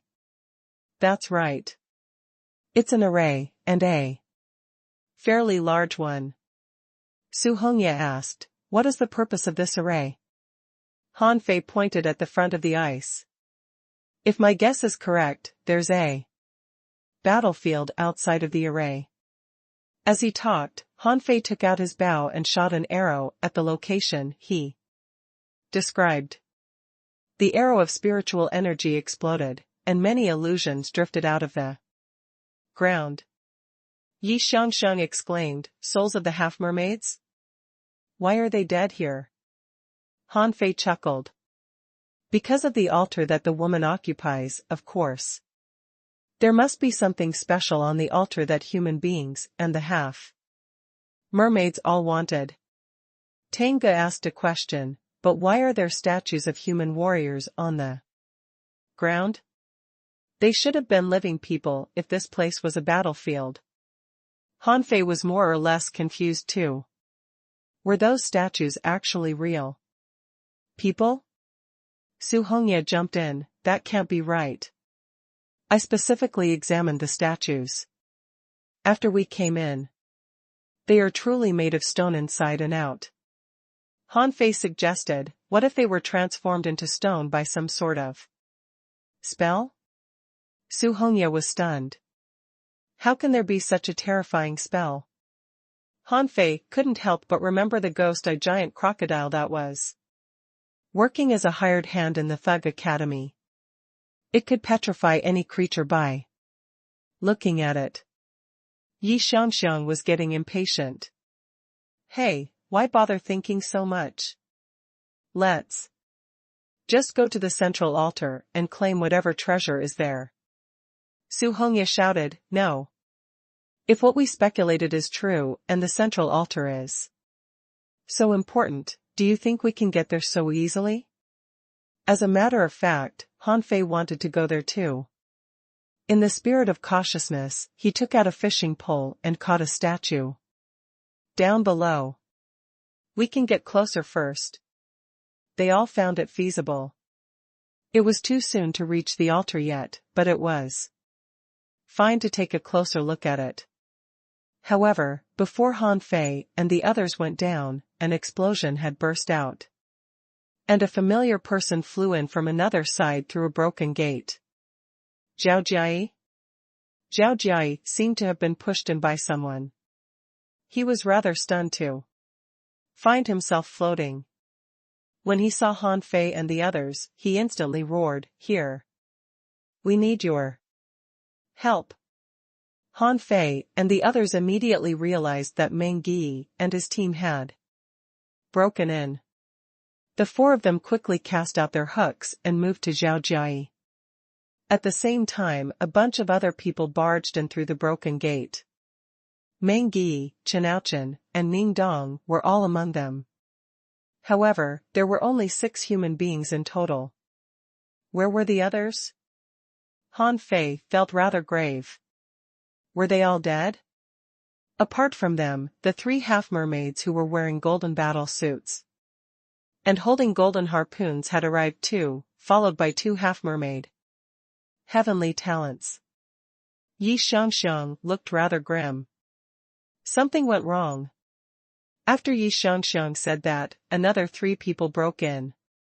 Hanfei recognized one of the 3 newcomers to be Chen Chen, who got separated from him earlier. Apart from Chen Chen, there was a hunter and a half-mermaid. But their behavior was rather weird. They didn't float like Meng Yi and the others did. Instead, Chen Chen simply stomped on the ice, and the spiritual energy on the ice flashed faster. "Don't touch the array!" Hanfei instantly roared. Meng Yi, on the other hand, shouted at Hanfei, "The 3 of them have been possessed. They're no longer themselves." Hanfei felt that his head was giddy. He looked at Tengu, shocked that another 3 had been possessed. Hanfei was further convinced a moment later, because the array began to change after the 3 of them ran crazily on it for a while. Chen Chen suddenly roared, "Whoever disturbs the master shall be killed." As Chen Chen roared, 1,000 ice blades rose to the sky and swept at Meng Yi and the others like dragons. However, the survivors who made it to this point were all smart and skilled. The moment Mangi and the others started floating, they had cast their hooks to the ocean of statues and quickly moved to Han Fei and his team. However, Han Fei noticed a flash of spiritual energy under a statue's feet when it was attached to a fishing hook. Han Fei roared again, "Let go, don't come any closer." But it was already too late. Before anybody could react, infinite mist, mixed with a colorful glow, was rising from the whole palace. Then, Han Fei couldn't see anything any longer. Everybody around him had completely vanished. Tangu, Tangu. Yi Xiangxiang. Su Hongye? Damn it. Meng Gi is really a stupid teammate. This is getting big. Is this an illusion or something? Han Fei found himself in a snowy world, and he fell from the sky to the ground. Creak. He moved his feet, and the snow crunched. He lifted his feet, and a footprint was left down below. Everything was vivid. Anybody here? Han Fei looked around and shouted. His senses were still blocked, and he could not see anything with his naked eye in the endless snow. I'm here. Hearing Tang Ji's voice, Han Fei shouted, "Don't move and keep talking. I'm coming to you." Tanga sounded nervous. "I don't think we're in the underground palace anymore." Han Fei smiled bitterly. "I know that too. Look, the snow creaks every time my feet step on it." After running 500 meters, Han Fei saw Tangu, who was looking around with his long spear. They didn't see each other until they were only 3 meters away. Seeing Han Fei, Tangu instantly smiled. "Let's go find the others." Briefly stunned, Han Fei suddenly unleashed his blood-drinking knife and cut Tangu. Tangu blocked it with his spear and asked in surprise, "What's wrong with you?" "It's me." Tangu asked in shock, "Have you been enchanted?" Han Fei instantly sneered.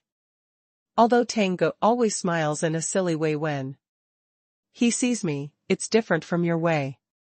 Han Fei realized that something was wrong the moment he saw him.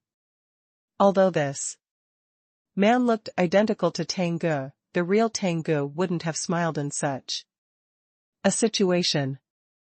Also, Tang Ji's smile, which bordered on grinning, was to show his delight and satisfaction. Why would he feel delighted and satisfied at such a moment? Tangu was still explaining, "I am Tangu." Han Fei summoned the 9-tailed mantis shrimp. "Okay, let me ask you, what's your naturally endowed spiritual beast?" Tangu instantly replied, "The dragon feather lobster." Han Fei was briefly stunned. Could I be wrong? But he still felt that something was off. He said again, "Summon the dragon feather lobster, I want to see it." Tangu quickly put down the spear. "Don't be rash and I'll show it to you." Tang Ji's eyebrows flashed, and the dragon feather lobster appeared.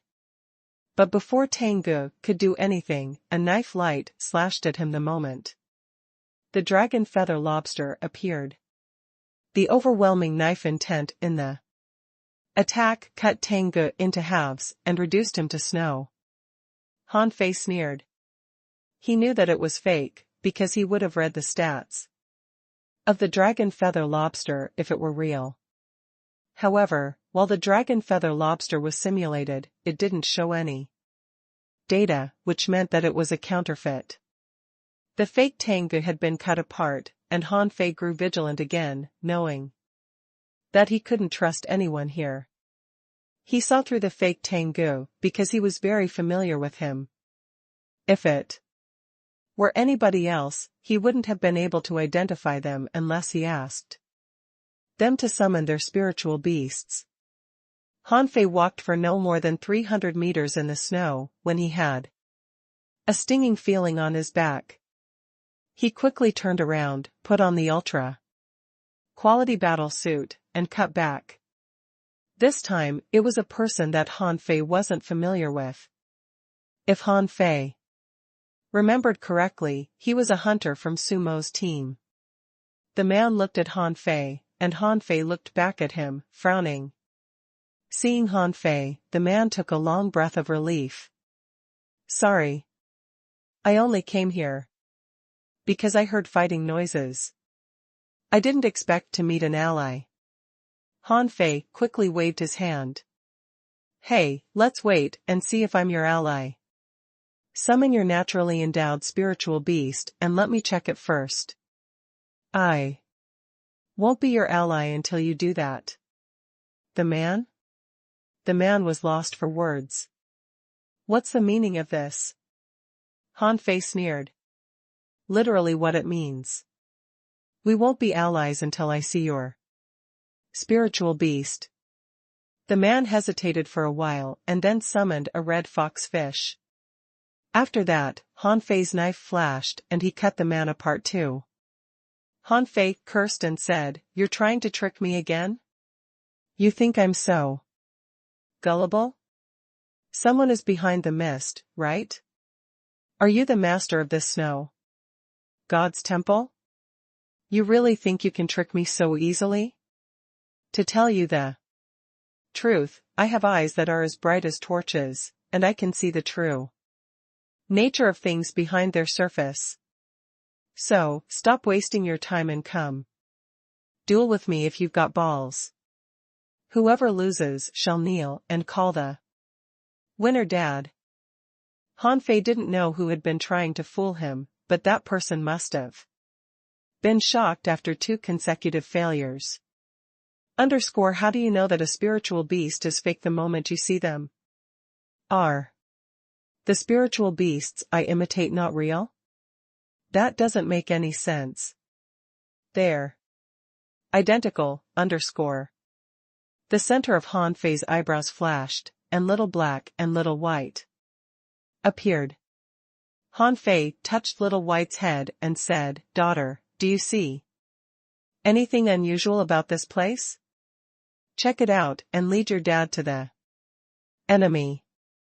It was hard to tell the direction on the land of snow and ice that was covered in mist, but little white led Han Fei to a certain direction without hesitation.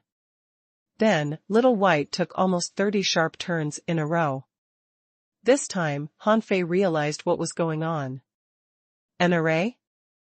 Han Fei was already certain that he had run into some sort of array, or a super navigator such as little white wouldn't have needed to take so many turns in the boundless snow. The array was probably giving itself up when faced with little white. "I've changed so many times, but why aren't you lost at all? Dang." When Han Fei stepped on a piece of ice, he grinned, as there were truly more secrets behind. If his guess was correct, the other people must still be lost in the array. Considering the evil nature of the array, it was impossible to get out of it without extraordinary talent. Han Fei rushed forward on the ice and didn't stop until he arrived at the palace. The palace wasn't too big. It was no more than 100 meters high and had gates that were as pure as glass. Creak. When Han Fei reached the gates, they automatically opened. Han Fei recalled Little Black and Little White and covered himself with the 6 spirit armor. He then walked in with the blood-drinking knife and the water-dividing seal. Creak. The door was closed behind him. Han Fei looked ahead, only to find stairs ahead of him and an ice throne at the end of those stairs. Han Fei sneered. He had realized that he wouldn't be tricked if he didn't believe anything in this place. When Han Fei walked close, he found a sword stabbed to the ground before the throne. The sword looked quite intimidating. The grip of the sword was made of ice-blue lines and strange black stones. As for the body of the sword, Han Fei sensed that it was a combination of ice and The strange stone. Also, it was emitting blue light non-stop. Han Fei stared at the sword. He'd be lying if he said that he wasn't tempted. But the snow god's temple was dominated by a bunch of deceivers who had clearly put the sword here for someone to pluck it out. Heh. I won't pluck it. I'm going to see who's acting mysterious here and trying to fool me with a sword. Han Fei stepped forward and sat down on the ice throne, crossing his legs. He then took out a spiritual fruit and bit it. After that, a random ultra-quality spiritual weapon appeared in his hand. It was the one that had sealed a hopping fish. Triggered by Han Fei's thought, the longsword flew out and slashed the intimidating longsword. _crack, _ poo. A weird power burst out, and the ultra-quality long sword with a sealed soul was broken apart. Due to the counterattack, Han Fei's nose and mouth were bleeding at the same time. He was so scared that he rose from the throne. What was that? Han Fei swallowed and cast the divine healing technique on himself. He then stared at the longsword. His heart was beating fast. He looked around and found nothing but ice. He was instantly determined to pick up the marvelous weapon. Whatever could break an ultra-quality spiritual weapon so easily couldn't be ordinary. Han Fei simply threw the other half of the spiritual fruit into his mouth and then summoned the needle. Heh. Let's find out how powerful you are exactly. Ren Tianfen had confirmed that the needle was one of the sea-quelling bizarre treasures. Han Fei didn't believe that this sword could be more powerful than that. _clang, _ As Han Fei raised both of hands and struck the sword, he clearly sensed the anomaly from the needle during its intense collision with the ice sword, and he almost failed to grasp it tightly. Then, a mysterious blue power burst out and bounced Han Fei back to the ice throne. This time, not just his mouth and nose, but his eyes and ears were bleeding. What the heck is this? Is it another sea-quelling bizarre treasure? Han Fei cast the divine healing technique on himself and was about to observe the ice sword more carefully when blue light radiated from the sword, and a mass of weird brilliance drifted out. He looked at it carefully, only to discover that it was a nonchalant woman who had white long hair and a blue long dress. Han Fei instantly put his feet back to the ice throne. Who are you? Are you from inside the sword?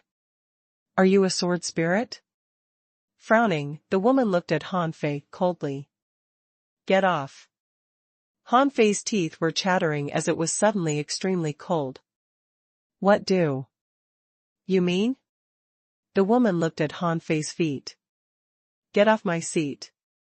Han Fei lowered his head, only to discover that he was squatting on the throne. He was lost for words and wondered when he became such a coward. Immediately, Han Fei put on a solemn expression and sat down on the throne without getting off. He then crossed his legs. Your chair? Why do you say it's yours? Are you the master of the snow god's temple? The woman didn't press further after Han Fei defied her. Instead, she looked at the stick in Han Fei's hands. A sea-quelling bizarre treasure? How are you? Worthy of using a sea-quelling bizarre treasure?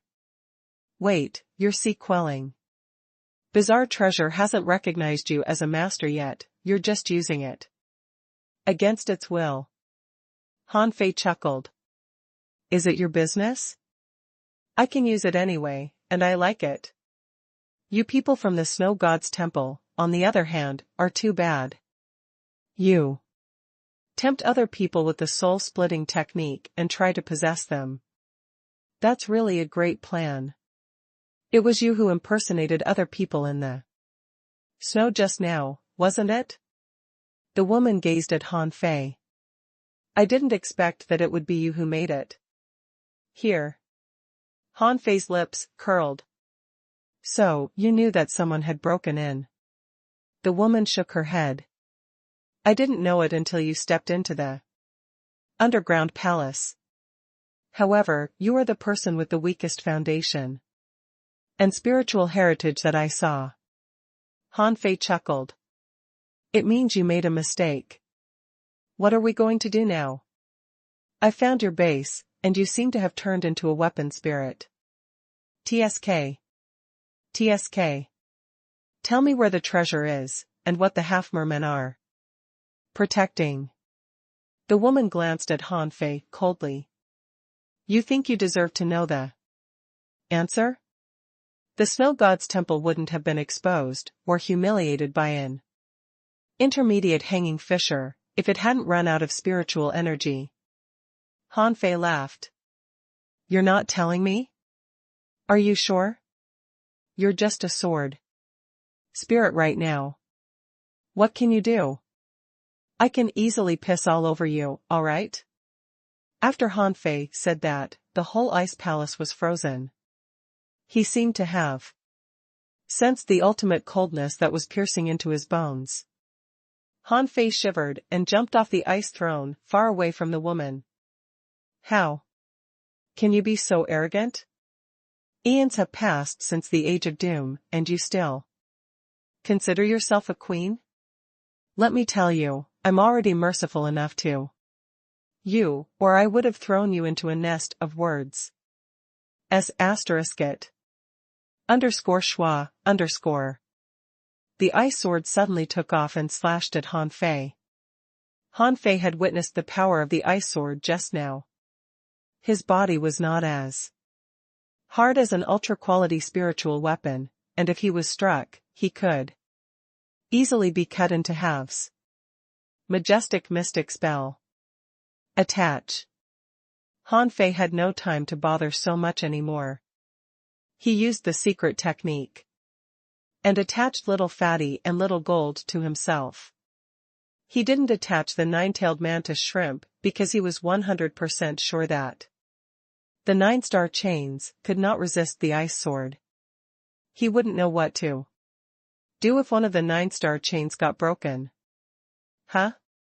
A legendary contractual spiritual beast? At this moment, Han Fei's speed, strength, and defense had all reached the highest point. He didn't dare to use 10,000 knives in one. After all, it wasn't easy for him to forge all the ultra-quality spiritual weapons, and they were all valuable. It would be a huge loss if they were ruined by this ice sword. _clang. Clang. Clang, _. Thanks to the 10 times gravity 2-month training session, Han Fei was much agiler than before, which was why he was able to dodge the ice sword narrowly every time and fight back now and then. The woman was more or less surprised. You're as gifted as a heavenly talent. Have human beings risen again since the Age of Doom? Han Fei was running and the ice sword was chasing him. They seemed to be evenly matched, but Han Fei felt that his internal organs were surging every time they collided. Han Fei immediately roared, okay, let's stop fighting. As a righteous and straightforward man, I'll tell you the truth. The snow god's temple has only just been exposed. That's why the hanging fishers are exploring it. Have you considered the consequences if other people come in? After Han Fei said that, the ice sword stopped and flew back to the ice throne. The woman looked at Han Fei and asked casually, what's the level of the strongest experts outside? Han Fei was finally relieved. He breathed heavily and asked, the strongest experts? How would I know? I'm just a hanging fisher. However, do explorers count as experts? The woman nodded. Of course. Your training system has been passed on from the Age of Doom anyway. The explorers who step out of the boundless ocean and fight the strong sea demons are naturally not weak. Han Fei patted his chest. Oh. We have explorers, but not many, as far as I know. I think there are also higher-level experts, but I'm too weak to know who they are exactly. The woman nodded casually and asked, have the human beings returned? Where do they live since the continent is drowned? On boats? Han Fei shook his head. Of course not. Human beings now live in the sky. Nonsense. There are only the divine palaces in the sky, and ordinary people have no access to them. Also, the divine palaces have mostly fallen. How can anyone go there? Han Fei frowned. It wasn't the first time he had heard about divine palaces. Back when he was in the heavenly desolate city, the last words that Li Huang spoke to him before his death was, "My name shall return to the divine palace." When the heavenly desolation city is rebuilt. Han Fei laughed. What do you know? I don't know anything about the divine palace, but human beings live on floating islands nowadays, which fly in the sky with the help of floating stones and arrays. Floating stones? The woman was dazed for a long time, before she finally said, I didn't know that floating stones could be used that way. Han Fei stretched out his arms and had a bite of an energy fruit. With the fruit still in his mouth, Han Fei said, let me tell you, human beings are crazily hunting for treasures nowadays, and there is still land on the sea. I can even tell you that there is only a 2,000-kilometer wide island and a 1,000,000-kilometer radius.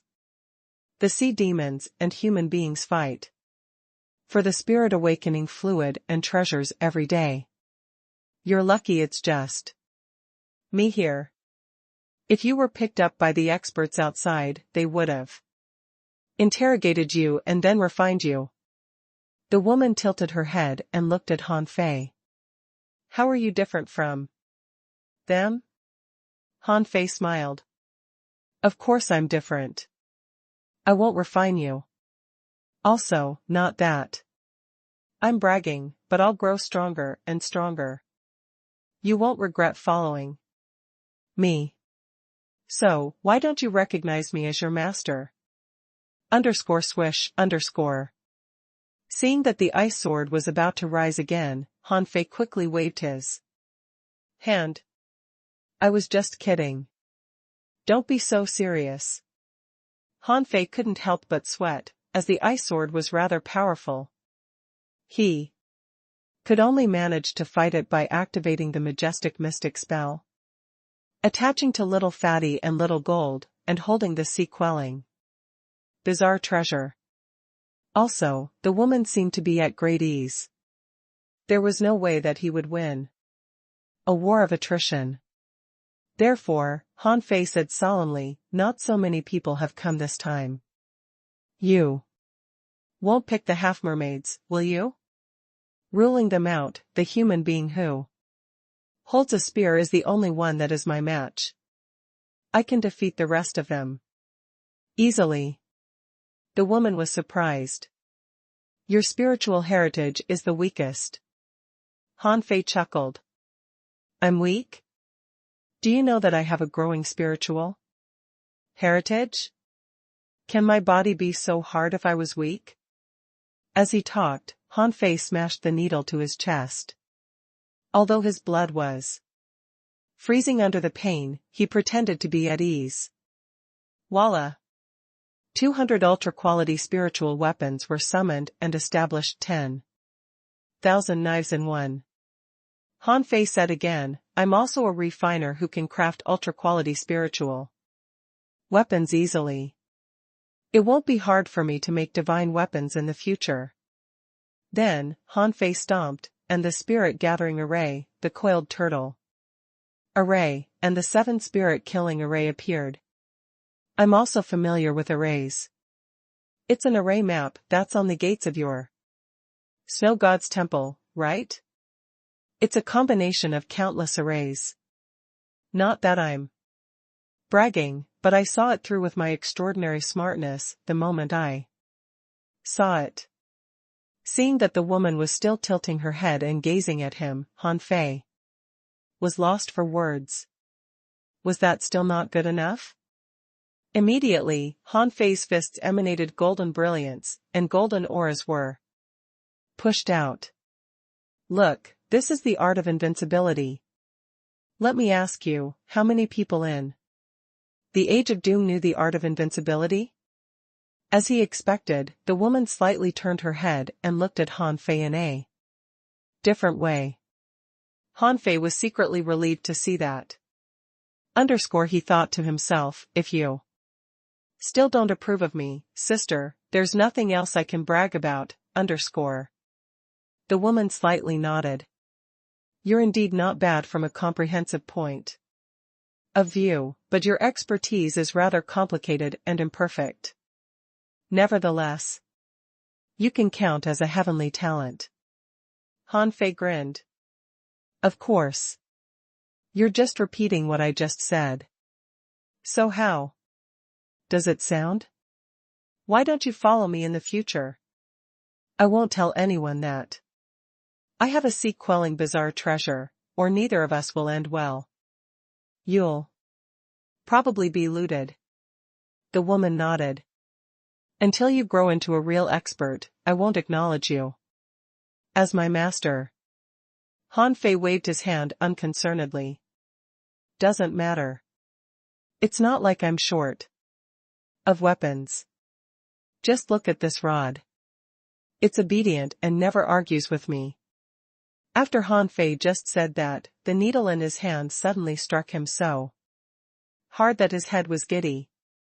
Han Fei was lost for words. In all these years I carried you, you never acted on your own initiative, yet you slapped my face when I was bragging about you. Are you a responsible weapon?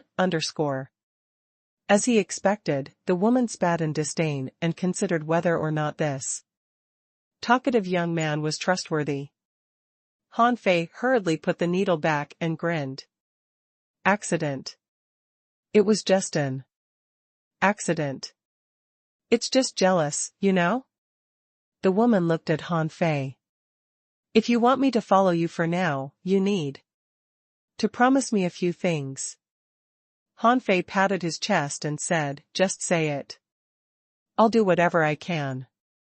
The woman said, first of all, you need to offer me 10 million points of spiritual energy to nurture the sword every month. Pooh. Han Fei was dumbfounded. 10 million? Every month? The woman frowned. You're not willing to offer that? Han Fei quickly shook his head. Of course I'm willing to offer it, but do you think someone in my level can earn 10,000 points of spiritual energy every month easily? Han Fei thought to himself, I do have enough spiritual energy, but why would I give it to you for free? The woman thought for a moment. How much can you provide? Han Fei extended 2 fingers. How about 2 million points? That's already a lot, enough for a major breakthrough. The woman sneered. 2 million? And you call yourself a genius? How could you have crafted so many ultra-quality spiritual weapons with only 2 million points of spiritual energy? Han Fei realized that it made sense. He regretted showing too much of his possessions a moment earlier. He couldn't help but raise another finger. I think I can manage 3 million points too. The woman said casually, 5 million. If you have that, I can stay with you for now. If you don't, there are still ways for me to escape the snow gods' temple before the experts arrive. Okay. But that's the most I can offer. Han Fei quickly waved his hand. Don't be too demanding. I'm a poor man. Look. At what's written on my face. Poor. I can only offer you 5 million points of spiritual energy at most each month. Not intending to bargain with Han Fei anymore, the woman continued, secondly, I have to sleep for 3 years after I follow you. I've been buried too long. And I'm too drained. I won't be able to help even if you run into any problems, and even if I do, I won't be very helpful. Han Fei was lost for words. You need to sleep for 3 years? So, I'm paying you spiritual energy for nothing? Han Fei asked timidly, as a sword spirit, you're free to sleep, but can't I use this sword while you're asleep? The woman said in disdain, Snowmorn is another seek-quelling bizarre treasure. You can't carry out the power of a seek-quelling bizarre treasure until it recognizes you as its master. So, things won't be much different even if you have 2 unknown seek-quelling bizarre treasures. Han Fei gnashed his teeth and said sarcastically, fine. I'll just wait 3 years and use several 100 million points of spiritual energy. No problem. Han Fei intended to take the chance. 3 years? Hee. After 3 years, I will definitely be strong enough to suppress this woman and make her call me Master. Is that all? There's one more thing. Han Fei almost failed to stop himself from pummeling the woman. You're demanding spiritual energy and more things when you're offering nothing in return. The woman said, the snow god's temple shall not fall into someone else's hands. You need to destroy this place. Han Fei raised his eyebrows. Destroy it? That's not a problem.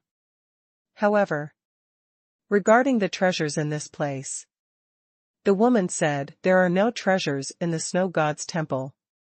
If you've found the arrays, there are only the soul-splitting technique and Snowmorn left.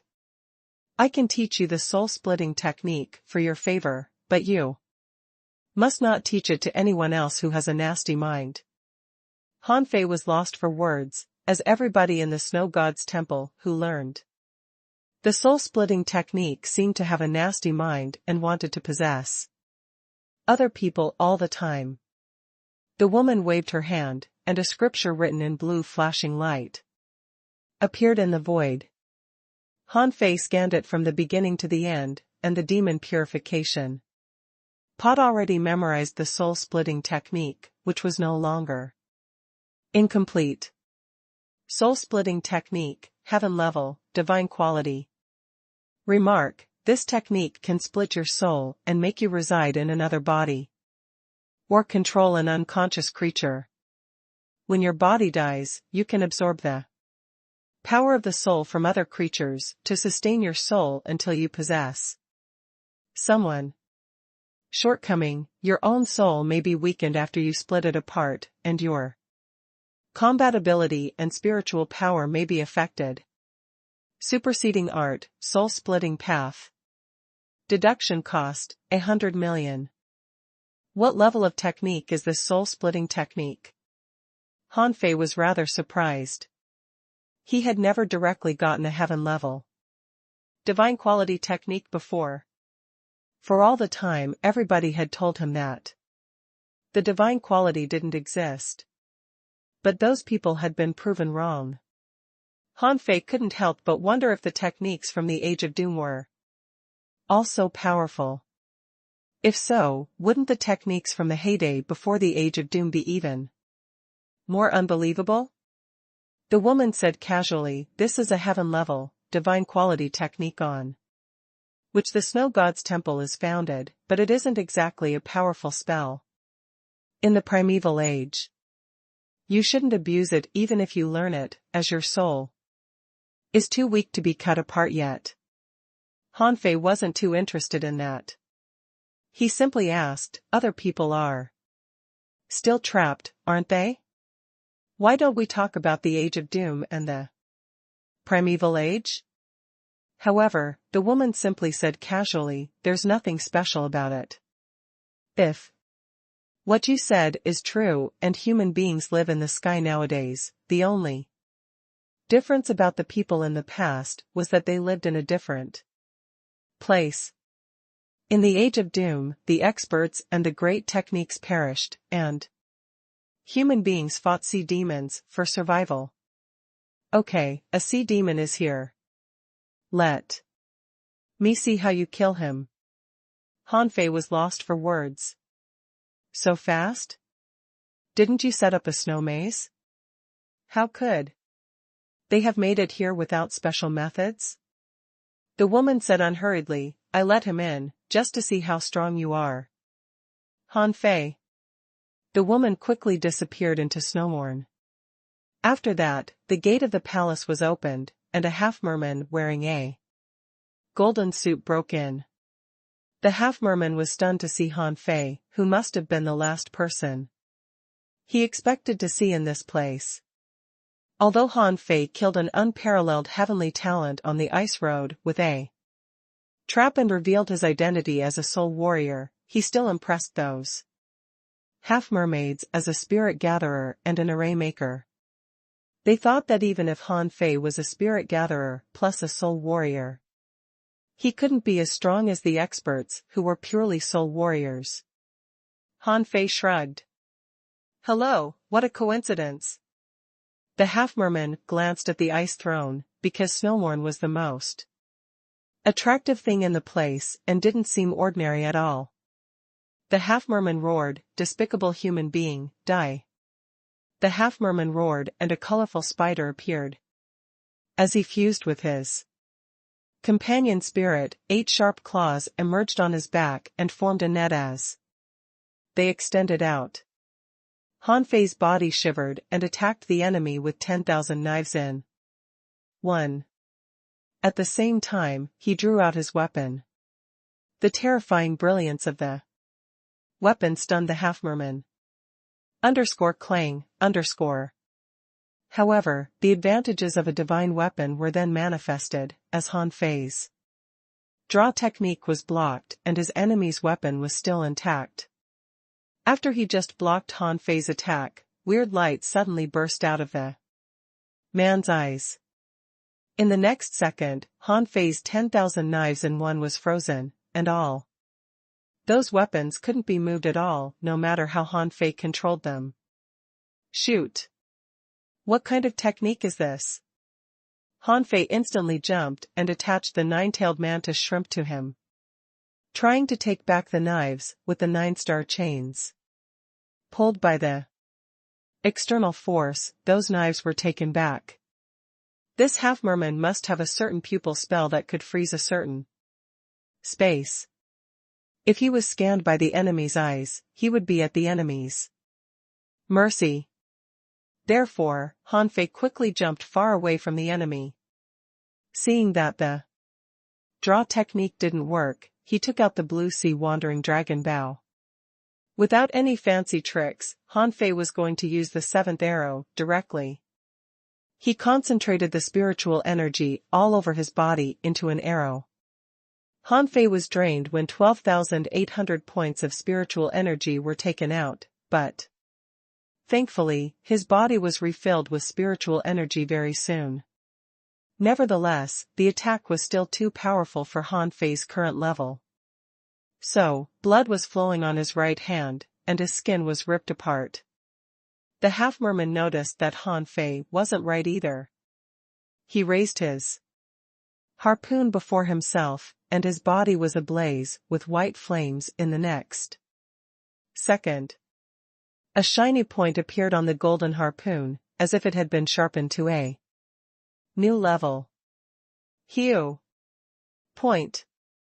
The arrow of spiritual energy ripped the air apart, and the golden harpoon pointed at the void. The two attacks didn't clash. Instead, both of them had been launched straight at the enemy's body. The difference was that the half-merman had a divine golden battle suit and Hanfei was only protected by an ultra-quality battle suit. Han Fei stomped, and the coiled turtle array appeared.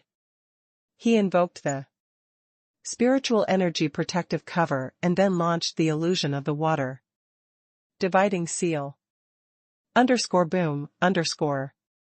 On the half-merman's side, the arrow of spiritual energy had already exploded, with pieces of ice fluttering everywhere. Crack. The water-dividing seal in Han Fei's hand was already filled with cracks after taking the attack. It only endured another half a second. Seizing the half-second, Han Fei stomped again and summoned the sixth spirit armor. At the same time, golden light flashed on his fist. Han Fei was of a mind to feel the power of the divine weapon, so he chose to take the attack in a head-on way. Bam. The water-dividing seal exploded, and Han Fei vomited blood. The seal had accompanied him for a long time, and it had sealed a highly sturdy turtle, yet it couldn't resist the full-strength attack of a divine weapon. Then, the coiled turtle array blocked the attack and was shattered 1 second later. The sixth spirit armor was shattered half a second later. The spiritual energy protective cover was shattered no more than half a second later. Han Fei stepped back and then punched out with his fists emitting golden flashes, using the art of invincibility. Clink.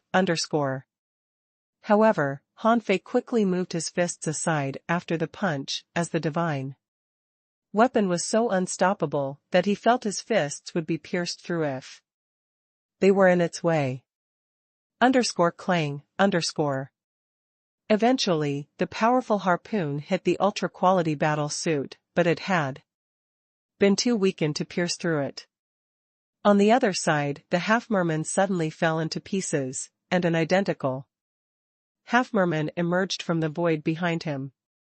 He waved his hand and claimed the golden battle suit and the golden harpoon again. Damn it, how are you so strong? Han Fei was stunned. It. You have an immortal seal too? He was lost for words.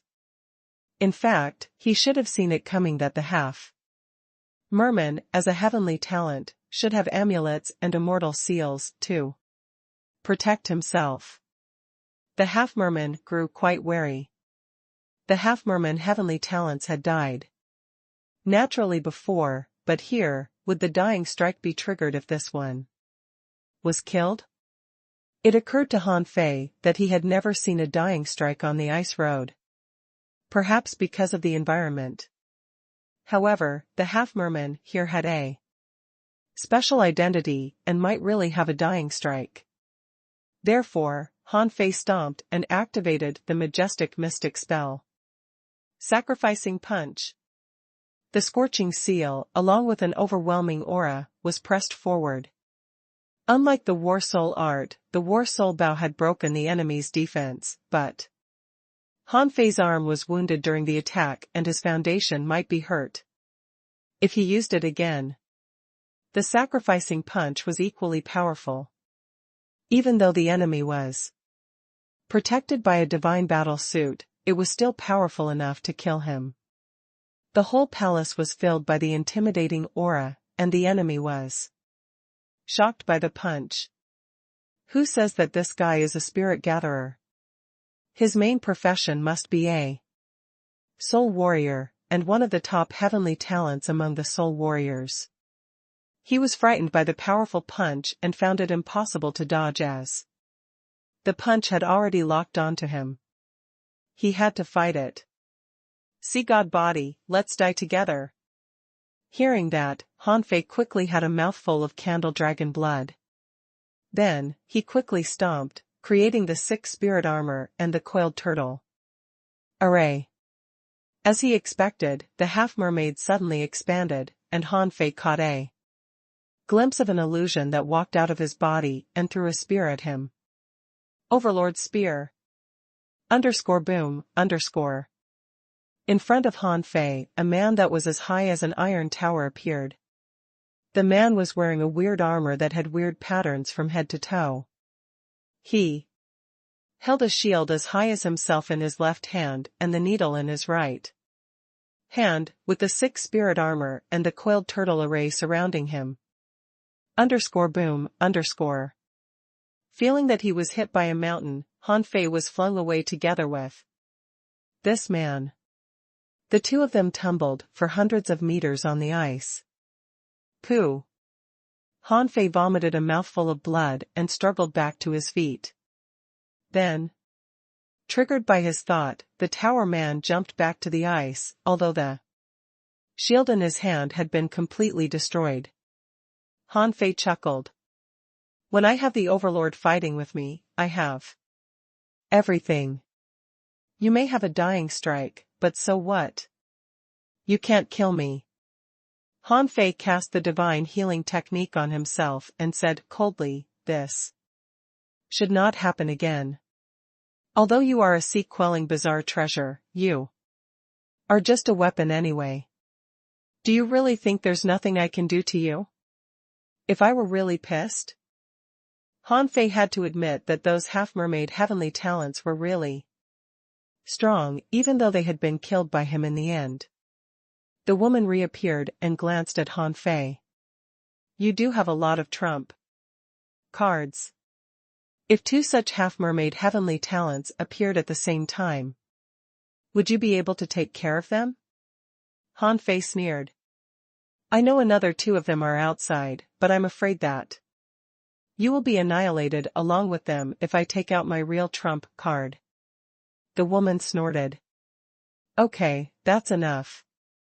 Destroy the snow god's temple, and you're free to leave. Han Fei suddenly said, wait a moment, it suddenly occurred to me that you seem to be manipulating me. If it were someone else who came in first, you would have taught the soul-splitting technique to them too, right? The woman frowned. Why do you say that? Han Fei grinned coldly. The problem is that there are few good guys in the snow god's temple. You said that the soul-splitting technique must not be taught to people with nasty minds, but the 2 people I ran into were all trying to possess someone else. Also, the 2 half-mermaids and a human being outside have already been possessed. How do you explain that? The woman said, it's because the people of the snow god's temple didn't expect to see human beings return. We certainly won't show mercy on the sea demon intruders. Smiling, Han Fei walked straight to the ice throne and took a bite of a spiritual fruit. That sounds fair enough. Then let me ask you something else. Was the snow god's temple closed by you? The woman nodded. Of course. Then I'm curious. In that case, the snow god's temple must have fought a desperate battle against sea demons, but why did I only see the souls of half mermaids out there, but not a single human beings? Han Fei sat down on the ice throne and cast the divine healing technique on himself. The Overlord stood next to him with the needle in his hand like an iron blood guard. The woman explained, at that time, the experts of the snow god's temple had mostly left, and few people stayed behind. Yet, those people resisted the sea demons for 3 years, until the snow god's temple was finally closed. Isn't it only natural that there are souls of half-mermaids here? Han Fei secretly sneered. Do you really take me for a fool? What was the half-mermaid's motivation to attack the snow god's temple so relentlessly? Why would they attack you if there were no treasures in the snow god's temple? But Han Fei didn't ask the question straightly. Instead, he asked, what was the palace we were in earlier? What's above that altar? Look, so many heavenly talents died in the snow god's temple this time. You are also a human being. Even though you come from a different age, so you must have left some treasures for human beings. After all, we're still at war with the sea Demons. The woman said casually, didn't you see what was on the altar? It was just a mark from me that sealed the snow god's temple. Why else do you think the snow god's temple could have been hidden for so long? Han Fei rose and put the spiritual fruit into his mouth. Okay, then tell me. How can I destroy the snow god's temple? With Snowmorn? You'll have to lend me some of your power. The woman shook her head. That's unnecessary. I'll lead the way for you. You only need to destroy the array that sustains the seal on the altar. What are you doing? When the women talked, Han Fei suddenly laid his hands on Snowmorn's grip and roared, purge it now. The overlord instantly took action. The needle got thicker and pressed. Snowmorn. At the same time, a tremendous amount of spiritual energy surged from Han Fei and enshrouded Snowmorn, making it burn crazily. The woman roared furiously, what are you doing? Han Fei cursed. You almost fooled me. You aren't the master of the snow god's temple at all. Calabash, seal him completely. Immediately, the demon purification pot appeared. 2 of its vines clutched Snowmorn. At this moment, the woman disappeared into the sword.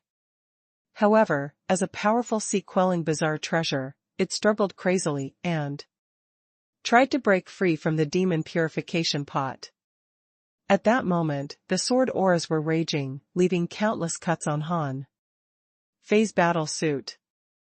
However, Han Fei simply used all his strength to seize the grip of the sword. The arrays on the overlord were fully activated too, and imposed the weight of needle on the sword.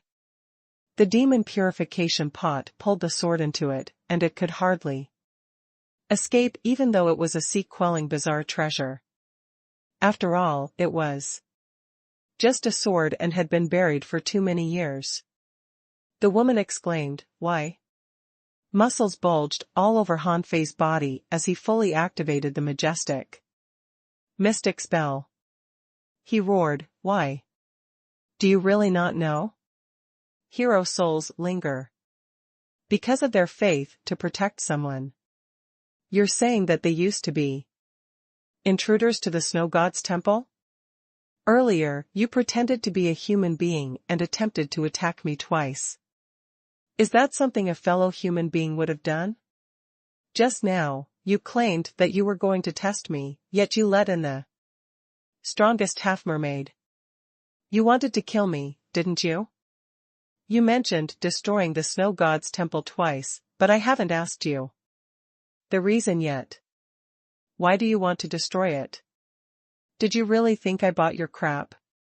I would have killed you already if I hadn't wanted to elicit useful information from you. The demon purification pot was unleashing terrifying power, or Han Fei and the overlord might not have been able to contain Snowmorn.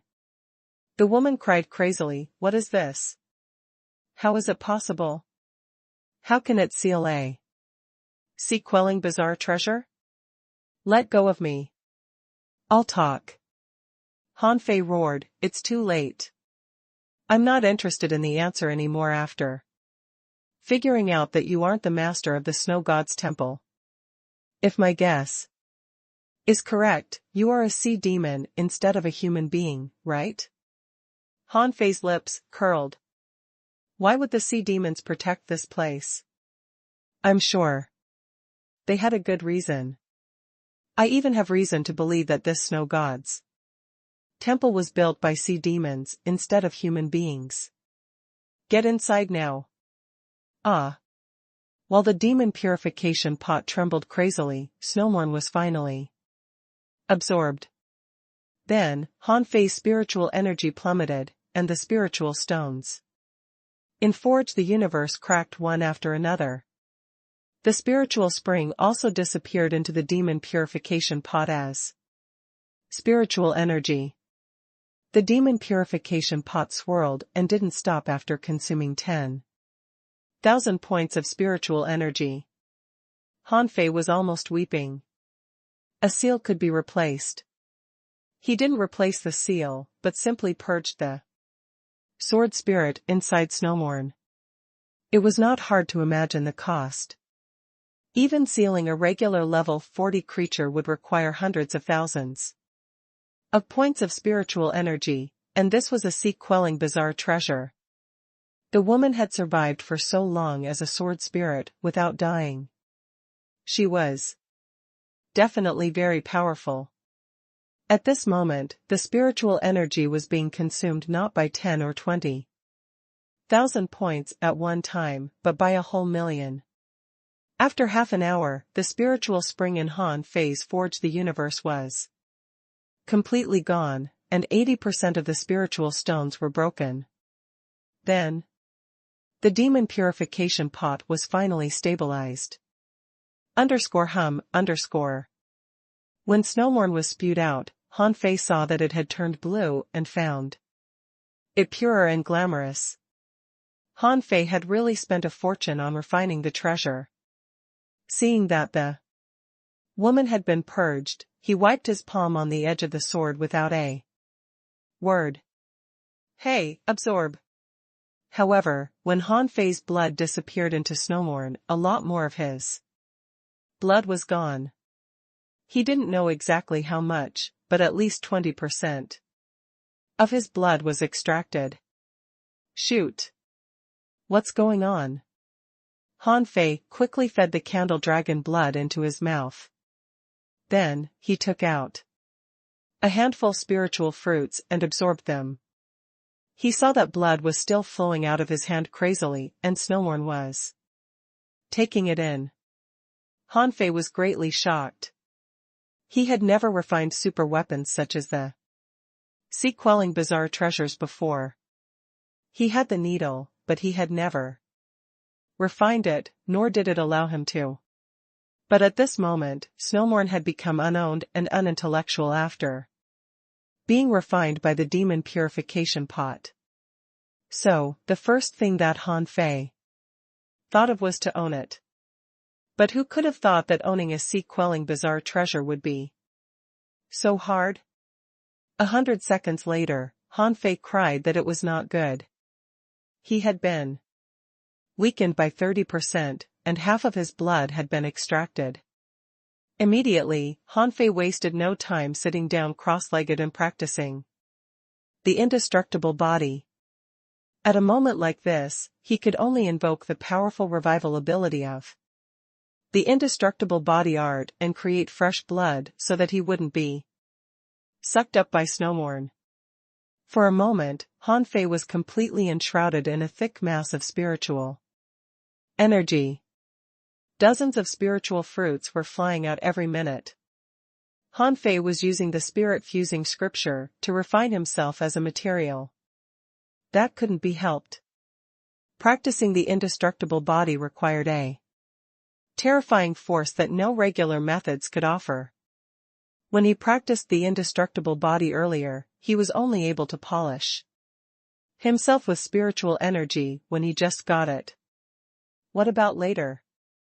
The candle dragon blood, the fish fire, the ninth heaven thunder, the fire from the 1,000-year big red trunk, and the magma left by Ren Tianfen. Only such powers could facilitate the quick transformation of the indestructible body. At this moment, even if Han Fei tried his best to train himself, he could only manage to preliminarily use the revival ability of the indestructible body. Another half an hour later, Han Fei's skin was broken and he was covered in blood, yet he was still frowning. Not enough. It's still not enough. What to do? The ice underneath Han Fei's butt had been melted with a huge hole, but it was still not good enough. Han Fei needed a great power to activate the revival ability of the indestructible body. Han Fei struggled to swallow. In the past hour, he had lost 70% of his essence and blood, despite the revival ability of the indestructible body. Also, it was not over yet. Let me just fight it. My body should be hard enough for me to withstand that thing now. With his thought, a white jade box appeared in Han Fei's hand, and a red stone was revealed after the box was opened. Immediately, furious flames were burning all over the place, consuming Han Fei. This red flame origin crystal was obtained back in the level 2 fishery from the Fire Cloud Cave. At that time, Han Fei and his team only managed to get it with the help of the Blue Sea Wandering Dragon bones. At this moment, Han Fei laid his hand on the red flame origin crystal, and instantly, the training of the indestructible body was intensified. Han Fei's skin was further ruined. There was no telling how long it had been, but Han Fei found that his blood was no longer drained when there were only 10 ultra-quality spiritual stones left in Forge the Universe. Han Fei quickly put the red flame origin crystal back into the box, except that its flames weren't as powerful as they were earlier, because the heat it contained had been used to practice the indestructible body. Naturally, the red flame origin crystal had lost some of its power.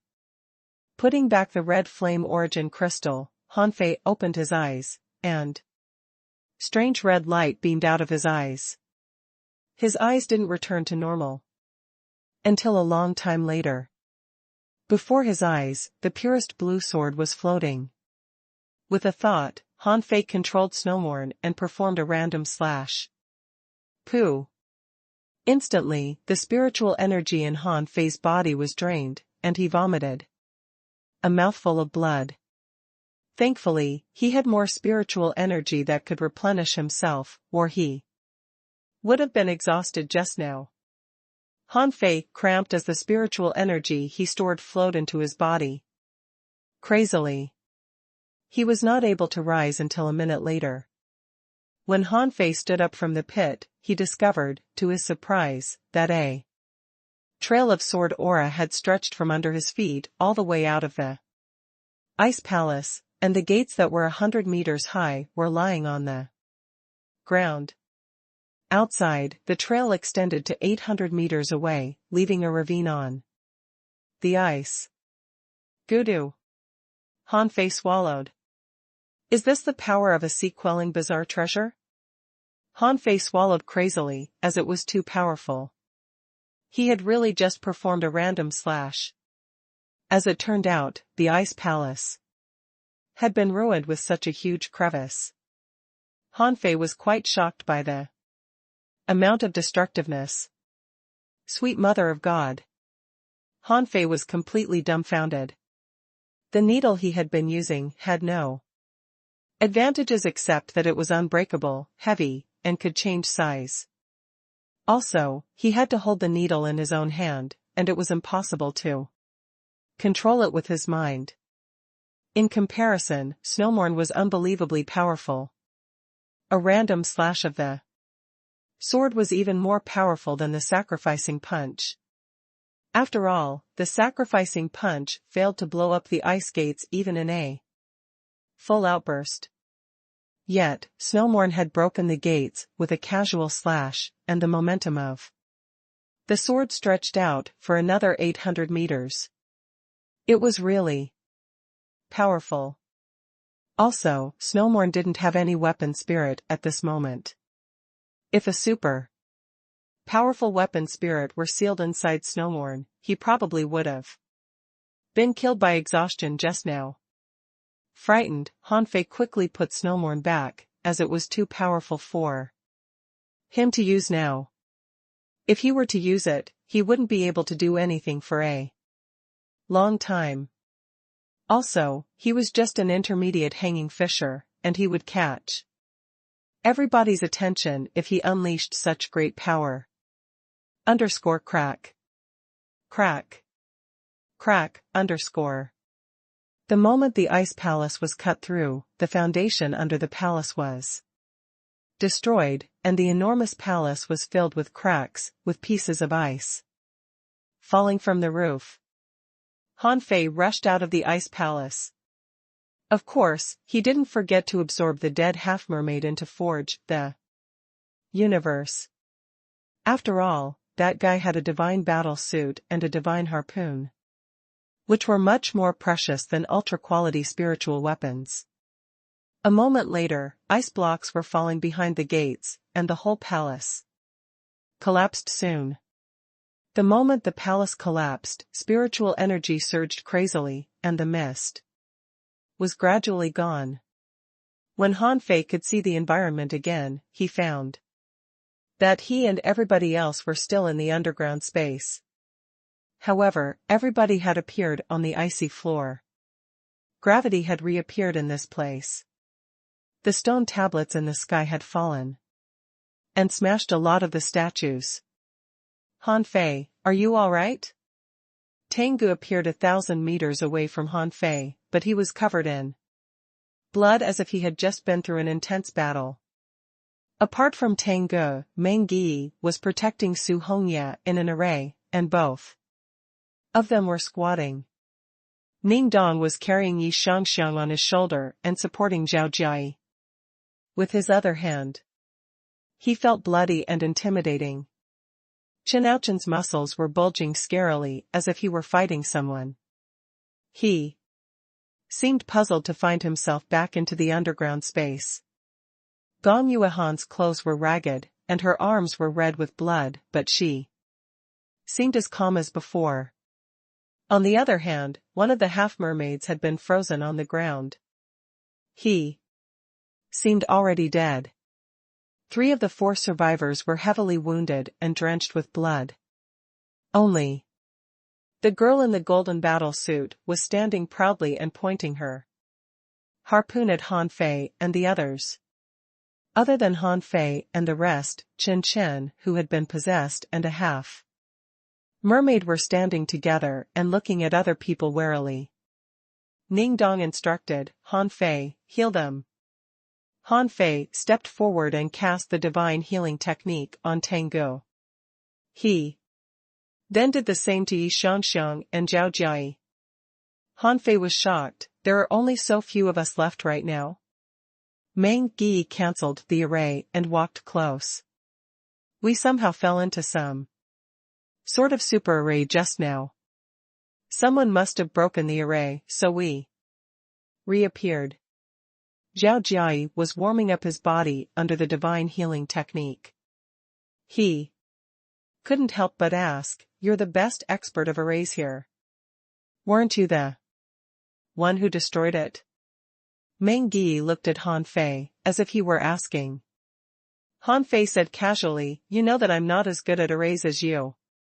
However, you don't have to know an array well to destroy it. I might have destroyed it by force." Tengu said solemnly, "I ran into some people who impersonated you just now. Did it happen to you?" Although they approached each other, they still kept a distance from each other.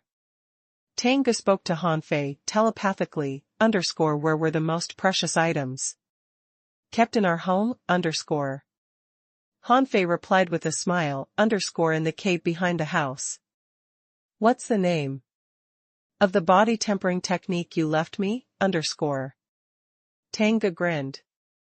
The mystic body technique, Han Fei and Tengu confirmed each other's identity, but Han Fei didn't quite trust anybody else yet. He could heal them and refill them with spiritual energy, but could he trust them? Sorry, but after everything was snowworn, Han Fei trusted nobody but Tengu. And Tengu must have felt the same.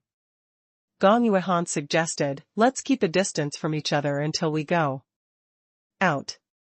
Zhao Jiai smiled and said, "We've probably all been impersonated. I don't know if other people are real, but old Ning can't be. He was so brutal that he killed a half-mermaid on his own and saved me and Yi Shangxiang." Meng Yi asked, "How badly was Yi Shangxiang wounded?" Ning Dong's lips shivered. "She ran into the possessed Chen Chen and lost the battle." Meng Yi thought for a moment. I know that you all have doubts, but one thing is still the same as before, which is that we are all human beings. So, the 4 half-mermaids and the possessed Chen and half-mermaids are our enemies. Chen said gloomily, let me deal with the 2 possessed monsters. Gong Yuehan said, count me in. At this moment, everybody was recovering. The half-mermaids, the old monsters, and the human beings were all taking a rest. Zhao Jiayi was rather badly wounded, so Han Fei took the task of providing spiritual energy for and healing everybody. Zhao Jiayi glanced at him. I'm also certain that Brother Duan. He's probably not Brother Duan, haha. In any case, this brother couldn't have been possessed. Han Fei grinned. If I were possessed, I would have killed you just now. Why would I bother to heal you? Han Fei gave most of his spiritual energy to Tang Ge and Ning Dong, who looked at each other and then charged at the half-mermaids after they were more or less recovered. They had probably fought a lot in the now. Even the half-mermaid who was wearing a golden battle suit had been gravely wounded. A half-mermaid was about to fight back, when the other half-mermaid grabbed her and threw her to the exit far away. Go back alive and tell everybody about the prehistoric relics. The half-mermaid roared but quickly left, knowing that they had suffered a fiasco. Before she left, she glanced at Han Fei and Meng Yi. Their first setback was exactly because of Han Fei, who misdirected them and made them lose 10 warriors at the start. She thought that Meng Yi was to blame for their second setback, where they were ambushed by arrays and poisons in the ice. Half of her team died in the 2 setbacks and on the ice road, so she remembered them. There was no telling how she would feel if she learned that it was Han Fei who proposed the ambush. Of course, she probably would never see Han Fei again, because Han Fei was using Duan Zhang's face. The 2 gravely wounded half-mermaid heavenly talents, on the other hand, charged at Tang Ge and Ning Dong crazily. The half-mermaid, who was wearing a golden suit, simply ran to the altar at the center without caring about the safety of his companions. Su Hongya looked at the fleeing half-mermaid and said, I'll chase her. Meng Yi cried, come back. You're no match for her. Meng Yi looked at Han Fei, as if asking why he didn't stop the woman. Han Fei glanced at his wounded companions, as if he were saying, look at all those wounded people, do I have the time to stop her?